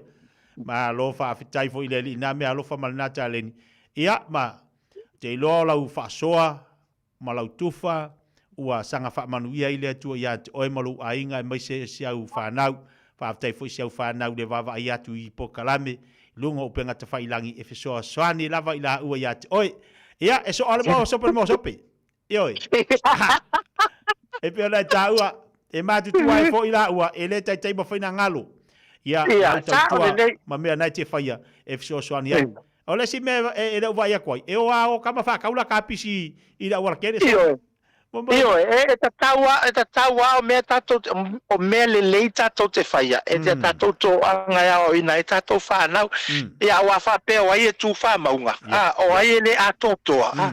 E tatou te le atotoa uma, tatou te mistake uma, a le mea taua. Ia tatou ola, tatou oi luma ma tatou tamo whai e whai pēle mea lelei atotoa. Ia mau e tatou le ola e whava vau. Nice.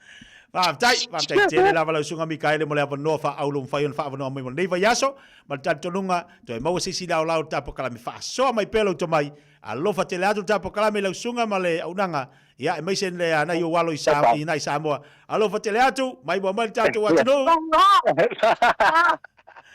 sai fua ia sai fua manuia yaso va pena foi manuia fa yaso sai fua manuia so manuia ia lelei sunga Mikaele o ka se manga i olfa ko anga mo le tangata ngalue tangata tautua wa iai e ngaru rue mea uma so se ko inga la ua ko ko fa ko anga 10 minute a le tato du lava le tu la 10 sma fa fonga tatu falinga tatu tala i vai fanua Beta Drive Doctors i le tau longa fa tau i mangele fa Pea Manrua mo le vainga o so singa se pe amana o mia e fa tino e foi ma tui pui o le fana witi o tui pui le ko witi sfuluiva mo i lato e sfuluan tau sanga malunga atu fa Pea ma tui pui o le flu pala au telefoni lua lima fitu valu lima iva valu mo so vano e fa tino ai nei au nanga o fisa fo mai mangele i taftafane o le McDonald a Manrua i taftafane o le Faletusi po le Public Library Beta Drive Doctors Clinics O fia maua sau ta vale po sau piki apu. Ai tong i ta i vaiaso, lua vaiaso, pe ta i masina. O le sleek cars o le a maua ai le fsoswani.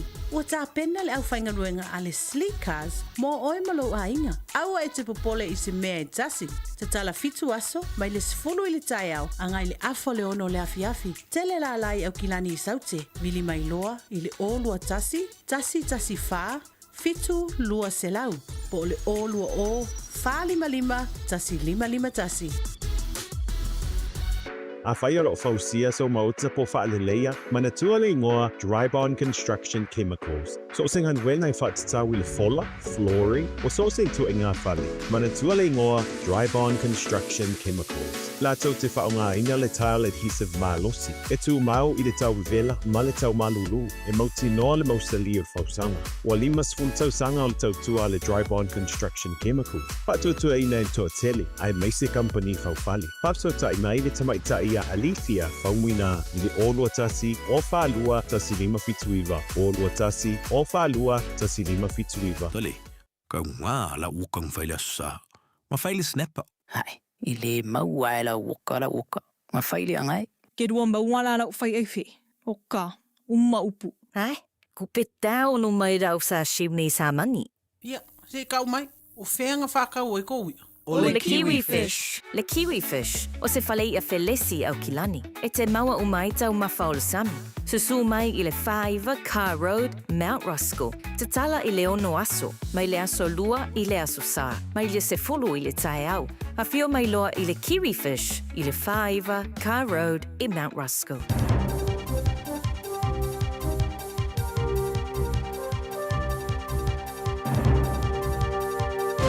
Tala flava mai Aotearoa New Zealand, o tala nei mo lau no futapoi mai. O iei ni tāpanga mo whaatosina mo a o ngai whaia ma le sila fia, e wingai whaatu vevesi whaaloto i whale tonu ainga. Ino o mai ona whailo i wha mau monga fau i le tātelo nei whaatu vevesi i le kelope. I le ripoti fau ma le whaala mutonga so i fōmaro i nā le rangi le World Health Organization.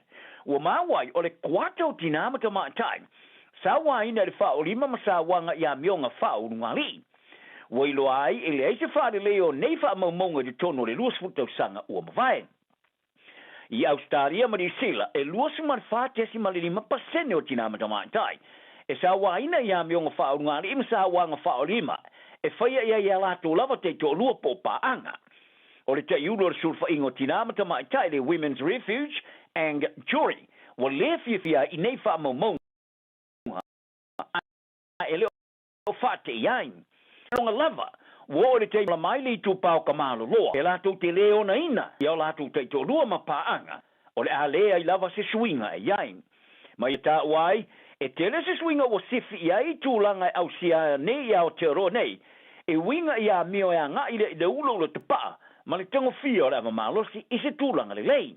Ma I ta wai, o le vahenga o le swinga. O no le tele o fato sina u umi to e tonga tae whaia. Ma ua manao ai ini tu a ingo whātino ngā whāpea whaia. Mo le vau ia o le whātu vesi, whalo toi whasanga I tina ma ta mai tau.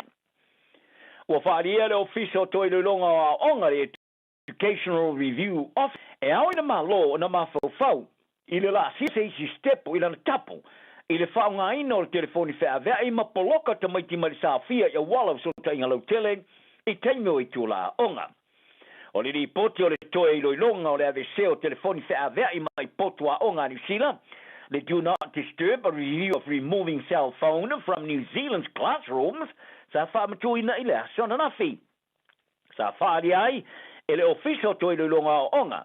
O a yenga whaatino mo le AVC o telefoni mo le aso. Ai ua wha mamasangia e mātua I telefoni ma a vea I omi e whaia po text.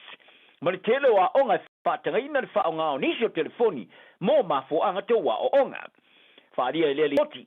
O le iwa 10% o a onga e whasa ina tamaiti mai le whaonga ino telefoni I so se teimi I so a onga. Ma le vahenga tele o whaia onga sa afsiringa ina wa lato whalia.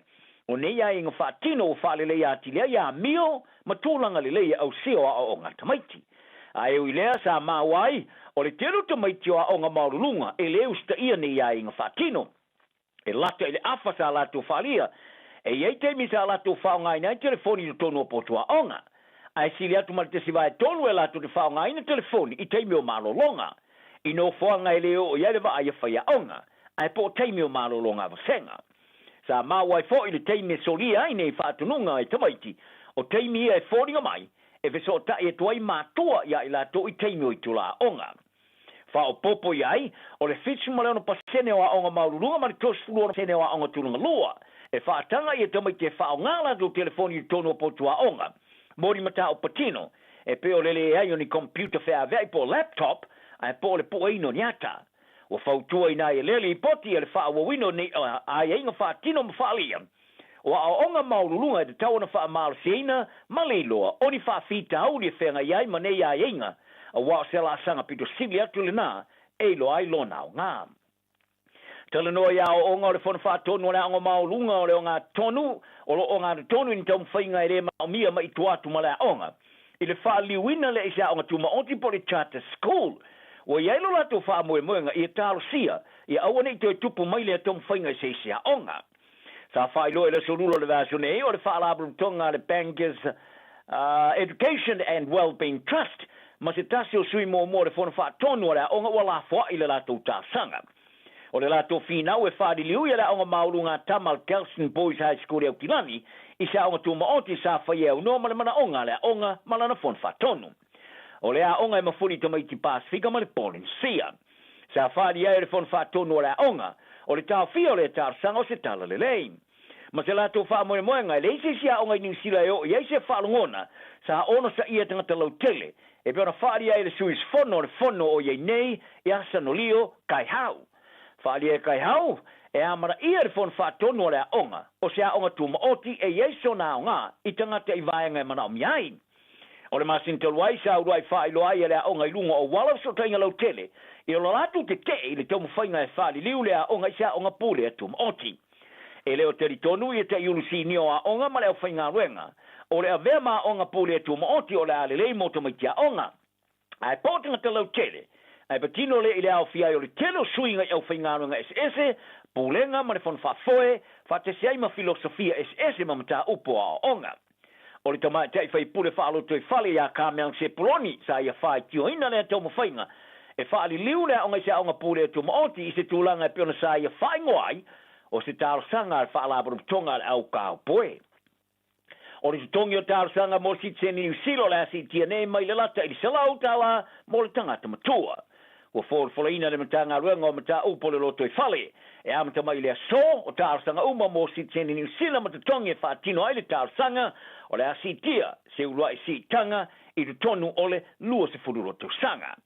O le tutongi o le tārsanga mo si tseni usila mo tangta matua lea si tia mai le whaase lau fitu tāla lua se sene i le lima se lau onas furu tāla. Ai o le tongi mo le tamaitiki lalo se furu loto sanga. O le asi tia mai le luse lau marfata a tāla whasu sene i le luse lau whasu tau tāla. Whaalia na mitanga ruenga o tutongi o tārsanga o si tseni e le isui alama talu mai le lusu lua tau sanga. Ma le suma lewa pasena o si tanga o le a wha mautino ai le kawaina uma o tutongi a toa le whaatino matiliva o le tautua i se awala e mawhai o na wha awau. Tālonga o wha maonia le lakapite to fitu ni sila. Ia le kapiteni fou au uma e lua a tangata mateine a o sauni atu mo le ta'alonga amate o le ta'amarasanga o le lakapite to fitu o le whaasolonga le rolangi lea o le luafe ma le lufuru lima le luafe ma le lufuru ono e whai e tu pai. O le tamatai sa mo kiwi ia risa lea ana Pori Lane o i loa ia Rizzi o lea ia tei ia le au tamatai le Black Fern Sevens ai o tone ngā shu o ave ma kapiteni o le au tama ale All Black Sevens. O le mata ino le toe vave taliu Pori Lane i le wha tonga o le rakapi ina ua mai ana ta alo ai lau rakapi te to sumali lima le Black Ferns. Le sa mu mo ta alo ai le tūlanga awha i le ta alonga sa whai ina ia kanata i le ta alonga e loai le au sil so ngā champini le i pole rangi tolwene ngalani. E whai tau to sanga o vea masui kapiteni wha moe moina le rakapi te to fitu ni sila ai ua si tia nelo ni tūlanga le kapiteni a to toa. O le asui tūlanga nei le tamatai kapiteni umia Sarah Hirini, le sa fola le amatanga o le masina nei, i le sa uniuni ola lana pepe fou, i le luafe ma le furuono. O le tamatai ta alo mata ina sa manu malo i le tau i le teni ta alo le tamarsanga o le kapite to fito le tau sanga i a Georgia Mira, o le asui tūlanga, po le asui kapiteni i a Pori Lane. O le ata alo i le Black Ferns, ma le ae to Amerika frani ma fiti le purua, i le ta'amilasanga i tō pai le vaso asau.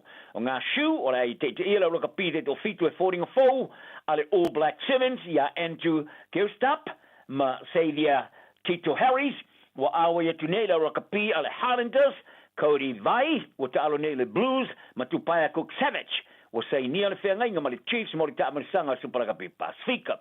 O sui kapteni talo i nei ro pleke fitu i a Sione Molia ma Dylan Collier, o le alangolango ia ngā shu o ni te tai o le au. O le awhewheu le pulu o New Zealand ia tāmarisanga i tūpai, i le asolus furuiva ma le tōs fulu mo le masino novema, le e tā alo i ma Australia se pānia ma Peritania i le pulu B. Au le tamaitai tā alo tau mata ina le Black Ferns ia Braxton Sorensen McKee, wa awa ia tunela o kapi te tō fitu le Black Ferns Sevens, mo le tāmarisanga i tūpai. I le mai ai ona awa ia tu rau kapite to sumalilima le Black Ferns o Sorensen McGee suma to sanga wa awa ia tu nei i isi tamaita i wo to ili wo tu nei le kapite to fitu e Alfie Station Waka ma Teresa Stefano. O le isi sui o aula ka au aingo Luai wa fata ojo ta alo morkala politia le West Tigers i Australia i le uso leo Jerome Luai i a Calvary o whirwhiria i le au a le Palmain i lalo le se furuma le iwa tausanga. Li puti ai o Calvary o se tamai tālenia li tūlanga o ngā tonu sa mata ina no na sao mo le au le St. Mary's Saint i au i lalo sumarifik tausanga mo le ipo le Don Celtics ma sosone ai i le manu maloa i le Champini. Whari ai ar whaia o ngā kalapia Darren Leary o le uso lai titi o Sharom, o se tama e ngungu, punou i lalo le ulu mwhaatino ngā luenga, se tama tali se tama ta alo e mata ina ese mamao, malona uso ia Sharom. Sharom e o sui o le tō Samoa, o i loa tele ai se ta alo e lesor moli, i se tangata i lungo. Le malai talana ne yaso, maria le tenum, soi foia.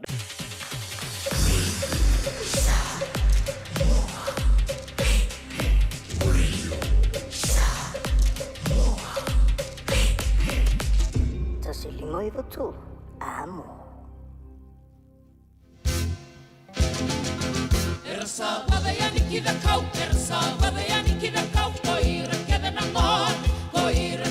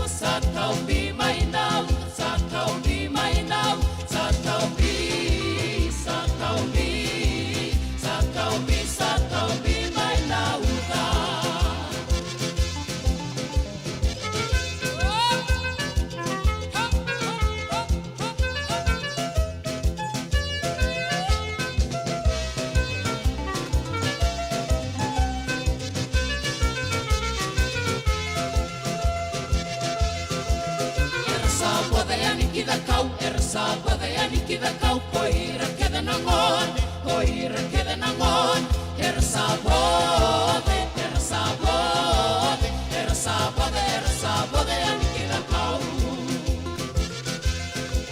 sanga indi tu na mat sanga indi tu na mat e sa wala ki abi e sa wala ki abi abi sanga indi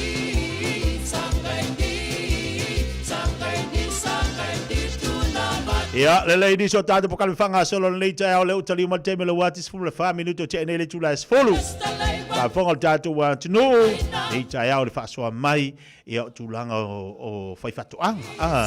Nei tai au e fai lau kapisi ma lau ku kama e ma lau kamako. Wa vai na le wa uma me ka fai fako anga le ka ko ola me ka u me ka unga kai fali ya wa ya ka ulunga kai fali ngai ma fa fa le me ka wi. Ide fa pia ka lunga kai falenga ba fo fo fas pua o ide ai ide mo fas pua inga nga kai fal ai ma fo fo nga kai fal ka longo le me ka wi a ia o oka ia ai mo war kamako ku kama ko ki ko kamako i fi ko ngi ki ngi me o ko ia se fo mai ia nga taktalo ia le wa fatsi mai la nga balto tua al te sala al tai al pokalamera al kiwi fish ya tamata ya lulu wa fo tulanga lo ye la tu tu mlanga o le la mo ofisiri ya lulu o ofisiri ko fe o le ale langa esi atanga ta fa mai ska ka fa mai o le fo e le lady fa yoka o le angai ai ese fo ale o le kapuka ya o le nga ko fa kai fe o ka ma yo le o kapuka ya male angai ale afo ringo si ofisiri pe yaru ele le yaru fa longo mai ya ngai ke erola ya le yo ile ke wifi e mai le anga le fa ko talo fa lulu malo se fo mo ni va ngal tayao malo fo lo sa mai tuta bangalu nga o le fa ngol vayaso malo sia talo fa la su mo le ngal venga fa ko le yaso e man le vayas ye le o na mai le vayaso mangalu nga Ia le imania me umale lo famalanga le le tu le fu wala sala sana pa umal vayas ia malo fo le saya sa uni sa lingala sa a o ta fata tanoa i lungo ta pokalam o le ase tau pati atu tatu wa tunu tulanga i ia ta te faso i lungo kiwi fish malo la ba fa sai no mato va no si au te mo fo mato va no le ne yasu ia le tu ia fatalo fatwa ia mama malo su ta tu tunu e o fai fo ona se mau mai lo leo fa no longa mai lunga le tio awa fo le matu o nanga le fo i tu o le tunu ia o le mole tuale fa fai te le lava mama lo le tunu o lo ma fai ona asu mai matala ma fo au ia sa mau lava le langona fisi o no lisio mai visi ia o family o tele senga venga i termina leo mai nei sanga se visi le shop ia mo ia ai sa tu ia le sali ia ale tu atu le telefone vili fa sai fo ia mo fai ona vili mai ili mo fai lo me la tu mana nga isa tali le ia tu mana onga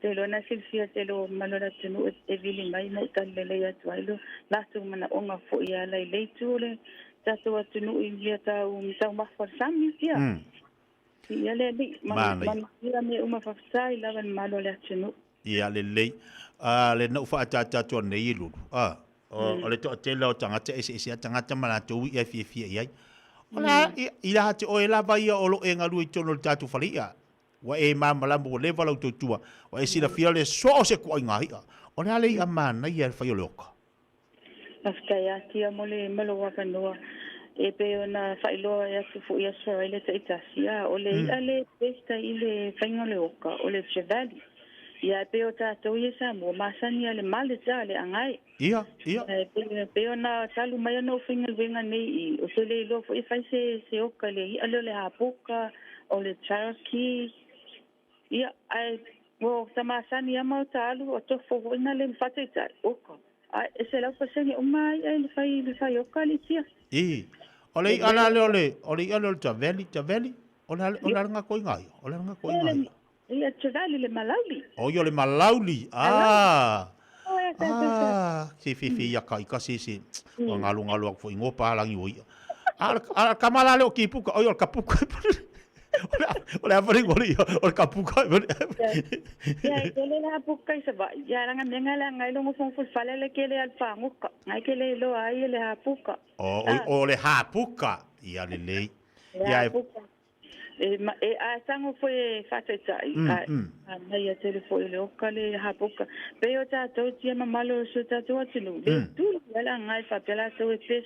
Ia. Tau lai fa singa fa si pisu ina le hapuka.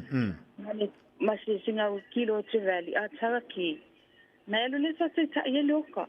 E te singa luma pe fa yonga va singa e fa ta. Se lau pa se ni lau tau masta loka. E se po ile tai se mata ngo fie mana ya so le tofona ai ino tau masta tia. Malore ta tu ono fa pena ona tau pati mai fo e fia mawale se i awal tau mafutanga le wauli a maso le siasi tia. Lulu, ole si vai ngai pito silifi ai tamai tiro kama fo ilo le i ale falai. Le ola ko fa ka mo fish and chips.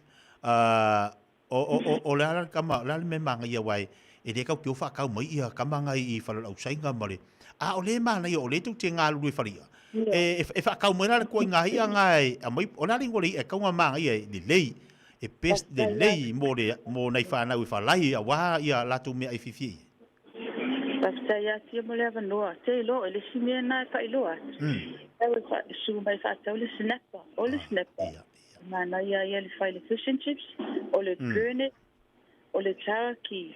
Le fa fish and chips. O fa la buka. Le sei ai le dale su mai ave tofu. Telefone tanga te su mai fisili. Ia visilpe pena ave tofu. E o te tofu imai. O fa kau venga le wala to silafia. Senga male mana.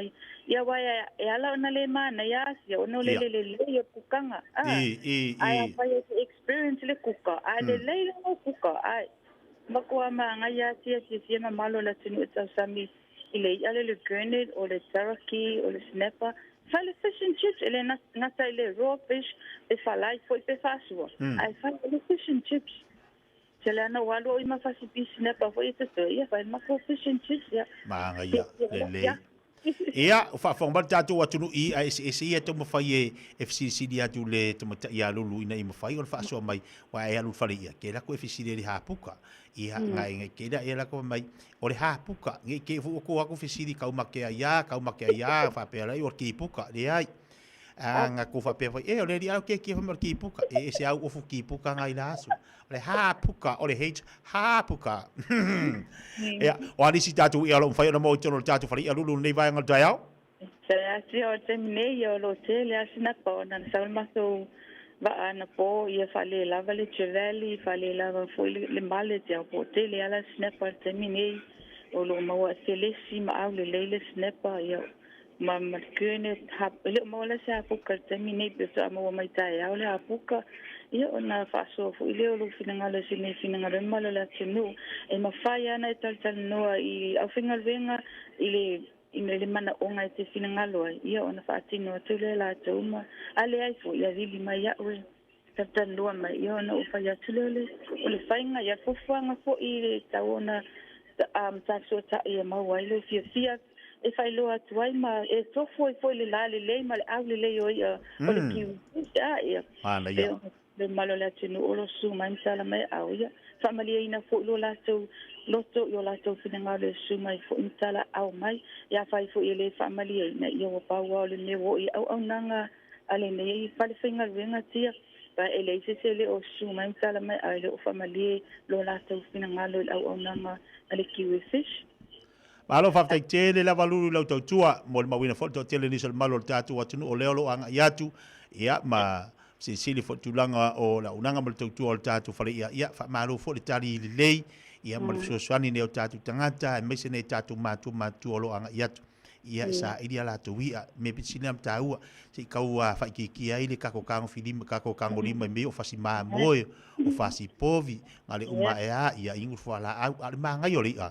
sa kale vai male angiangi fa oka ia ku ia le pe ia fa lai ia alo luau ka kango ula ka fasi o kalu la ka vale ai ke ai le ma ia sesi ele kai ma ese si al mesidam tawa fa telo to tuma langa ia fai ona to to no la tu mani va so se va ngana wi si va ngalo lu fa bol mol E fai lo atu le foi ke le al sa mani fa le sashimi. Ia mal osta le foi ma le osta pe a fina ngalo ia vile mai male masuro masango fie foi masu masutia ia se mana mia lava vile mai le la o telefoni na pe on inatul o lo fitu o to lo fitu ia o le address ia o le 5 Car Road Men Roscoe Free Kings o se pelango le ngo o le CARR se mai CARR fa madia tu se pelango le ngo o le CARR ia Car Road in Men Roscoe.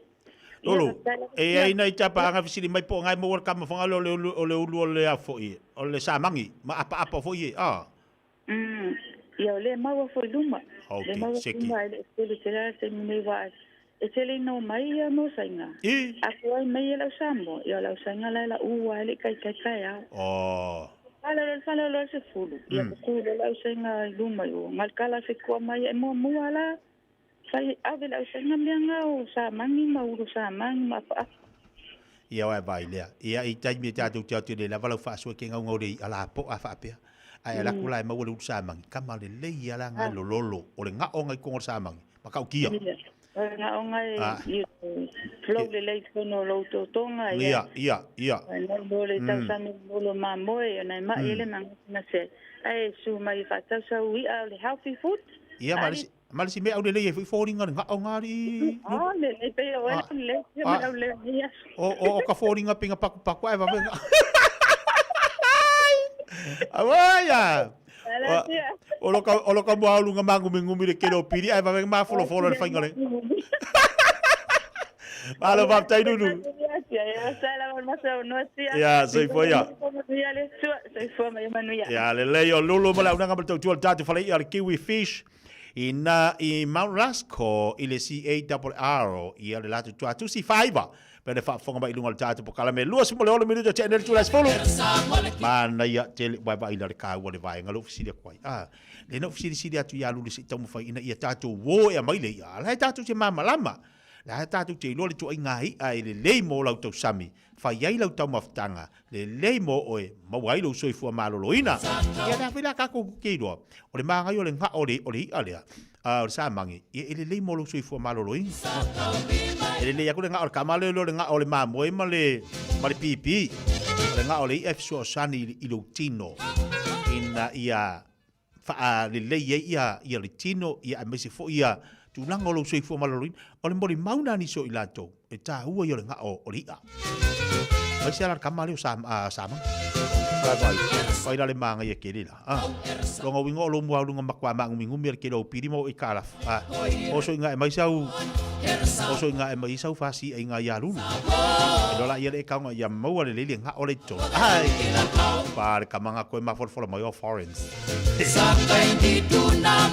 Tai bela wati le walo sul fitu bito tele jula se folo. Pa malulu watu le tai a wol fa ta si mai ele sunga fa fenga inga mo tatu sumpa.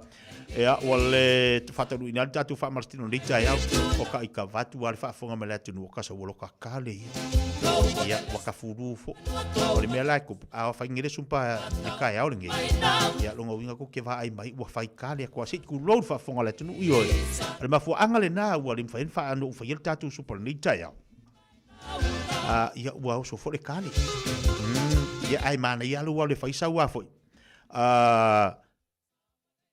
fai sau fa malstino fa lo savali le mane mai winga le tau te lola to foi mal tatu super versa fo ya albanga da wodi fanta tatu super lita ya ya e sa e fa lo savali fa lo fa malstino to lo mo to lo lawa ya mo si fa singa malo si mo lita ya no fatalo fatwa ile di so tatu pa nga mala vale ma futa ba ilunga tatu pa kalame fatalo fatia Sarah Crichton sa o le Sarah ke lo o kamanga hapu ko le makwa manga ya le angole hapu ka apa peke e fa longo le ia alu kiwi fish a jalo vatu le sia siosi ya kasi dia wa pe ase hapu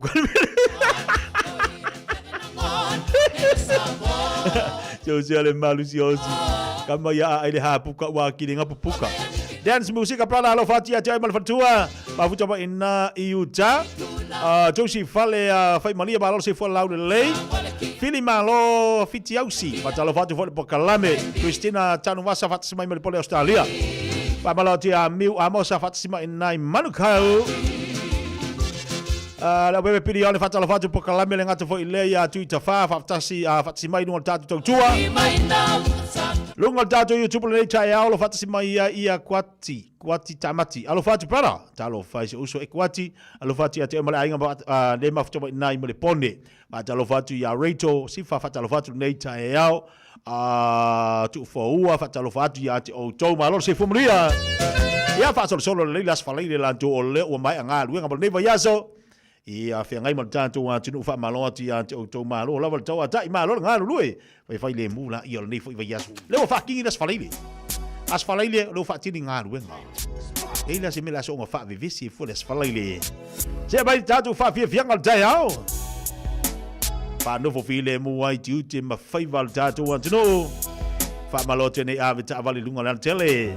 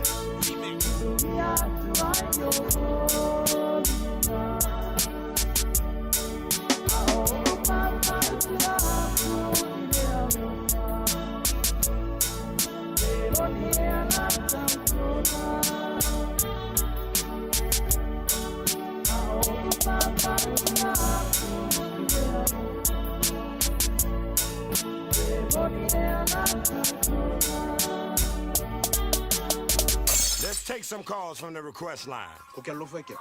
Yeah, salsa waka skipper.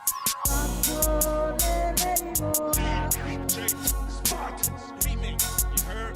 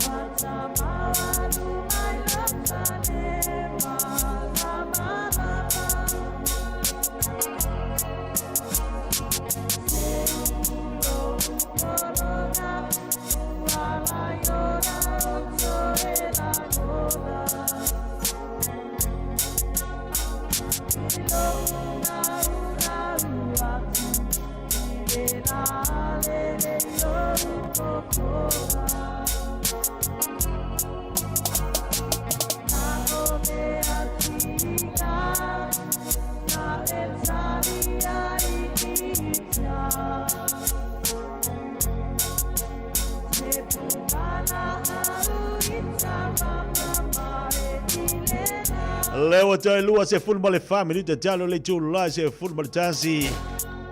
Tato musika mo ole nei foi tai ao. Ia ma fa malo tai initial tato atunu malanga mai Samoa. Ela tu malanga mai inisio fa la belave. Ela tu malanga mai on onisi foi o tuangia fa le ainga. Ela tu lo malanga mai on o hasisinga foi fanau. Pa talo fatu ia o le wa tu ai tau nu i tono lo fanua o te roa. E o le lava i mata atu e le i longa lava na te atu le tau malolo. Le wa ia swing o le tau. A o le mele tupu. Oka se matau tia o le sau o le fulu. Aua te whapea le swing o le tau. I ana e whaatamala i lea le ai. Mata i tū tātou i le nei vai taimi o lo tātou i ai. Tāpena atu tātou kuisi masi ma le tau sanga fō. Whai unga u fōfuanga mpo kala me mo nei tau sanga. Aua ni e whaatamala. Aua ni e whaatamala. O le fulu le iai. E makau kia fo winga o le fulu. Io e wei fo winga o le fulu. E paha o nga ngase o kingo. E whai e kare kasi. Ai awana i tu wai la winga la tala foi la awana i tu wai mai ta auto ai fa alonga tu wa amantau na ngase o tino wa e kale o vai nga fa pena o te fa tamala winga la tala fai le fa marstino ale fai fa afu rutino alu de swimming pool na e tele ia vai nga tono swimming pool ti alu e ke au de vai alu con le sauna io e alu makua i fa afu e lo tino ia nga saudola ia le matua i inu sau fala au ma fai sau malo longa e ma fu foi ona va ve mo o e mama po io o tino le lava lo malo longa ia lava le lo malo longa o ani si me ana te lo o matua tele lo ma fau avese a ku fa fo mo lo ma fau nga me ke lo ma fau wa ka wa nga ele mo ai wa ka wa nga ele mo se to ai lo ma fau ke le nga me o lo ma fau Ia la sangkala ua kulai ko kongolo mafau-fau. Si ko mai mafau-fau. Ala sanga fasapu ko ia ma ere mo ia. Bea la lai mafu no mai ma vave po ia i tantou ona. Wale lava le malolonga. Tua lalo po kalame. Ia lava lau malolonga. Avi singisi mau mea. Afa pe nga ua e taula i lau malanga i sa mo fa ngal tau sanga. E nei kai ia te sema. Pe siri nga ua mga kongi lau pasese. Su e mari lau pocket money. Su e mari lau pocket money. Mai va ai po fio sa mo ka nga ngofo ai. Awang i dor kongo. Atala matulu sia zem al fatu ya mele al fatu para ya jem la inga mafuta mai mele pone. Ya, mai tatu falinga ya na tali mai le pokala me talatu tatu leina mo tatu fili marketi. Ya batu tatu falinga ya. Tapi na mai fili marketi mo tatu le nei taya. Lau peni malau api lau telefoni ya matau tua na matatu le tatu watunu. Fa mole. Mai ya lau oloa tutu ilalo lau telefoni. Tutu ilalo ya le leo lau la au mali i o tatu pokame i o so atu le malenganga fa lo tatu watunu ai le i talatu tatu leila se badisi o tatu falinga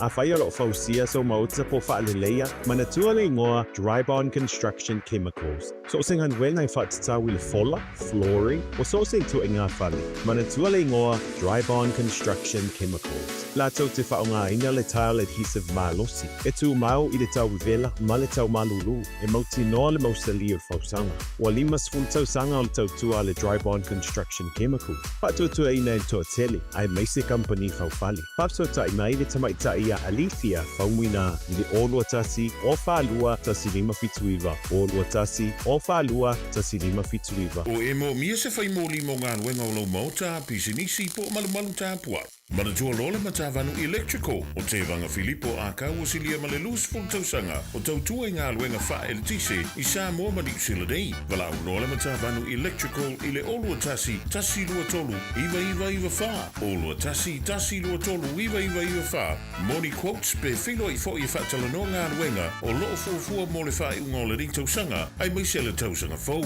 E mawhai fo iona e emaili i le info@matavanuelectrical.co.nz modi si whaamtalanga. E te manae maua se luma na manuia o la wata li i polo wa whawhine. Ua se fulu nei tau sanga o whaatino le Pacific Advanced Secondary School lea au o nanga. Na whaavaile nei a onga e Sir Michael Jones. E whaonga i nae ngana le Pasifika i le NCEA. Maua fua o fua o ngā toelea ni pilia onga. I le tau sanga lua o loa whana maua lunga i le whainumera o alonga whana wale pass na au sia tongi e ulu whale ai i le universite, po le university entrance i le tele o kolisi i le au kilani. Ua uti awa noa mo le lua o lua ono, mo nisi whamtalanga wala au loa le pass i le ovart se lau valu o fitu lua fitu fitu, ovart se lau valu o fitu lua fitu fitu. O e si la fia e iwa te si ma le tolu wha miliona ta la le se leni a le UTOS ua toe whaasafua atu i ona sui whai unite i le lua o lua wha. Whai sau teo ngā tupe e teo wha whainga luenga ai lau se leni ina ia vave wha tau nuu se wha moe moe ta ua a lau ainga wha pe e ka le sia. Wha o ngā au nanga le ANZ po le talofa voucher, le M ta la, ma le My Cash e ala i le Click X. Wha afso tai mai le ono valulima lua ono iwa wha iwa, le www.utos.ws, po le emaili o le info@utos.ws, po le Facebook, le UTOS, le wha aputu ngā tupe teo wha whainga luenga o le mawaenga tau sia Samoa, teo wha whainga luenga e mātau lau seleni, ai sele e oe le manuia. Leo tala tato leina, Fili Maketi tolu fitu tasilima tolu fitu tasilima tolu. Alo fatu ya Tens, mafutu maina Windy Wood. Tala fa malu sefu manuia. Tala fatu tato pokalame nei tae au. Sa taitu ave, fatalo fatu nei tae au fo malu sefu manuia. Ya, leo abanol tato telefoni. Tolu fitu tasilima tolu fitu tasilima tolu tato Fili Maketi. Tala fa. Malu sefu kikio. Malu sefu manuia nei tae au. Ya, o la fuli makikio o luau. Ya, le kuaku ya le kele le luau. ao le ngumela le vidi mai e fa mon moli pe manga o se ro fa ka ole o lua fikfa lima o kolu fa lima o lua fikfa lima o kolu fa lima fa kere da kia tai maria tai ya flima ke ti talofa Talofatia malo se fo maria malo la ba se fo maria ola o lo e fia tunatu o wa o moli headlights o le Toyota Yaris mori o luma mori o tua ia ma le pampa o luma ia afsota imea uile o lo tasi lima o bua lima iva aftaitia alo vafte mani el tai au au no per tato leina tolu fito tasilima tolu fito tasilima tolu tato telefoni a no atu mo malo tato atunu tato flima keti pe na tina mai mo tato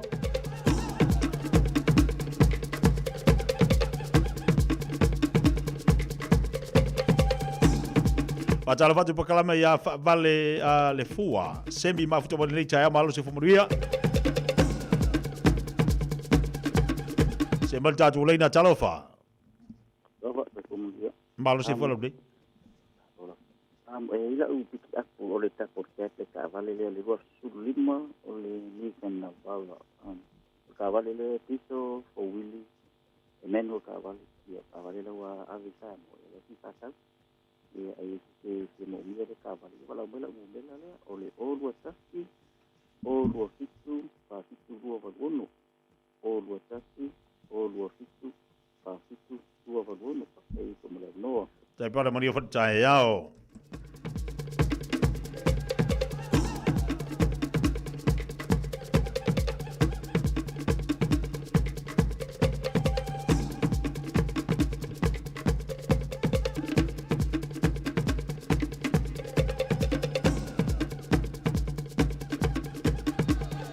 Avano per tato leina tolu fitu taslima tolu fitu taslima tolu tato telefoni e alevano atu mo tato fri maketi e no se abate belo wati lo tos ful mal fa minuta talo tula suma tasi tali stato vala se mai sina fa fia mo tato alo fa mo tato watunu o ila to umala valo penal fe ngai tu manga luenga alo fatu ai mo ila to olo mafuta mai ia ingalua fa mai tabi alo fatu Diana.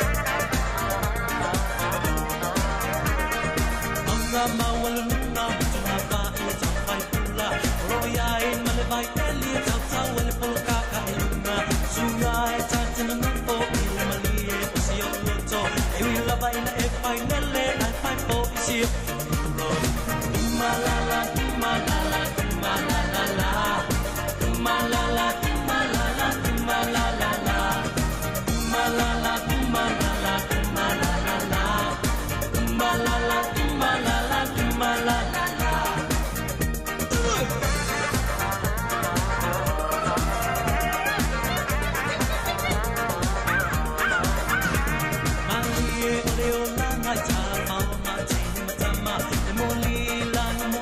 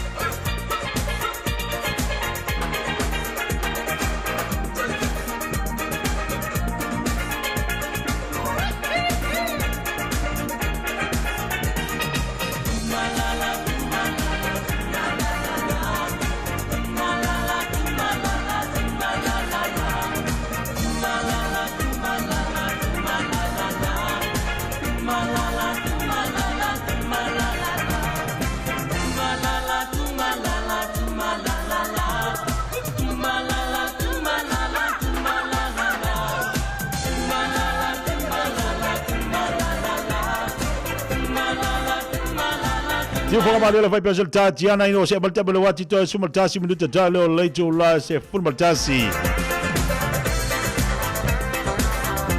Ale na tatu lenda maltatu watu no tolu fitu tasi ba tolu fitu tasi lima iva tolu ya mole tanto free market tatu wadu lenda talofa. Ia, malo se fua. Malo se fomria, ia, solo mai. Ia, via famal mole na va ro yeni sek ya u seki me kurs no ro fo winter ma se toyo Hilux e lua. E ke su mai akana ye. Akana ngol physical e mi ma te ma kasi pe lua. Ia, le rumena. Le 021 0624 794. Ja, maar die fijn allemaal. Malo fa. Jai, coba tasi ta telefon.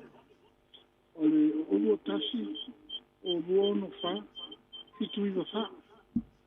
Ja, mau le leifa. Tai wala mai manuel tai ao. Ja, tai ya manuel fo de waso. Ja, sei foi ja. Ersa badayani kida kau, ersa badayani kida kau, koira keda nangon, koira keda nangon.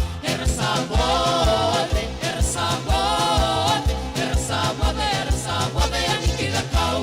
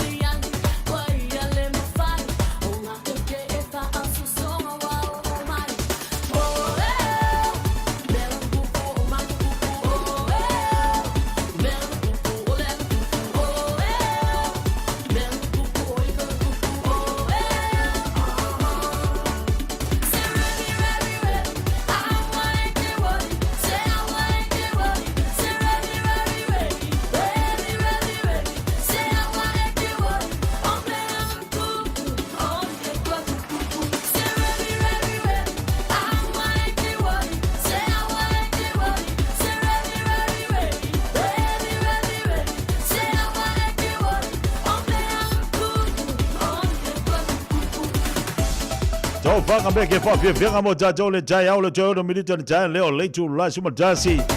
Dato funi bageti dei minuto lo joy lungo dato po club le jai nei a no per dato telefoni tolu fitu tasiri ma tolu dato vala talofa. Ia o wala wa mole ngai ma ko ko ni. Ni ta o kukuro mo ka polo lau. Wale ko fa manga. Ya la wa no fa le asa. Wese like wa le ko fa manga puleanga pola vea puleala. Yen fanya wala mo mela. No la kusiaki ai polar ka usaka wa. Ya o ma e skala o mo mela le ba. Ya wala mo ye o le o lo tasi o lo fitu fa fitu go go ai fuli wila o ngai e lo mo wala mai te mo ta ka wese mo mela na o lua tasi o lua fitu fa fitu lua va go ta sai la mo le noa malo fa tei so por fo le tai ao le o te 5 minuto te le o le tula e se fo martazi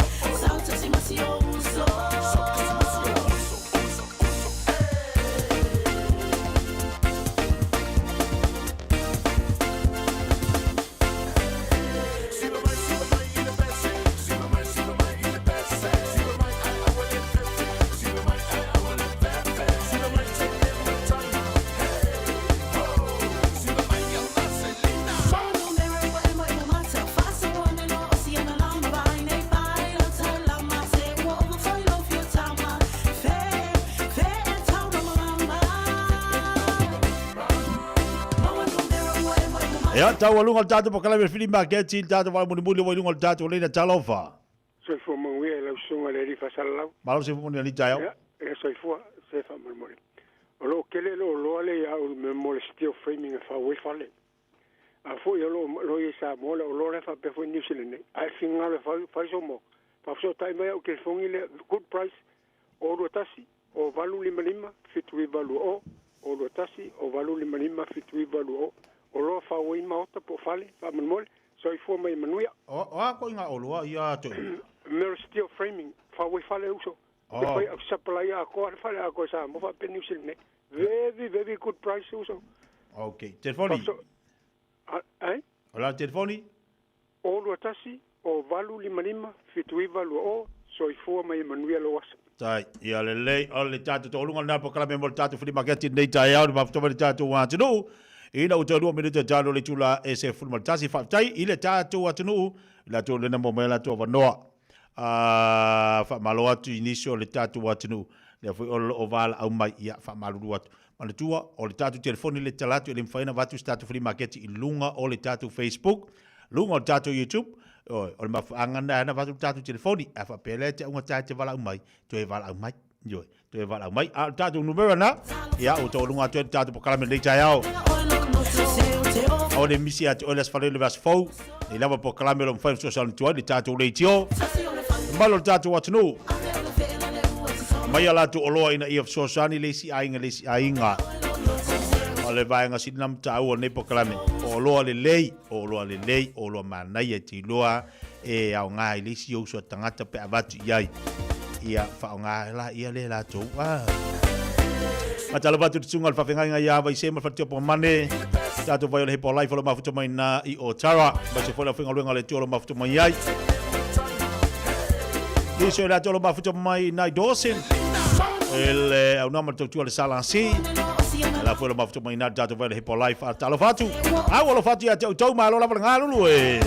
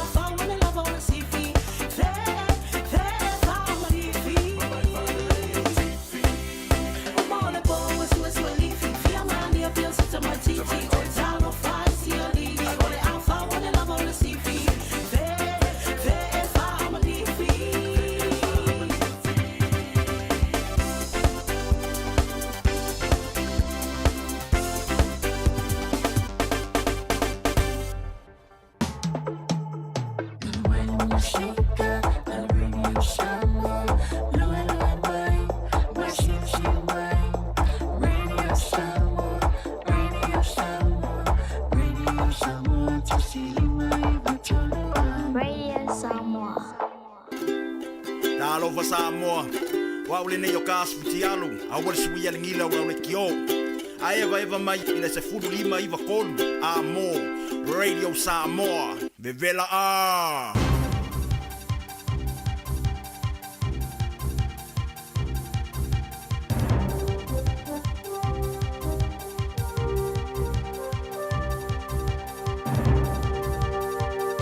In this update, a political commentator is again asking questions about Chris Luxon's leadership.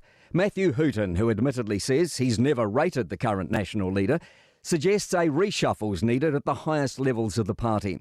He says the status quo is not good for the government. He just cannot get the confidence of the public and the business community, and that's harming the economy as much as the government. Meanwhile, senior National MPs say they're backing the current leader. Paul Goldsmith says no one in caucus has spoken about potential replacements for Luxon.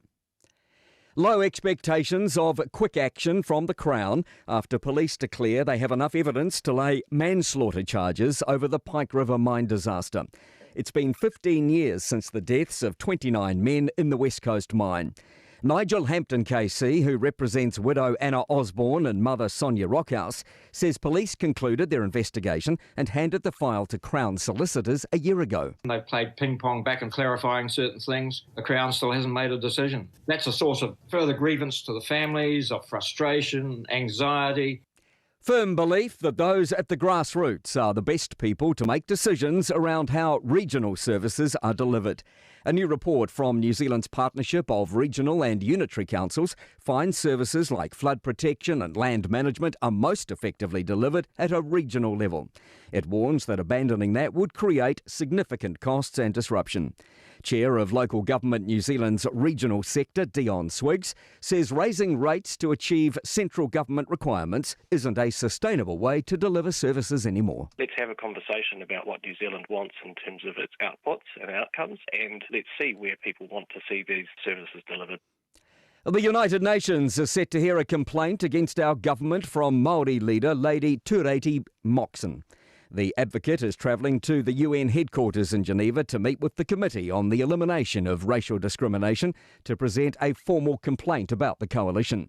She's specifically pointing to a number of issues, including disestablishing the Māori Health Authority and a review of the Waitangi Tribunal.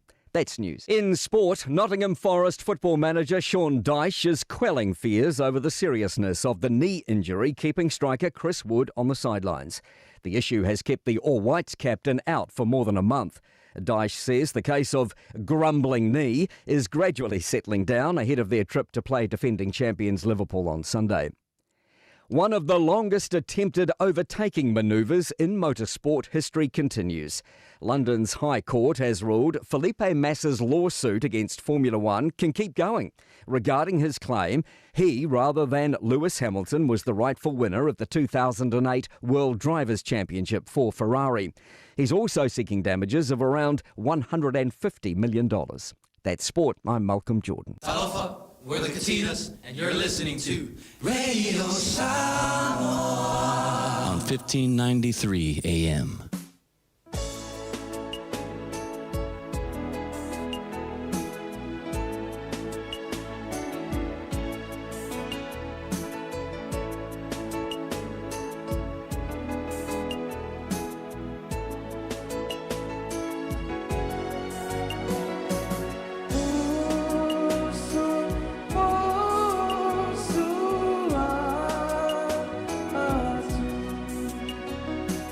Yeah.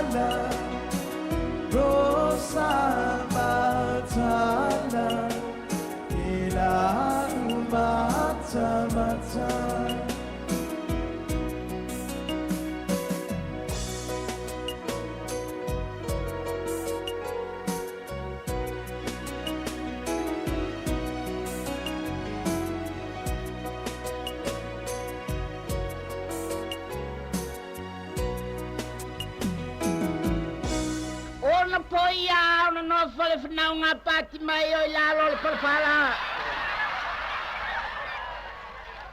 Savala watu ai o ile moto tangata to tele ole olo tu ilunga pasi.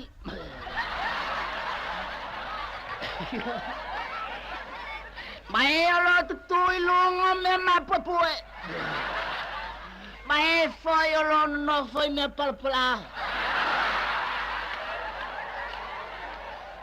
E telling you puna tautala ya ile perfecta pati mayo.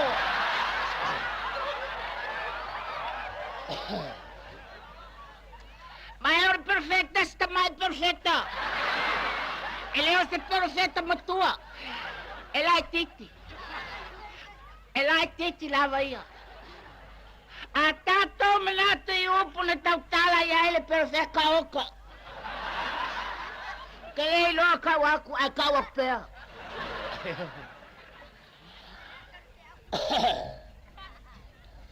Ano sa pati mayo ilunga o mema pupue. Sa wala watu ay moto tangata to tele oe olo fie mmoe. Mae olo fie ai. Mae olo fie feinu. Mae ona na. Mae fa pena.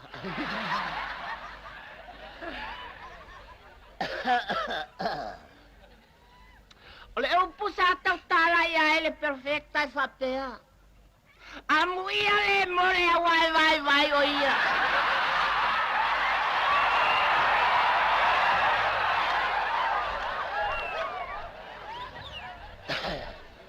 E tele tu na vai beata to mafa mamma na tu ai.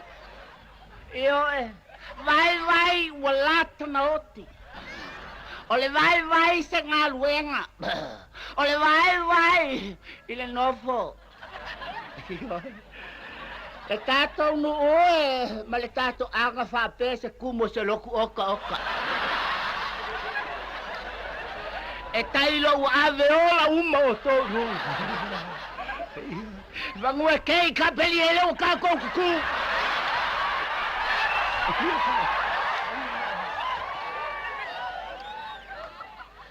Le tato ai ngai ma le tato no ai mai se le tato malo fa kai ngofo. Malo le fie moe. Fa tai mole. Yo. Vai, o se me ese el tele. Yo. Fe awala mai ai vai. Yo. Ole fesili pati mai o. Ile vai nga. O ile vai. O Isako. O Rebecca. O Lazaro. Ya tato manato le vai o Lazaro. Yo. Fenga ko ku angale ai kama fangwe Lazaro. Yo. Apenge o makako le ko vai a Lazaro ya se vai la le que quiero Lazaro.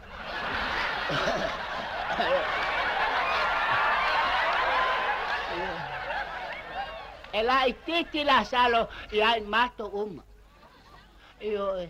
Tele ni upu na tautala ya ile nei al toto. Yo.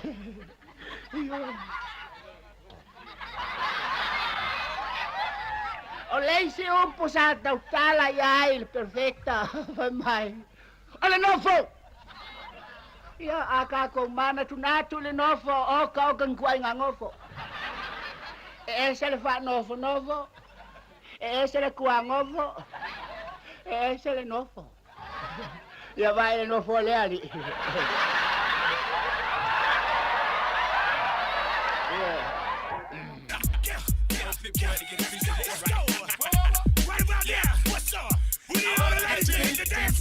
Countdown. 5, 4, 3, 2, 1. It's gonna be some stuff you're gonna see that's gonna make it hard to smile in the future. Oh, yeah! In the mix. But we had one more important sound we wanted you to hear.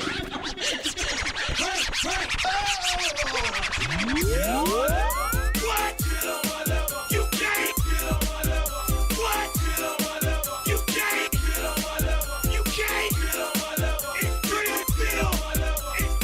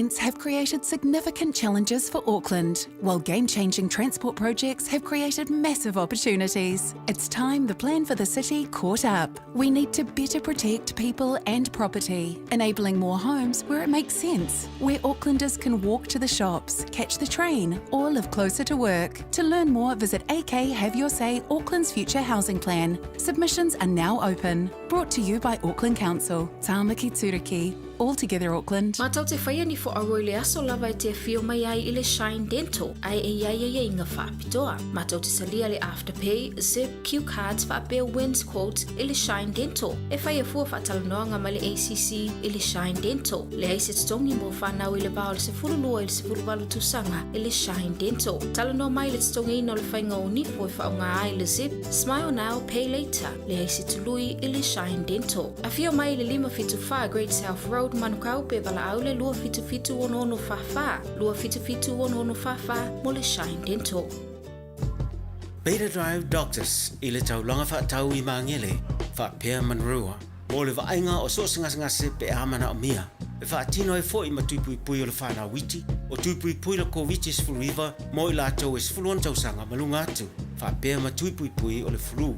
Wala au telefoni, 255-25 mo so wanoe whaatino ai nei au nanga. O fisa whamai i maangele i taftafane o le McDonald. A manrewa i taftafane o le Whaletusi po le Public Library.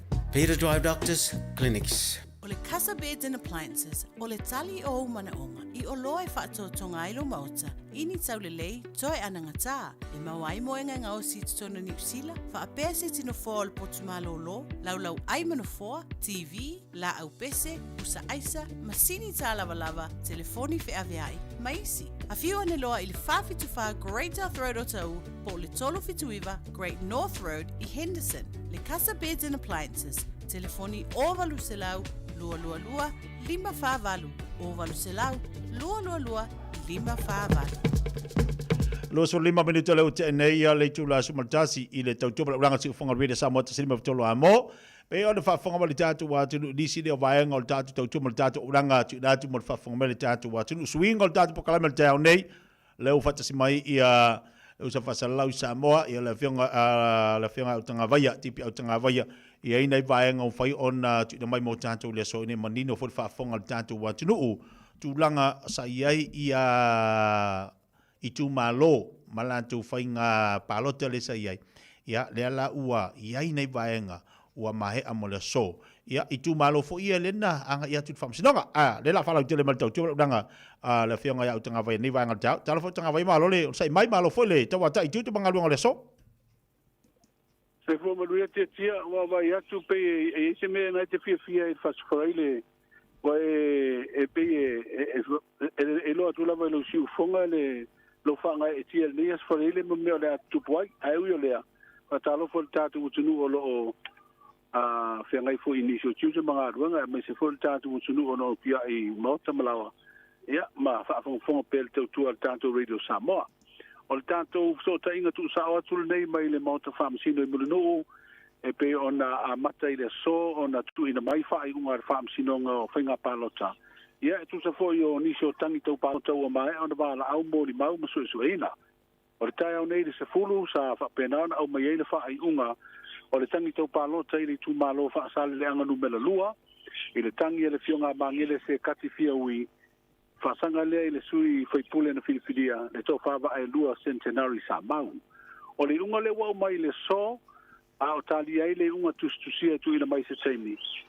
Ua whapena ona whaatu mau, ia le na foa o le tu malo whaasale le anga lua, o le wha maonia mōri anga le na tangi whaasanga i le sui whaipule na Filipidia mai le pano te tele. Ai i tua inga a le whaipule na Filipidia whaasanga i le na whauruina le tangi sa no fuia foi. Le no fole tu malole nei le paia inga talu ai no na sfu fitu le parlemene o fa pena ona fa maonia ni sio morianga ma le tasio morianga o finga fa la tua ua fa maonia o tupe ia na tu ina tu inisio tanga te palota le fa moe e fa to sinai ma o tupe nei o tupe mai vai nga tupe o le tanto proketi tasi miliona le o fa inga to tupe ia pe a tu fatas no sfu barua fena ruai o leisi tu ainga o whamaonia mai tu pelewa nei o le poloketi tasil miliona 5 furuafe. o le si vai ngā tupe se furu afe, o le si vai ngā tupe e valu afe mon tupu, ia ma le siaki e lua afe lima se lau tāla. O tupe la ia atu whaatasi la u whaopopo le na whanatinati nei na ua mai ana lau whae unga ona su valu afe mon tupu. A o tupe la ia, tupe ia mai poloketi il miliona le tu malo whaasal le anga lua. O lea lau au mai whae unga u whaamaonia. Ia tua inga whaasanga i lena tu ina atu ia le tangi i lumo le whaamasinonga. O lea au mai ma le polo inga fo le whaamasinonga ina ia tutongi e lena whauruina le tangi. Le tolu afe tā la i lena whaasanga i aile mita upul nei po le sui whai pule. Ma ia o antu le tau sifuru lua le awa uri le maa sifou lua sifu whao novema. Ua mai ona tutongi le tolu afe tā la. O lana tupe lua afe na whauru aile mita upul nei. O le a le toe whaafo ina iai. Se i banga nā le lua afe tā la a le na whaasanga i ai ia le tangi. O lea le ato e whaamatu atu le whaamasinonga ona o lea u whaamamatu inga whaasanga i atea. Ia peo se tala na tamaina nā tia mana whaafonga le tātu tano i le tūlanga ua i ai ia le taurunga fo e le tangi tau pālota mai whaasale le anga lua mai le tātu motu i sawahi. O lea ua fua stemio le uri le so e au mai ai le whaai unga le tangi tau pālota mai le tu malo whale alili lua. Tālia la le unga le whaamsinonga le nā. Iona toe leo le tangi e tasi la wabana o le tolu tangi ia wa mai ona sue mo le mau. Toe la ia leo le tangi tau pālota mai le tu malo safata tasi. Mai e wha moe a tonu po se aso le nāwai o sifou. Ona au mai lea o le so o le ua mai a whaasal le anga lima o lo tālia ia whale alili lua. Ia ma se aso le lava ia so i se whaai unga le whaamsinonga. I le tangi tau pālota mai safata tasi. Ia o le talatu lea tia man whaafonga le tātu kutaro. Awa ia, o lea e pe fōringa mai e tau mau atu. O tupar polo ke tilo whaunia le sa whaatosina, o sa o lea? Ia, o tupe nā sa inisi aki matu ina atu inisi fo i o ngā ruenga sa whaatino. Ia manisi o tangata fo i o nisui o nisi o fioanga. O tupe nei nā umai mau whamaonia wa nā umai le tua ingana e le na whaasanga e litangi. Ia mawhaia mori mau leo whamaonia. E le si tua inga whapesi vanga se si ake lima se lau tala leo whamaonia le whamasinonga. O tupe nā ina tala e ave whaile peri cash. Ngā ruenga le ofisa o isi la se leni e peo na u tala atu. Ia o tupe nā na o me saala mai le tupe nei o bloketi. O le la sa whaonga e tu ina atu ma le whaamoe moe. O le tūlanga nā o leo whamaonia whamasinonga. Sa whaamoe moe tupe nei. E whaatosi nai tanga tole palota. Ia mai le i mamao lava le aso le awha iele palota le se lusu hui wa okusu. Ai whaamatu siaki o vainga tupe ia o peo na whaamaonia.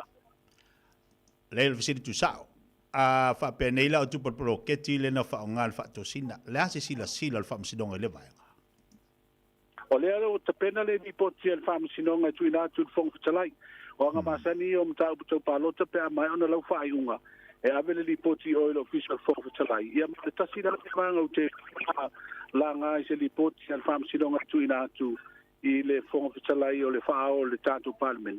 Ia ona sila le ia o ia po a nisi tūlanga e whaia iai. Ai o le tūlanga ia leo tūlai mai. O leo whaamaunia ia nisi nao tu ainga na whaonga ai tupe o le poloketi. O manino la le whaafonga le tātou atunu whaatu mawina no fōa o whaasa leanga lima lo no winga leo atu e se e mai. Ia le sui fo i o le HRPP ia pe ona iai ia le lato fo no foa i nei whaasa leanga lima. O whale alili tasi leo te mai tau atu o le la ta pena mo le so. Ai pe o whale alili lua. O sa whata tasi le ta watu fsiri. Ngalman mana. E pe o le mata upu lea le na moa wa lewa te le na lo te le whamasidonga. Ia le ua wawa ia ko le ua mari unga whaasa leanga lima. Sa whasa fale alili lua le tapena atu le audio le so.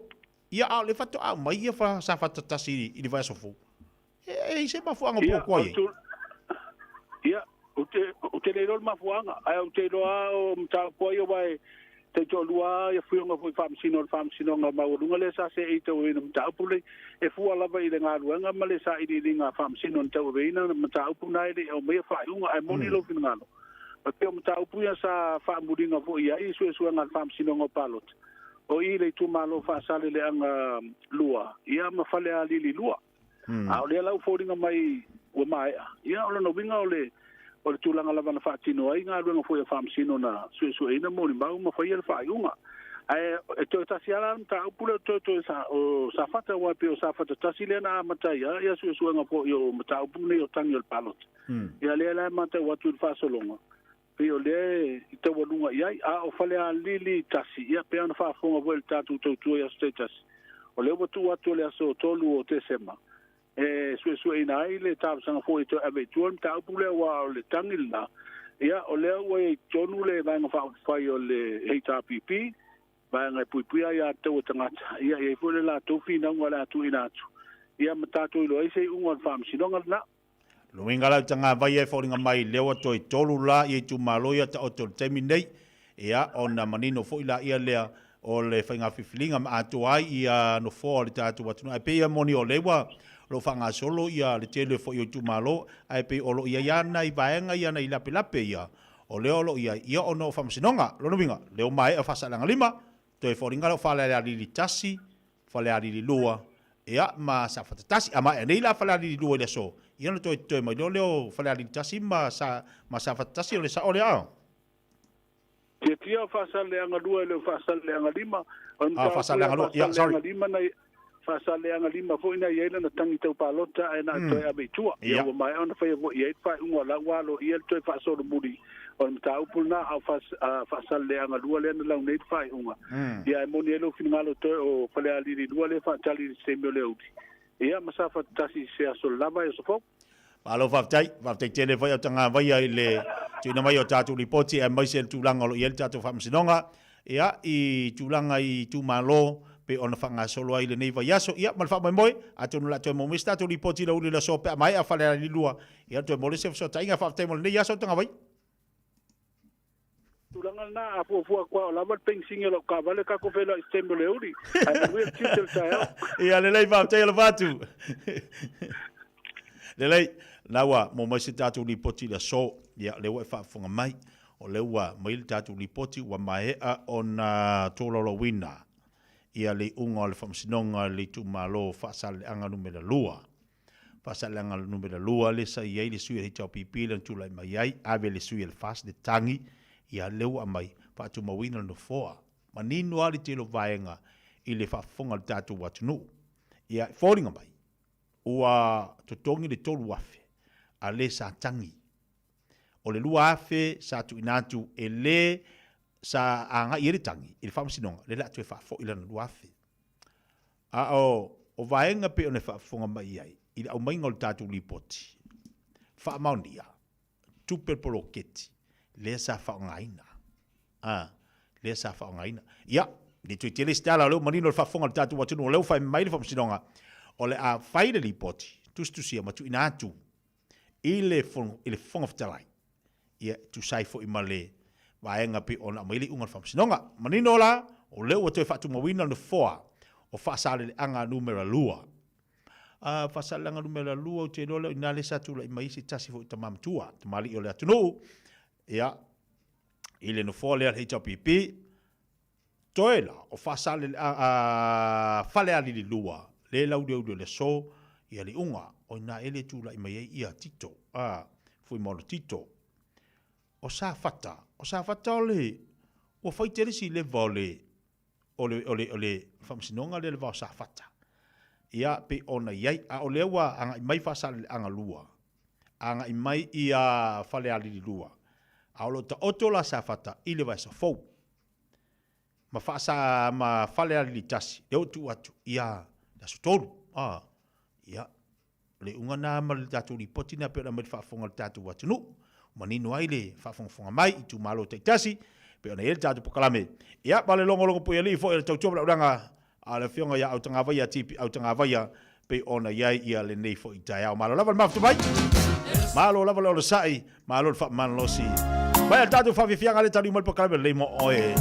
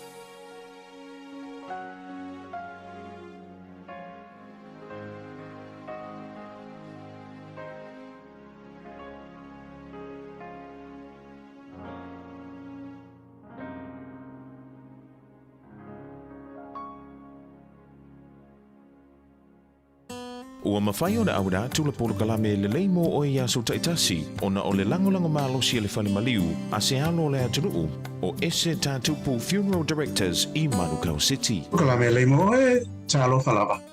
Mo wape te re lima alo na whai ue balo.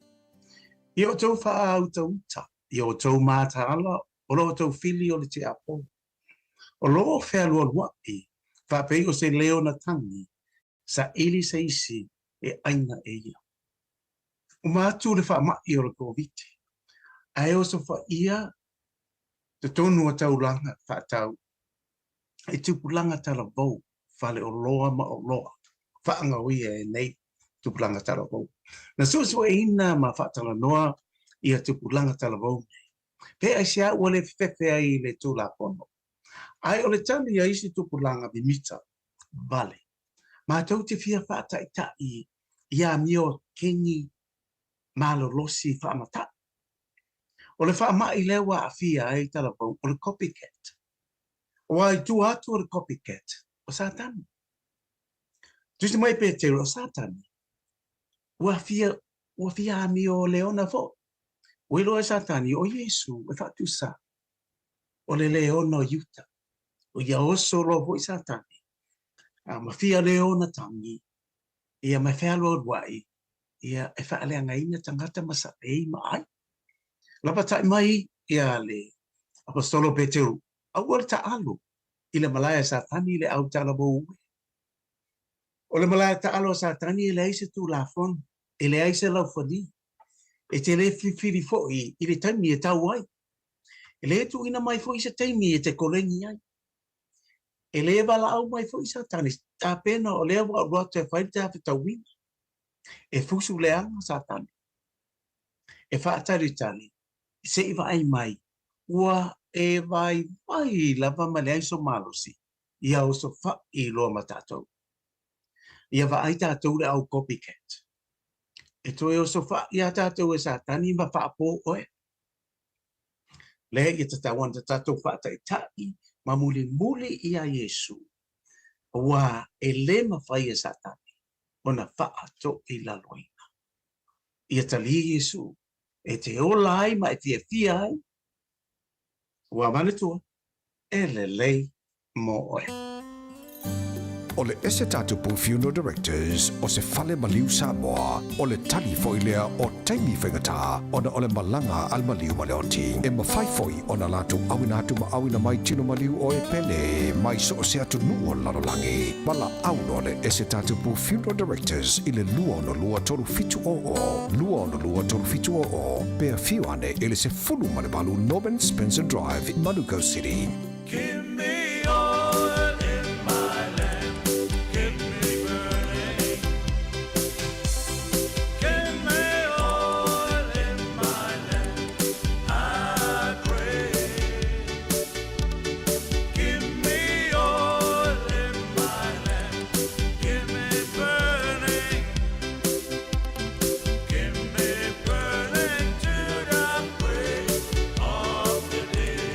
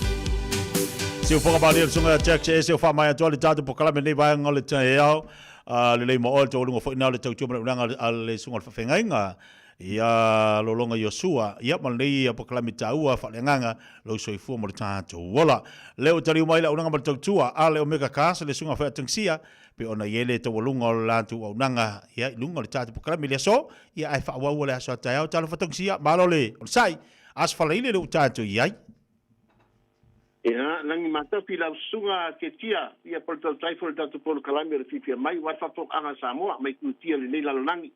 Malo so fu manifa, malo le usu ke tia, esa le esa unga, ilo watato wa au lia mai fo ile sui fo io, au mga ruenga le nei aso, a mecha o ngatana unga ke tia.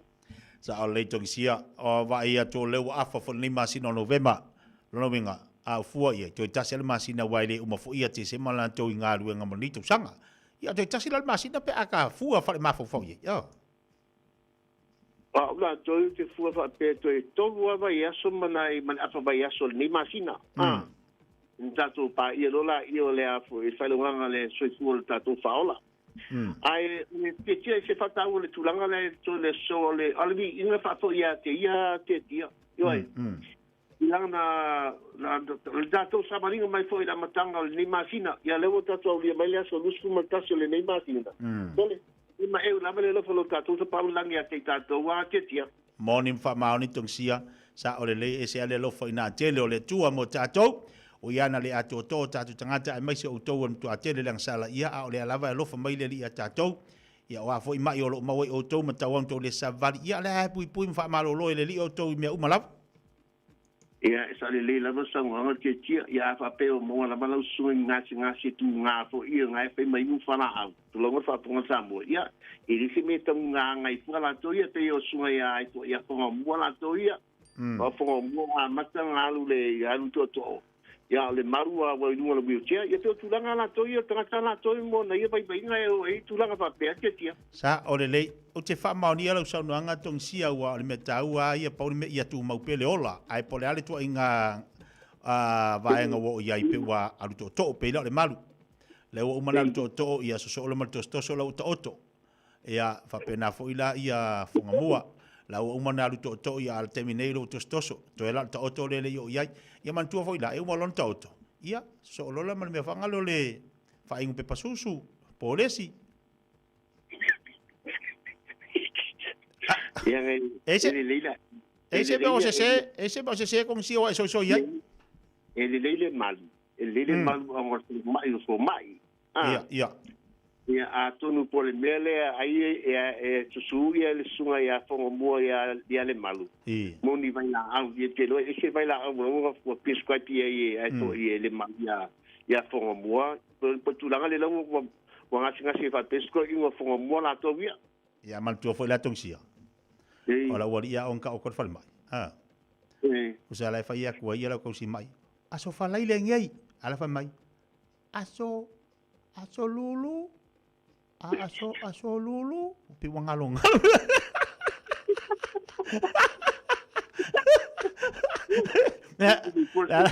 La fa ia ku ia le ko si mai. La fa ko si mai. Vai la pole singa ka usami ala fa mai. Pepa pingaki. Pepa pingaki.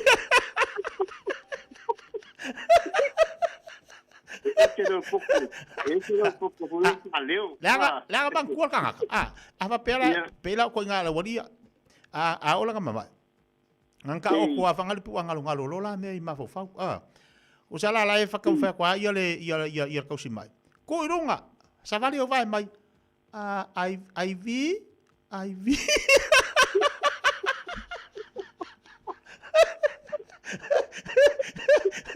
leva agora que eu tive aí curu vai falar se vai IV usa live gal IV mira eu lá ei e malosia e que soy yo le vai o ya la fai mai o ya la fai mai ngai ya ai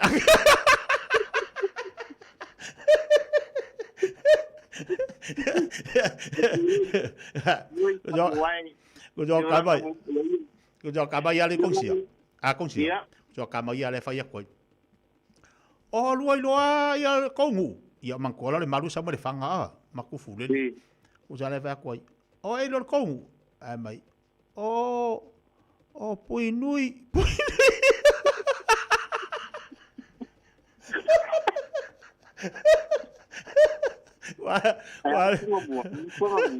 ia fonga mua sa e mai moa ia lo nga ala va ko la ko si mai o me ia le fa me fo mai va ku o e mangkua ko ngu sa moi o sa le fa ia ku o e mangkua ko ngu ala mai o sa lo longa vai le wa ka le ngol fa ku ale ka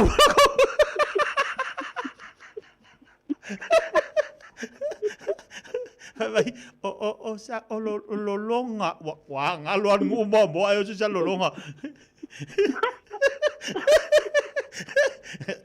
ya kari o ya ngai ka fa makala mai ngi me uma ya wari ia tulanga la to yo tulanga la to na to fuanga e o da pe uma ya vai ai man tili la to ia o la le ungi po afea ia ayo tili fenga ele ma fai fenga tali fitangata ia ai sa o le ia fitangata po afea ia le ia no fota pena ia fa te won na po ia ka pe o no na to ia no manu o no la ka mai ia na e men tili fai o le ko nga ka pe nga pegari ko ki sia ke ba oi o o le mo famo mal le loto o le ese de 29 sistema ni ala sala Patulanga fa penga. Okay. Tulanga fa penga la to ia. Tau no to pero que mine ia ele mai taimi la to ia. Yo. Usa uma loka kala ngonga ola falonga. Ya, la fatuia te walunga tapo kala bende tayau. Ila to tua ai mai se foi la lo atu fai ngol via so taxia. Ya, fa tai ke la mala sua. Está tai ko i au tai le tatu po kala me fifia mai a wasa po anga sa mo me tu fio le ne ke lope. O tatu au mawai, ya tatu sa i malo. Ya wa la mo ton penga black man dia. Walo ma fa na. A mi se la tono e talisia. Pa malo se po man dia sa mo pa malo po la man dia. Nganga fifia, nganga pa mo lalo. Ia fatalo fatuai tong sia ile abatile lava mal pa walo. Pa malo lava to wa tai.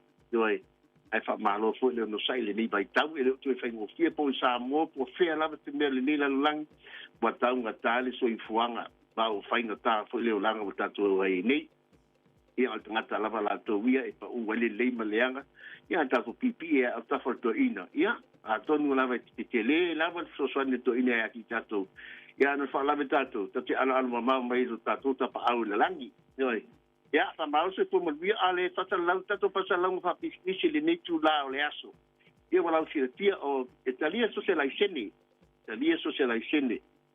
Italia fo i ala passport e fa yelo tal sanga e ta fa pelese elese la sene ia tenga fa ngano passport e fa yelo tal sanga ia polisi tulanga fo i fa pe o le mo de bad tulanga fa penga ya tele finance matu tingalu due fantasi ma botali tono ina to tele finance matu la matu to tua o le mafu anga fo ina fa ngo finance matu application pa kimi submit ai ya matu fa so fe ma finance tulanga fo ye tulanga fo ni en pai ai on tadia la tal sanga ya pa on me afa pe matu fa le tonu alo suafa ala le leila for the people ala le ki pe mo e ma faina to le tala fo ia e mafaina e midi mai to kita tala ta fa so yo e de fito si fa matala ni si tulanga mea tala mea lava to finance eli fa lo fa unga e fa wa ul fengo tal sanga pe fa si talo sanga auto sia e mo mua fa tu to sia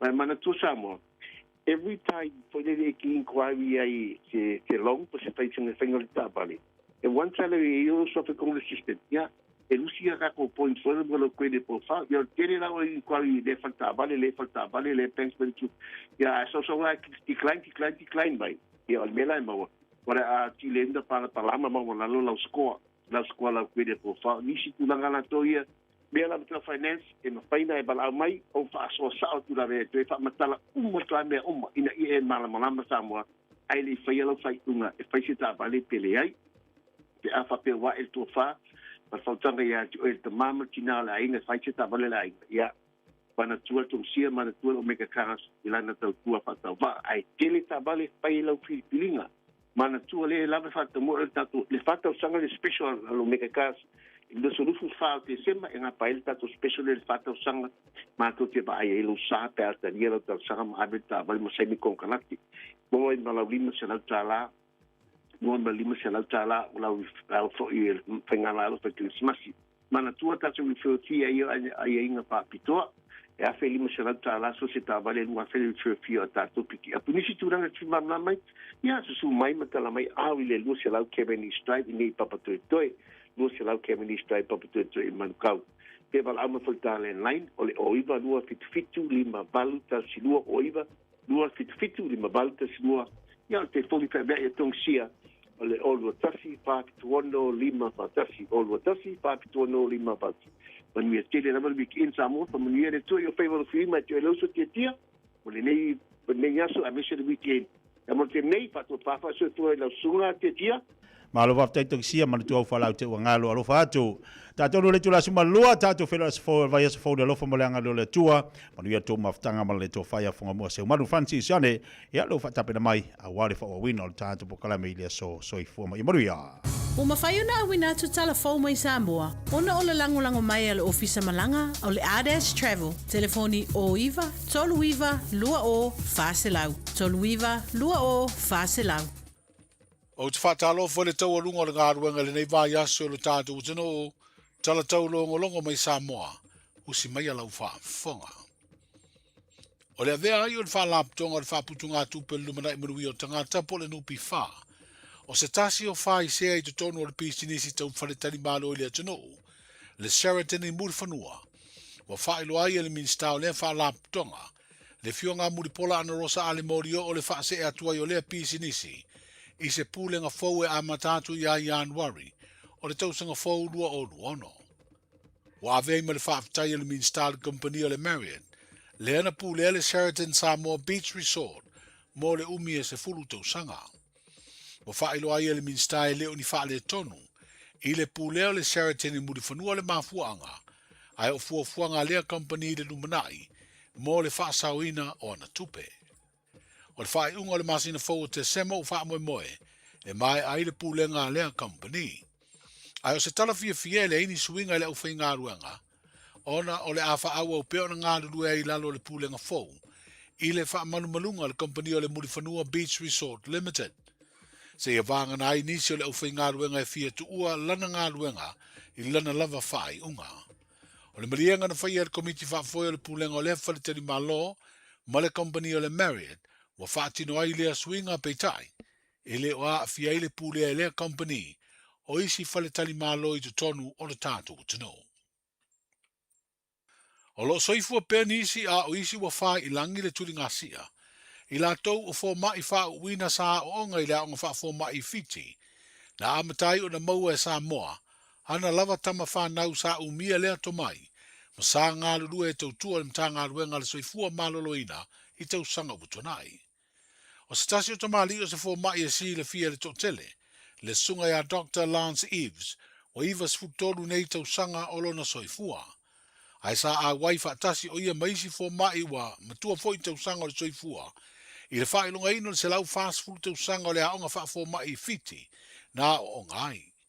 O se sao ninga sa whaia nu mamau to le malo I le fau, le ana sao no aile te maa te isui pāle mia, le fionga muripola ana rosa ale morio o na ia mamori aile whaafitai le malo, I le tautua matavela fo mai, sa o uine fiti, ona o to mai e se whaafo mai na lato whaau uai, wa whao ngai le tautua ina le malo ma le atano, e ala le au nanga le soifua manolo ina. O le tausanga e afe valu se lau valu lima, na whaavai na ile aonga whaafo mai fiti ma o le tausanga nei, wa atoa I aile se lau whaasa furu tausanga, talu ona whaatu ina. A toi mana tu ia e leo se taimi lai titi, le sao ma le au ngao le nei a onga, i le ati na ina o Samoa.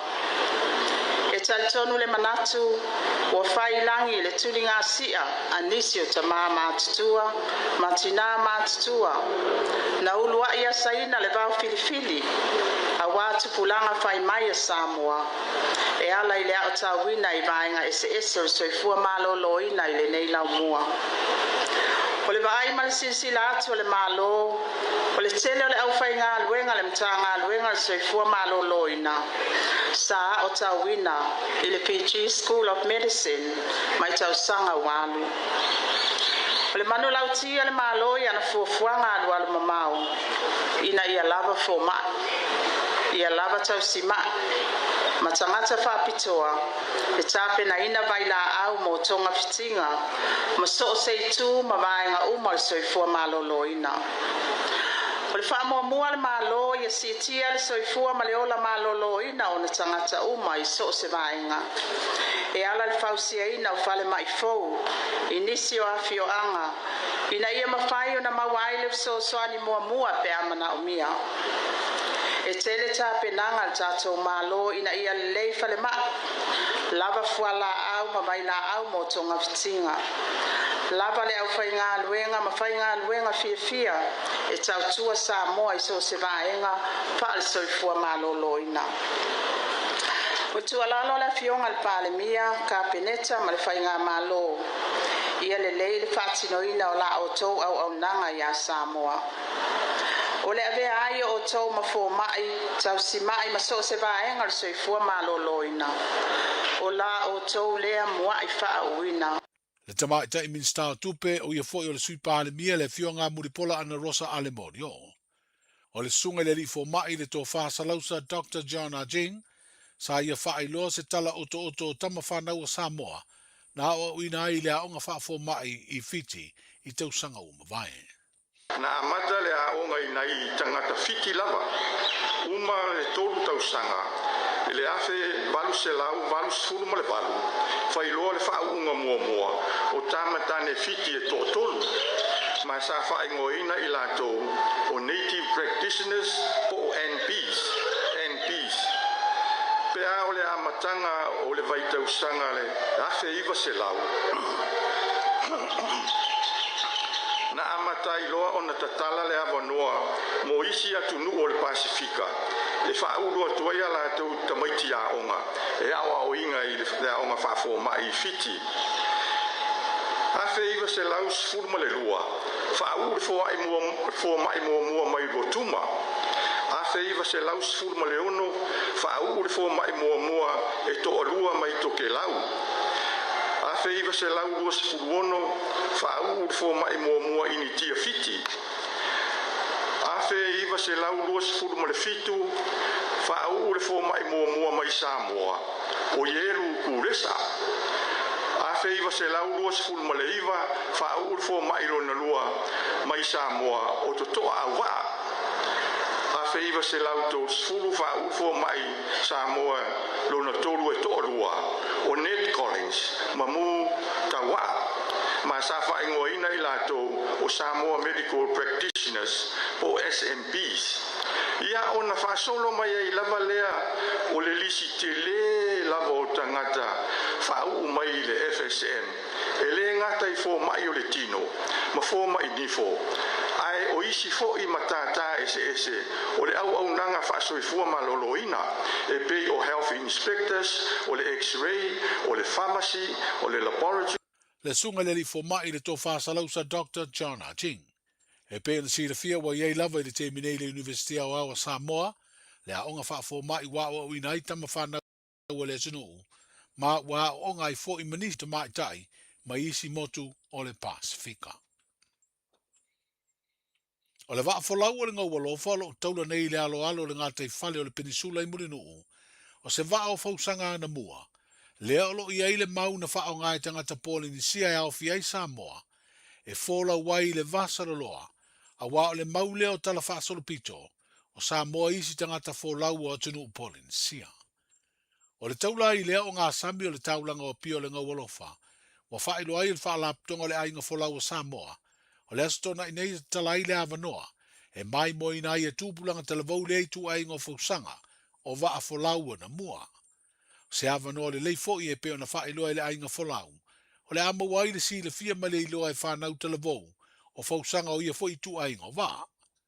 O le masina umavae, sa tali malo ai ia le ai ngā folau o Samoa, i le malanga mai o se va a folau o tangata Maori o New Zealand, le ana o lato wafe ai na ngata i fale, o le fioanga o poutasi i fale alili. O se awa onga i le sa ili o le tomai o kapiteni, i le whaonga ino le sio mbanga wha le nā tūle pe o le la, o whetū ma le masina i le pō, e tāpa sa ai le va a folau na malanga mai ai i Samoa. O le wha moe moe le asto na i le nei vā yaso, o le ata tala fo i le lautere o le tātu o tunu e fia mai moina le ngau alofa. O le anga uma masini e mawaile e o le o kesene, i le mautanga se ngase i matotua. Ma ua au mai ei fangu o kesene mo le mautanga se ngase o tupuata masese mea ole, mai a Amerika Samoa. O se ngā luenga lo whao ngā i nei le vaa leo leo le nā whanua, o lo o alu masau le whila ua ina o fangu o kesene. E leo i roa po a whea e toi fo i ai le wha le tonu, ua fia i nei masini e mawaile o kesene, i lo tātou mautanga se ngase au tū. Au te ripo ti atu, ua taun uma plan se lua. No o mai nei e te au tala le minsta so fu maloro ina mala na whenga luenga o masai i. Te le o ngā luenga wa no sisili fa whena fa pi, o ina fa pi, na whaini trainings, o wasta monitoring, o kaka supervision. Ai sa au tala i la tole no mai. Ele iai ni tole ni le lei sa fati no, a le lua vai son sa ultima lo fa pi msini to er. Ploketi fa pea, at least 6 months. E no foltanga te fa pi ploketi, ma train uma i la tau e tau ver ploketi. O fa fita uli na leita, e o vola tato city scanner, same thing. Ana mai al company fa pi le mea lua vai aso o a masini e technical uma fatinonga operation ma le fa wongo le tulang. Fitaulina le sa mato terano mai ana nei pola le wala mfain ato e fa tau se masini so fo maloloin a mai matangata i tai tau sanga o mai ne to lengi tato tangata ma fainga luenga i malato e operate machine se finangalo le tai o le malo le fionga i le pa le mia susunga la audi le mali e tole o te pola te vau fosi Smith i le feilo inga matu sitala i le songa fua. O toi fo ia lātou kalapula kapia lo tā alo aide to o tele o tamo le tātou au kapia le manu Samoa. Ina ua taunu wane i New Zealand mai Dubai. I le asolulu i le mai ai o le tāmilu sanga sa ili avanoa muni i le ipul langi. I se wheloa inga mana te malanga i viso o te inga whao na ponei. Na whaelo ai le sunga ia sua Hezed Yeremia o le wha tamala o le tātou au sa le mawaini ai le lei i le tā alonga ma Belgium. Pei tai ua tau lau o le wha moe na fina wai o le sao atu le ipo le rangi le tausanga e lua oro fito. O le talonga le na whai ma awala o mawarunga le toto nisi a matau whale tono i fo i el tātau le whatu. E a ona o le tūlanga e a mawalalo na o ia ai. E le tūlanga na te tusai e mai an talonga ia e tapenanga vai le tanto au tanga vai na tapen o le tamilsanga e le sa tauwanga ta se ma Brazil e o Namibia ma le Aulia Belgium e taifa somta alu e na umaya ia au i le tūlanga le vai ma le lava le lava malolo e ma afia toi foi mtatu ai o le tūlanga lava e fatinonga le talonga e le tau whailo lena mai mom sisi la tunu e fasala ni tu sa mai fo le talonga ia o le falta mala lava tatu il tūlanga na il fatinonga o travai facilite le tatu mistakes ia i te bi umol talonga na sisi la tu ia ia male tau nu ia le te le tatu tau fainga ia ma wainga uma i le fofuanga ma le game plan faya onga ia na ia i monta longa le ia ai o le tulanga wa langona i le fifia ia le wa mai ia wa sa fangata to i le ipon langi lo fitu Australia se talanoanga ma le te malanga le tātou manu Samoa le fionga ia sua Hezed Yeremia. Manuia le whai ungo le vai aso le tātou tino, tāle soi fo i le vai aso fauto i tātou whiro ai. Ai mole nei teimi, A whai o fuafua sa umolanga mo Samoa ma le Pasifika. A whio ane loe le la lao le R-Dash Traveller i le tasi malu lima Great South Road i Manirua. Po o le fitu lua o Shaughnessy Street i Papakura. Ma wa pase se pa u. Wala au loa le R-Dash Traveller i le o lua lua whāwalu o. Po o le o iwa.